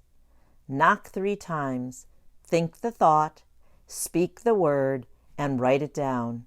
It is proven that the most successful people write everything down, thus calling it into existence. A study conducted by psychology professor Dr. Gail Matthews at Dominican University in San Rafael, California, and presented in 2015 reported that those participants who wrote down their goals accomplished significantly more than those who refrained from putting them in writing. Let us take paper with us everywhere we go or carry our journal. If all we have is ourselves, we can use our finger as a pen and the air as our paper. Let us always write it down. A friend of mine shared his story of manifesting his dream. When he first moved to England, he took a 2-week vacation and toured 5 countries. After arriving in Lucerne, Switzerland, he saw the picturesque mountains overlooking a peaceful lake, and he declared, "One day I will live here." Upon returning to England, he met his lovely wife, who was born and raised in Lucerne, Switzerland. Now, after living 50 years in England, they are retired and living happily in Lucerne. My condo was on the market for 4 months. I knew exactly why it was still for sale. I was mentally attached to the condo. In a thoughtful moment, I made up my mind to finally release it. I asked myself what my conditions to release it were. First, the buyers will love it as much as I do. Second, they will pay the asking price in cash. And third, they will move in immediately, making certain that I will honor the sale. I declared my 3 desired parameters in writing. sank down on my knees, and prayed over them as I went to bed at 11:30 p.m. The next morning at 8:30, my real estate agent called saying my condo had an offer on it. For my asking price, the buyers were willing to pay cash, and they desired to move in 3 days. They still live there today and love the condo as much as I did. A few years after my condo sold, neighbors from my new neighborhood were visiting me, and they told me their house had been on the market for months, and they really desired it to sell. I shared the story of my condo selling overnight. They immediately went home, wrote down the house is already sold. They visualized it sold and imagined how excited they were in their new home. Their house sold the same week, and they joyfully came over to tell me that the 9-step method really works. Act in total faith and become courageous. God served my sister a lesson of faith as she was walking Daytona Beach. A woman walking toward her called out to watch for whales far out on the horizon. That sounded wonderful to her. She dearly loved seeing wildlife on beach walks. She diligently scanned the horizon. Where were the whales? She proceeded on her walk, enjoying the fresh air, sand, and surf. She playfully declared to God and His powerful universe her deep desire to see a whale. However, she said to Him, "With my eyesight, God, please help me by bringing the whale a whole lot closer than the horizon for me to see." She continued to walk and slowly became aware of what she thought was a dolphin paralleling her walk, traveling only slightly faster than she, giving her ample opportunity to observe and appreciate it. It appeared to be a very large black dolphin, unique to any she had seen before. It cruised straight through the waves with its head, fin, and back continually exposed, significantly different than the typical way dolphins swim. She reveled in this sighting, enjoying and studying it as a new experience. She walked with the mammal. The sand, beach, and other walkers around her were completely forgotten. My sister left the beach that morning praising the Lord for all the fantastic wildlife He had shared with her, including the dolphin that swam close along the shore. God most likely was shaking His head, chuckling to Himself and asking, "How much more obvious can I make this for her?" 2 days later, upon her return to town, she read in one of the local newspapers an article mentioning the rare presence along the coast of a large number of small black whales. The article included a photo. There in the photo was the entire pod of her very black, very large dolphins. God's universe is indeed precious and powerful. Can we have total faith to accept the desired whale, or do we settle for the dolphin? Can we go for the gold all the time? There is so much faith. Faith is everywhere. It is free. We can lean on God and others if our faith requires recharging. Right-minded, positive people reignite our faith. My sister's whale story inspired a friend from my miracle group to be more courageous. After hearing this story, my girlfriend declared to all her friends in her miracle group, "I will sell my house for more than the asking price." She also declared it to her agent, who told her that she had priced her house as the most expensive house in the neighborhood and pleaded with her to reconsider the price. The house was decorated in a European style with much love for detail.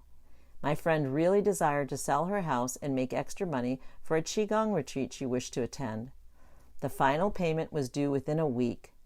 She replied, "This is my house, and I will ask whatever price I desire. In fact, I will sell it for more than the asking price." 2 interested parties came to see the house and fell in love with it. One gave an offer right away. As the second party was ready to hand in their offer, my friend told them, "I already have an offer. Make me your best offer." The offer the second party made was $8,000 more than the original asking price. This extra money was more than enough to pay for the Qigong retreat. Her story may be a boost for everyone reading it to have greater faith and courage. Therefore, since we have been justified through faith, we have peace with God through our Lord Jesus Christ, through whom we have gained access by faith into this grace in which we now stand, and we boast in the hope of the glory of God. Romans 5:2. Step 3. Dominate. We are created and born to win, more than just the first and second quarter of the game, the whole game. We are winners. We deserve the feeling of triumph, success, and accomplishment. Our vibrational field is set up to triumph over everything. We all start out at our best, 100% perfect. The only obstacles detouring us from successfully achieving our accomplishments are our own thoughts. In the first page of the Bible, God gave us dominion over the earth. Then God said, "Let us make men in our image, according to our likeness. Let them have dominion over the fish of the sea, over the birds of the air, and over the cattle, over all the earth, and over every creeping thing that creeps on the earth." Genesis 1:26. Again in Genesis 1:28, "And God blessed them, and God said unto them, Be fruitful and multiply, and replenish the earth, and subdue it, and have dominion over the fish of the sea, and over the fowl of the air, and over every living thing that moveth upon the earth." Genesis 1:28. Twice he repeated his desire for us to rule over this earth, to show us how important this was to him. God gave us this life to reign. We are the children of God. I serve a very big God. How about you? My God delivers 100% of the time. With him, success is guaranteed. God shows up in a huge way. He is a miracle maker. The only way he works is supernaturally. Therefore I tell you, whatever you ask for in prayer, believe that you have received it, and it will be yours. Mark 11:24. It is our birthright to dominate. We deserve whatever good we consciously ask for. Let us put our crown back on, and the world will bow. Let us walk in our inheritance. Let us honor him with it. If we buy our kids new shoes, we receive joy, great joy, when we see them wearing their new shoes. Let us envision ourselves having breakfast with God. We sit down with our Heavenly Father at the table. We are his children. The Spirit himself testifies with our spirit that we are God's children. Romans 8:16. God is King, so we are all princes and princesses. Do not be afraid, little flock, for your Father has been pleased to give you the kingdom. Luke 12:32. And he said, "Truly I tell you, unless you change and become like little children, you will never enter the kingdom of heaven." Matthew 18:3. Let us put our royal cape on, wear our crowns, and keep our signet ring on our finger. As we sit down with our Abba Father, he will ask us, "What are your plans for today?" We share with him the things we intend to enjoy during the day. He will also ask us what grand plans we have for our future. Let us tell him our desires, our biggest plans, and ask him for help. When breakfast is finished, he blesses us. Go in love and have fun. As we go through our day, let us do so with authority. Have fun and keep our crown on. We are free to enjoy this day. Leave the bigger plans and the how it will happen for God to create. If we lose our glory for a moment, we just stand back up and put our crown back on. He reminds us to keep our royal crown on at all times. Then he can see us and be with us throughout the day. Most mornings, I stand as I am leaving the breakfast table and say, "I leave it up to you, God, to wow me." Every single day is a new creation. Every day we are new. In the morning, Lord, you hear my voice. In the morning I lay my requests before you and wait expectantly. Psalms 5:3. Every morning let us lay out a new white tablecloth to have breakfast with God. Yesterday's tablecloth is rolled up and thrown out. Please ask yourself, what shall I do today to allow more peace in my life? What am I willing to empty from my pockets before starting new?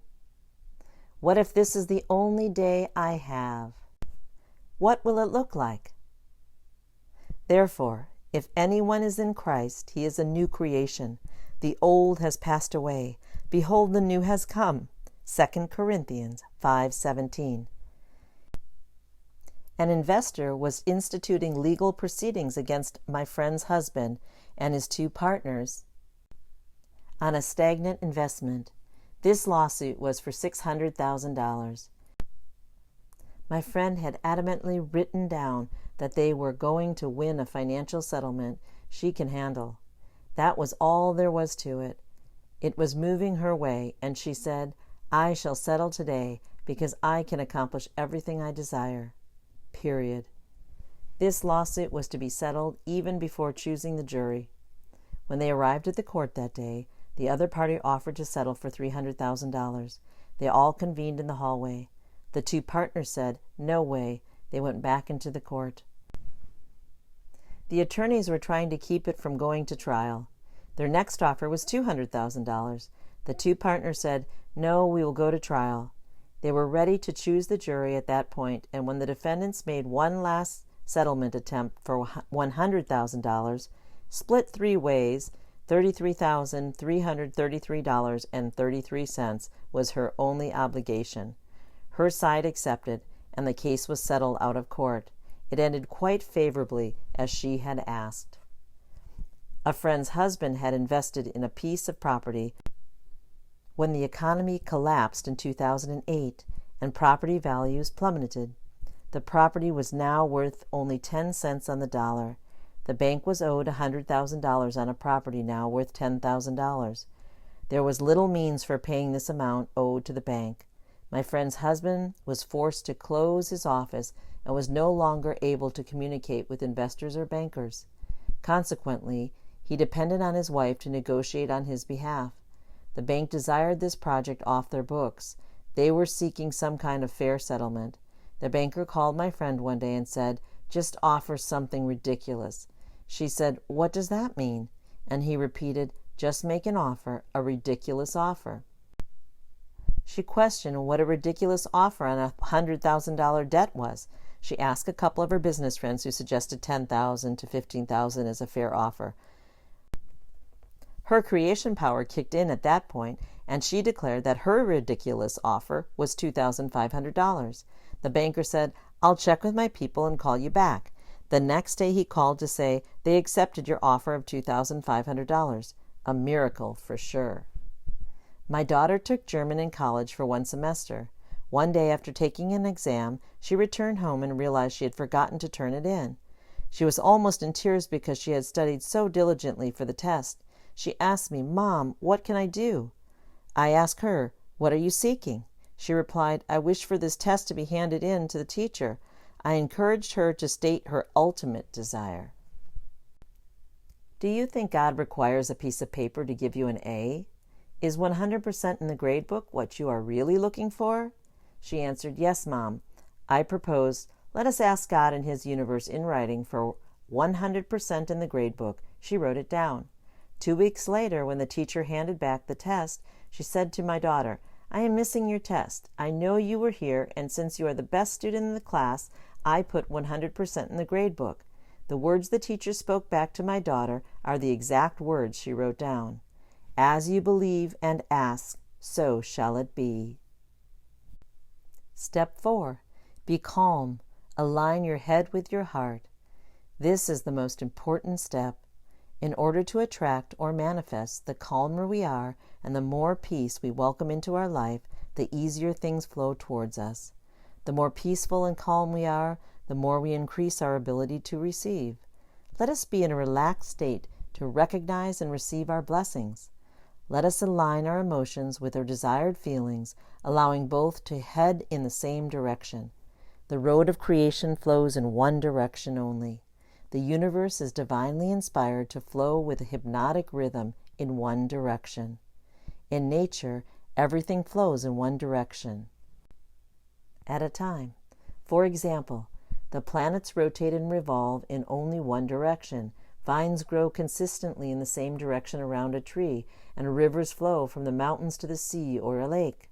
Our emotions may tend to be affected by other people with our desire to please them, while our gut feelings are attached to God's almighty power.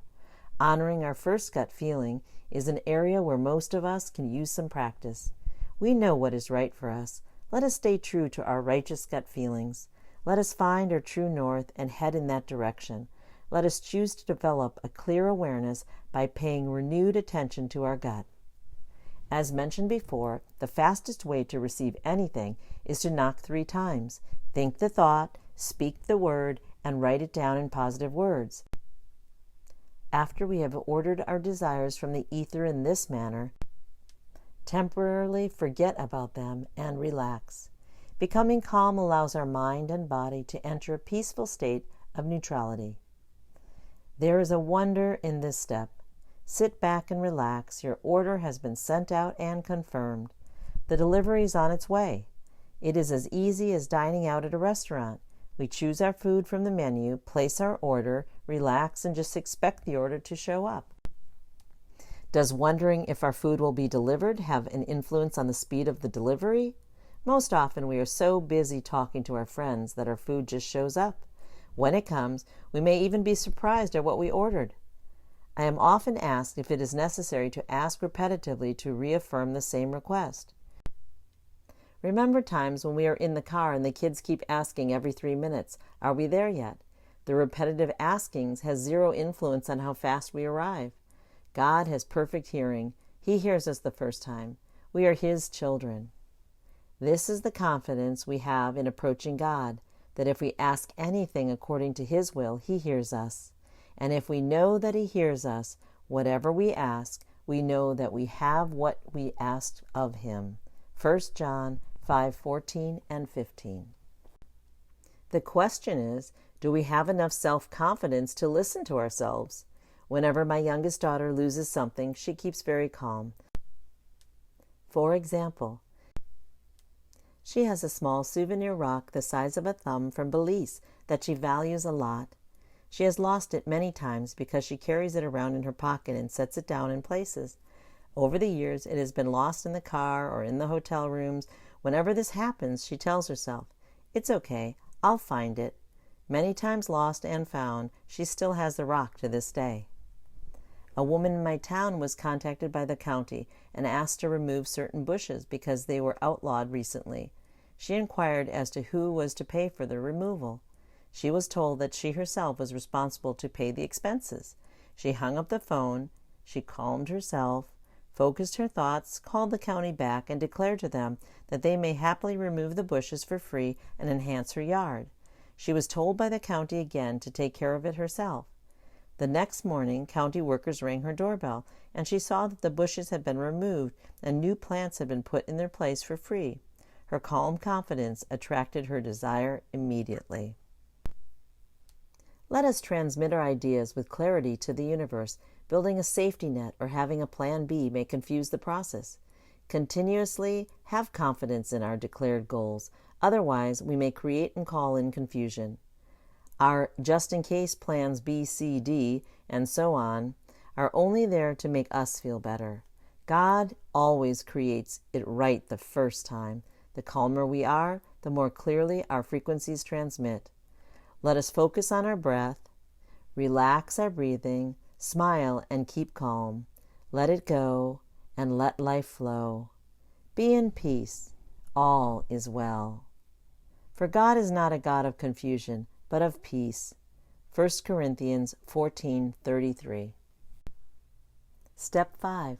Take action. Focus on your breath. It is our joy in this creation to call in what we do desire.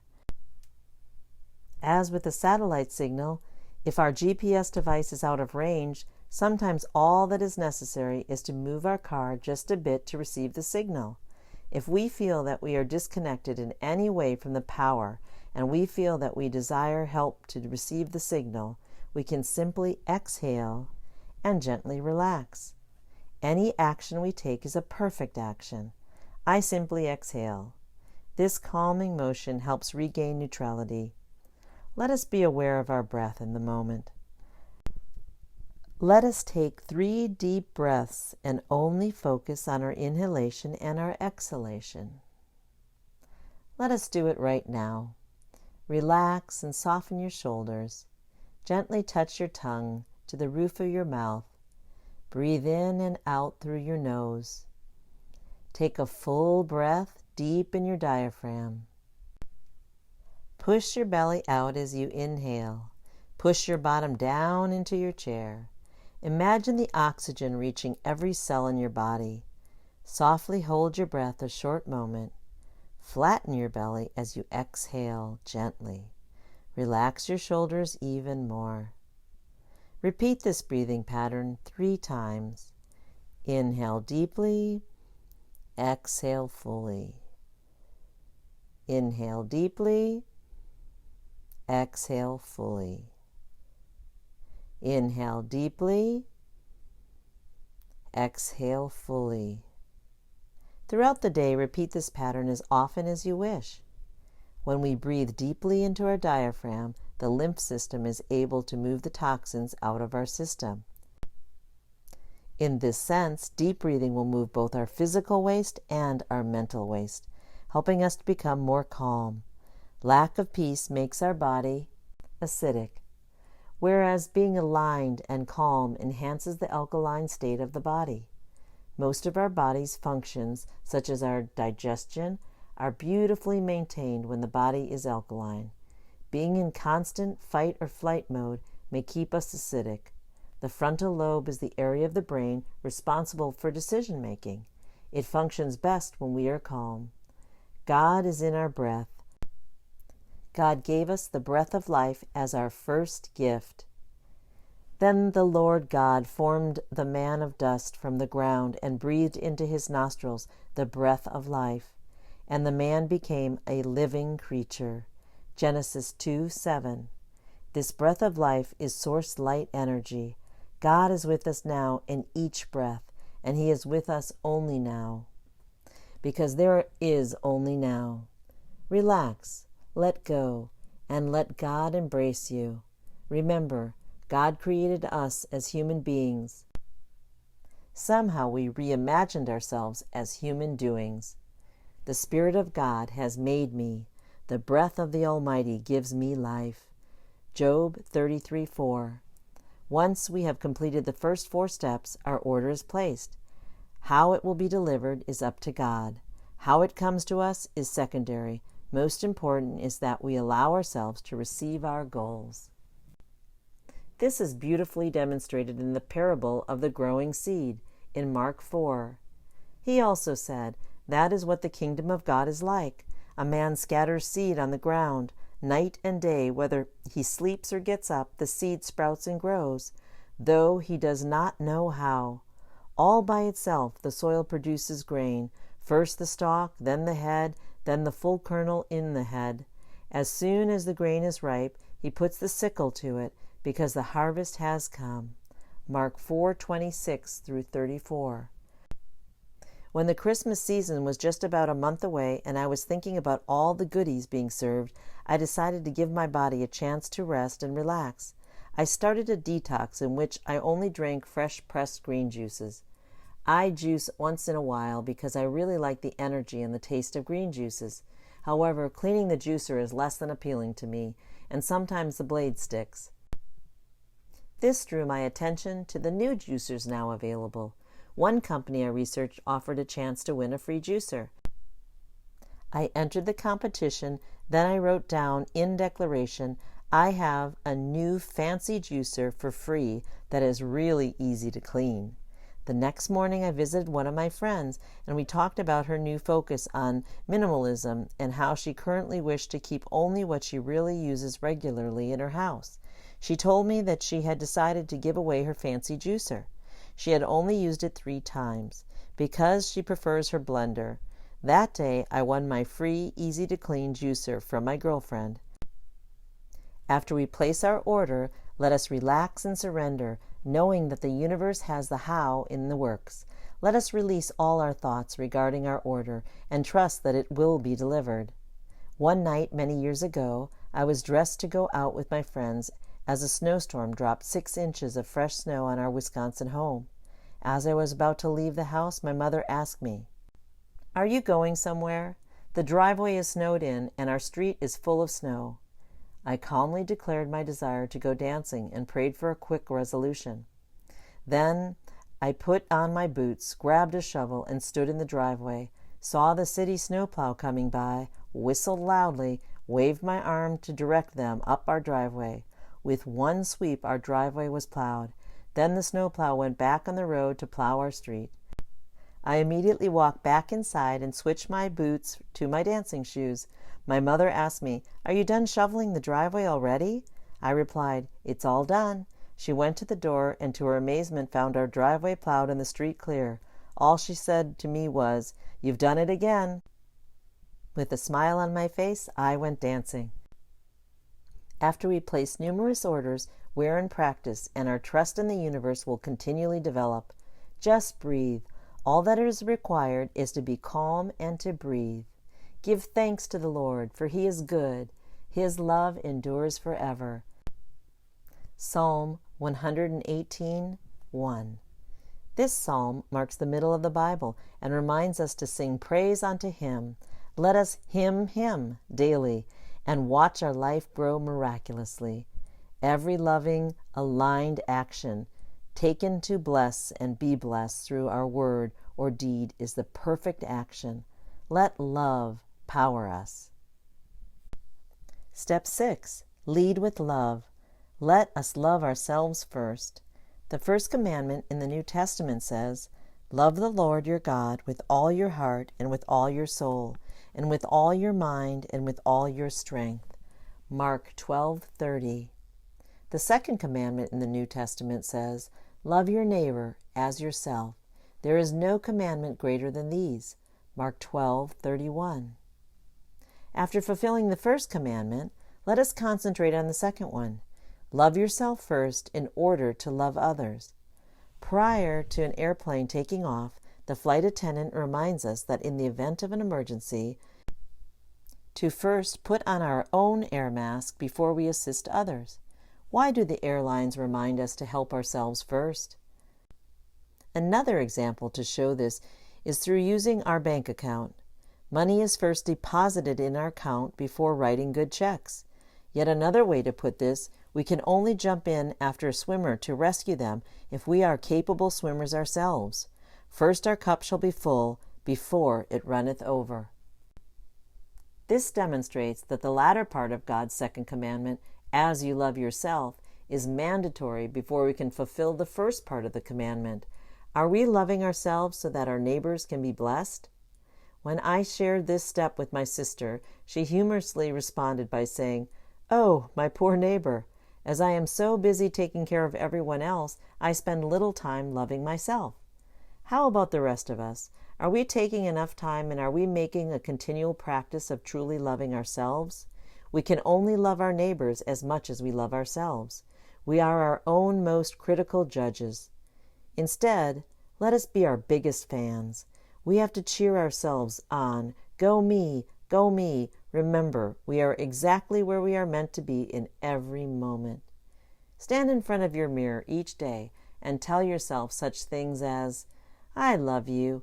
I am beautiful or handsome. I am aware. I am awesome. I am a genius. I am happy. I am healthy. I live in a friendly world. I create great things. I am wealthy. I am fulfilled. I am satisfied. I am perfect. God loves me." Always smile at yourself. Be kind to yourself.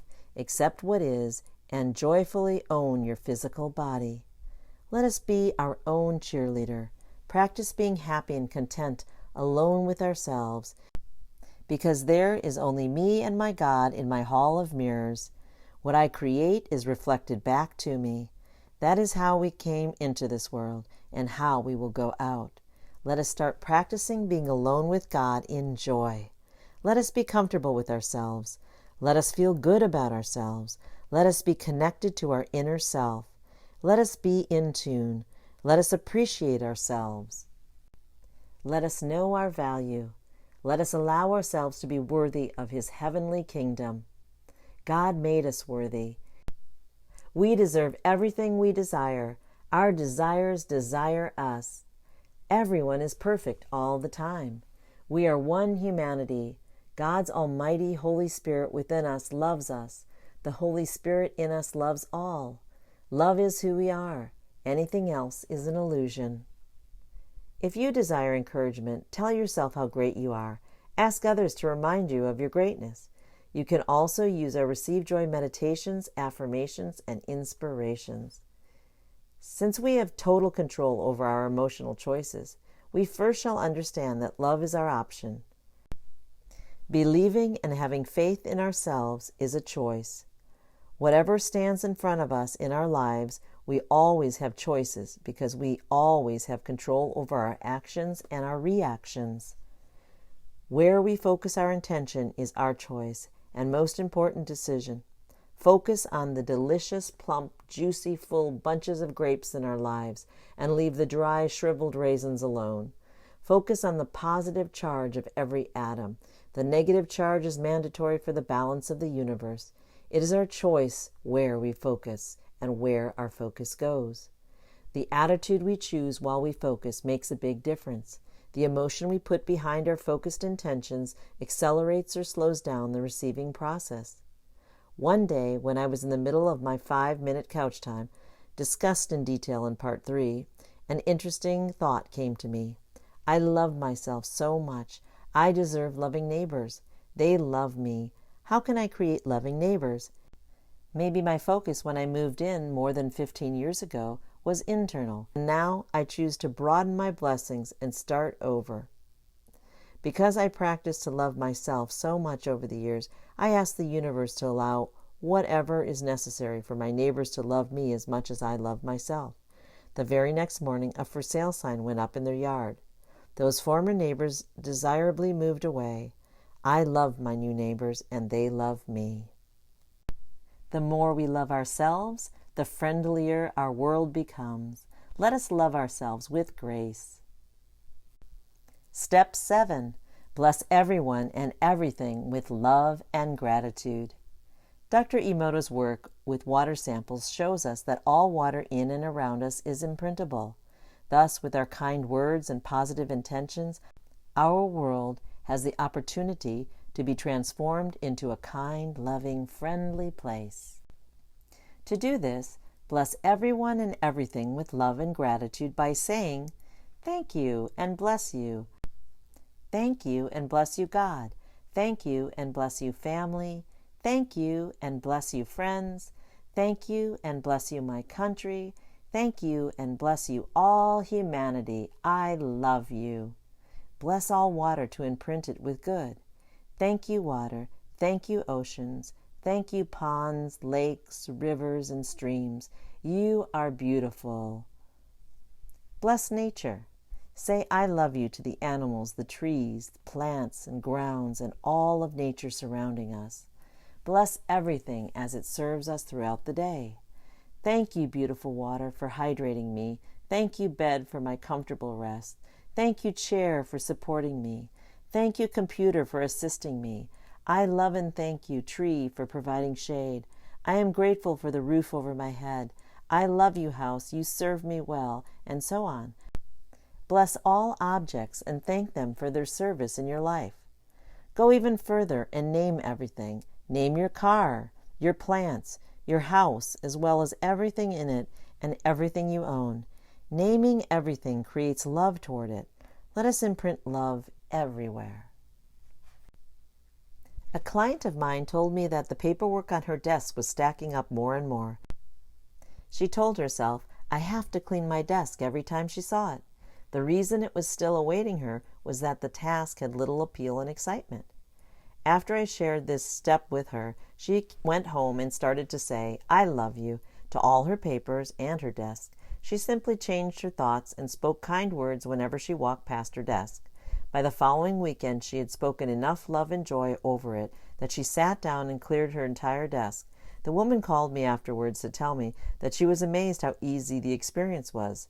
She is happy and delighted that she cleaned it all up and invited me over to see her neat desk. Love and gratitude are vibrationally two of the strongest positive words on earth. When frozen by Dr. Emoto and his team, each word forms the most beautiful water crystals, and even more so when combined. Water showed Dr. Emoto that the powerful vibrations of sincere love and gratitude create a strong resonance that will purify or restructure water into balance and harmony. The pure vibrational resonance of the words love and gratitude have effects similar to the vibrations high-frequency electrolysis devices have on purifying water. When we decide to focus on love and gratitude, it immediately changes our emotional state. When we decide to look at every event or person with love and gratitude, Our feelings toward them can only be positive. Again, it is our choice to bless everything and everyone. Remember, all that is in our lives, be it in the past, present, or future, is our own co-creation. Please take a moment to make a list of all that you are grateful for in this moment and add to it continually. Always remember to even be thankful for the obvious. Do you have eyes to see the beauty around you? Do you have a mouth to speak blessings? Do you have ears to listen to the joy that surrounds you? Do you have feet to walk on? Do you have a heart to love? Let us have fun with another writing exercise. I call it praying through your life. Fold a paper in half vertically. Open it up again. In the left margin, list everyone in your life. In the right margin, next to their name, identify the greatest blessing they have brought to you. Write 1 or 2 good words that define the blessing of that person in your life. For example, when I think of my mother, I think of loving and caring, and when I think of my father, giver comes to mind immediately.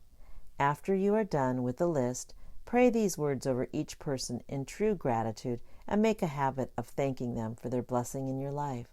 Dear God, thank you for blank in my life, and thank you for their gift of blank. Use all the energy around our relationship for the greater good, and leave me with their gift of blank. Whenever you desire encouragement and joy, pull out that list, fold it in half vertically, and concentrate on the right column of all the blessings that fill your life. To take this game a step further and make it even more fun, take a pack of small note cards and write a single blessing on each one. Punch a hole in the corner and string them on a necklace. Wear the necklace and feel all the blessings in your life penetrate your heart.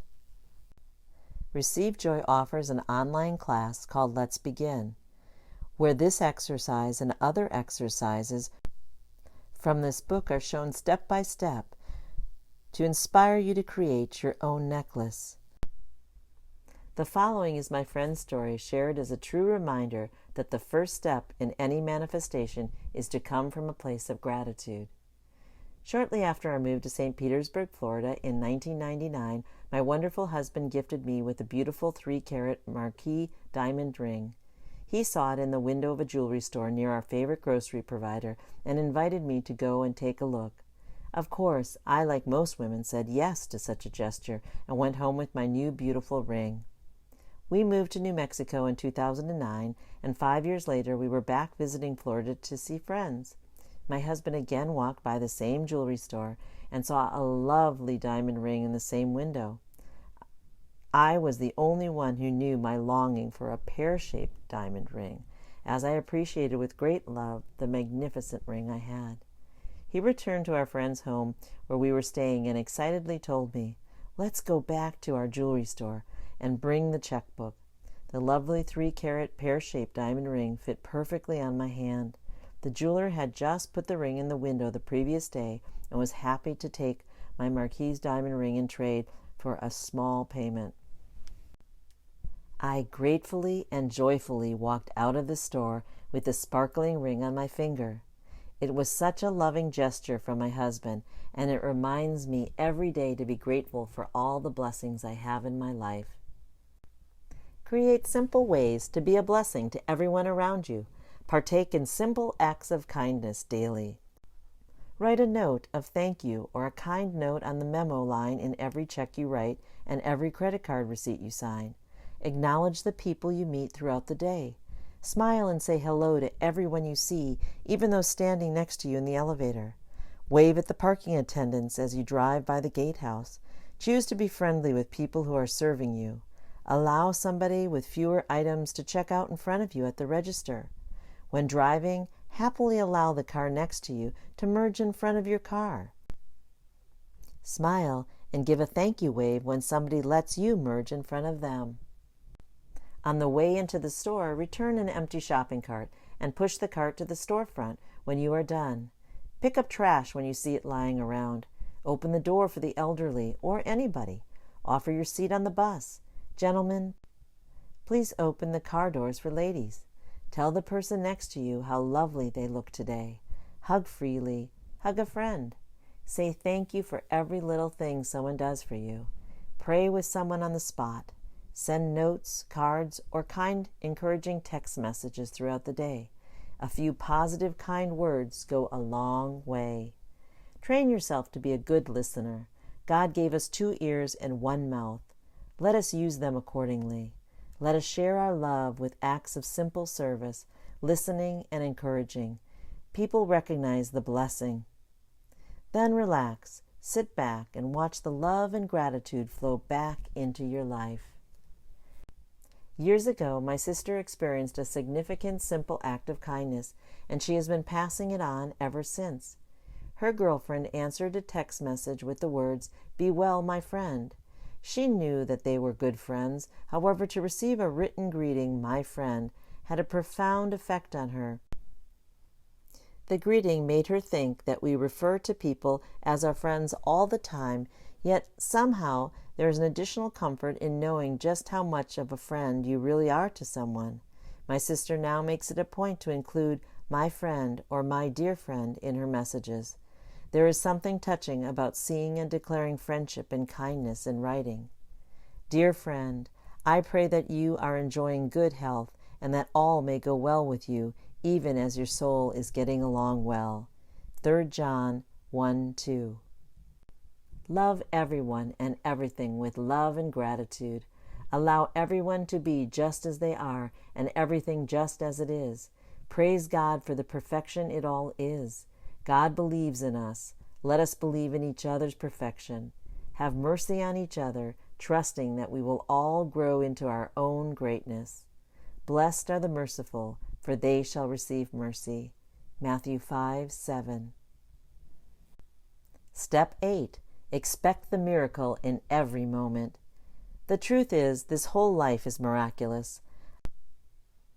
I write this powerful book to bless humanity with a joyful reminder of how great our God is. Along the way, we have come to believe that UPS, FedEx, and DHL could deliver faster than God.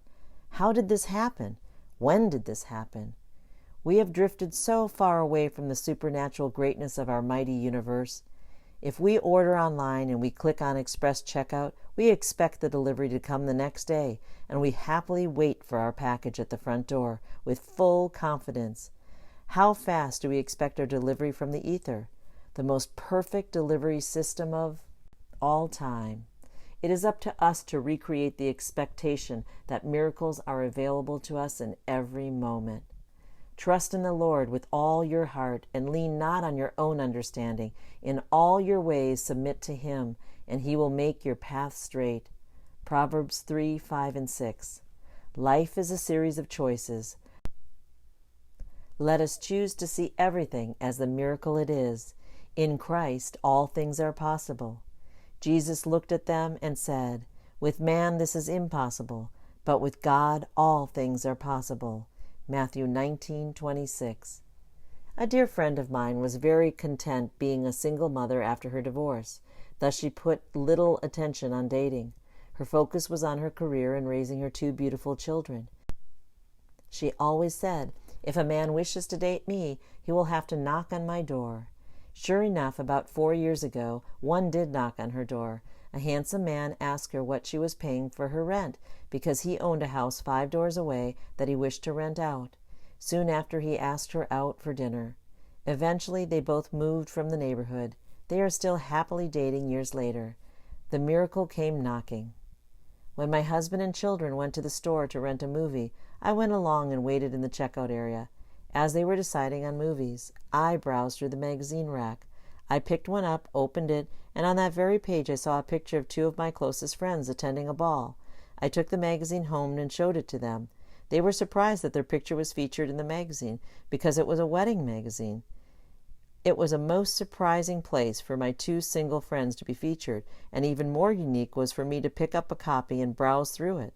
This miraculous finding also happened during another occasion when I picked up a newspaper from my mail table.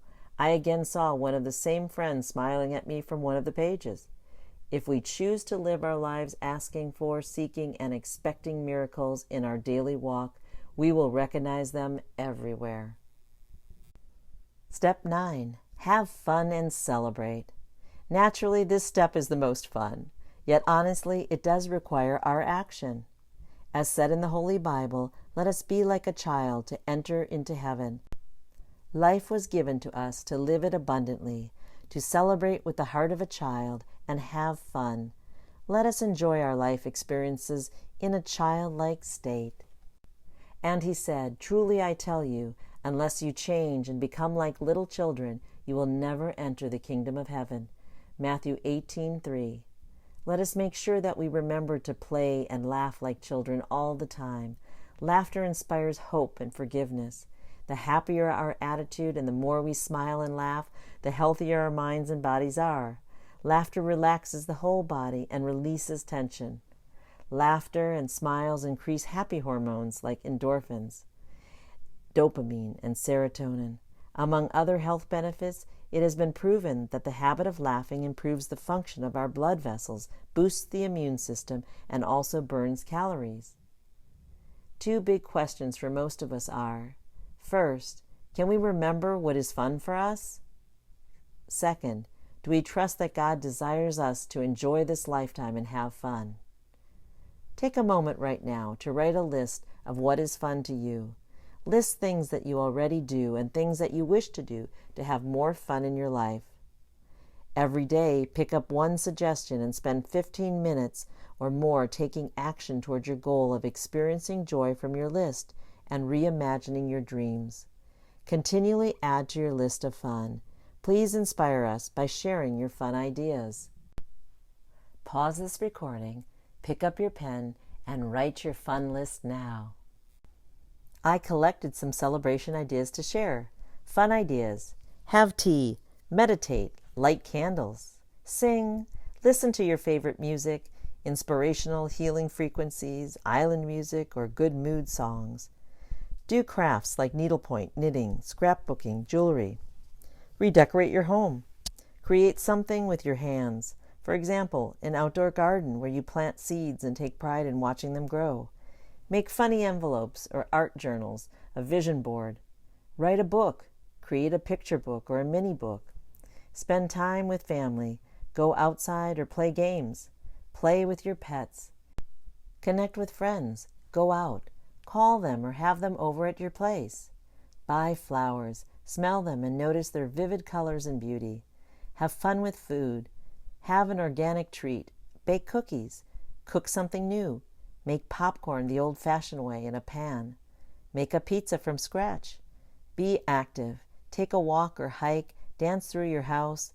Jump on a trampoline. Do your favorite exercise such as yoga, horseback riding, bowling, tennis, kayaking, swimming. Be relaxed. Enjoy a massage or a spa treatment of your choice.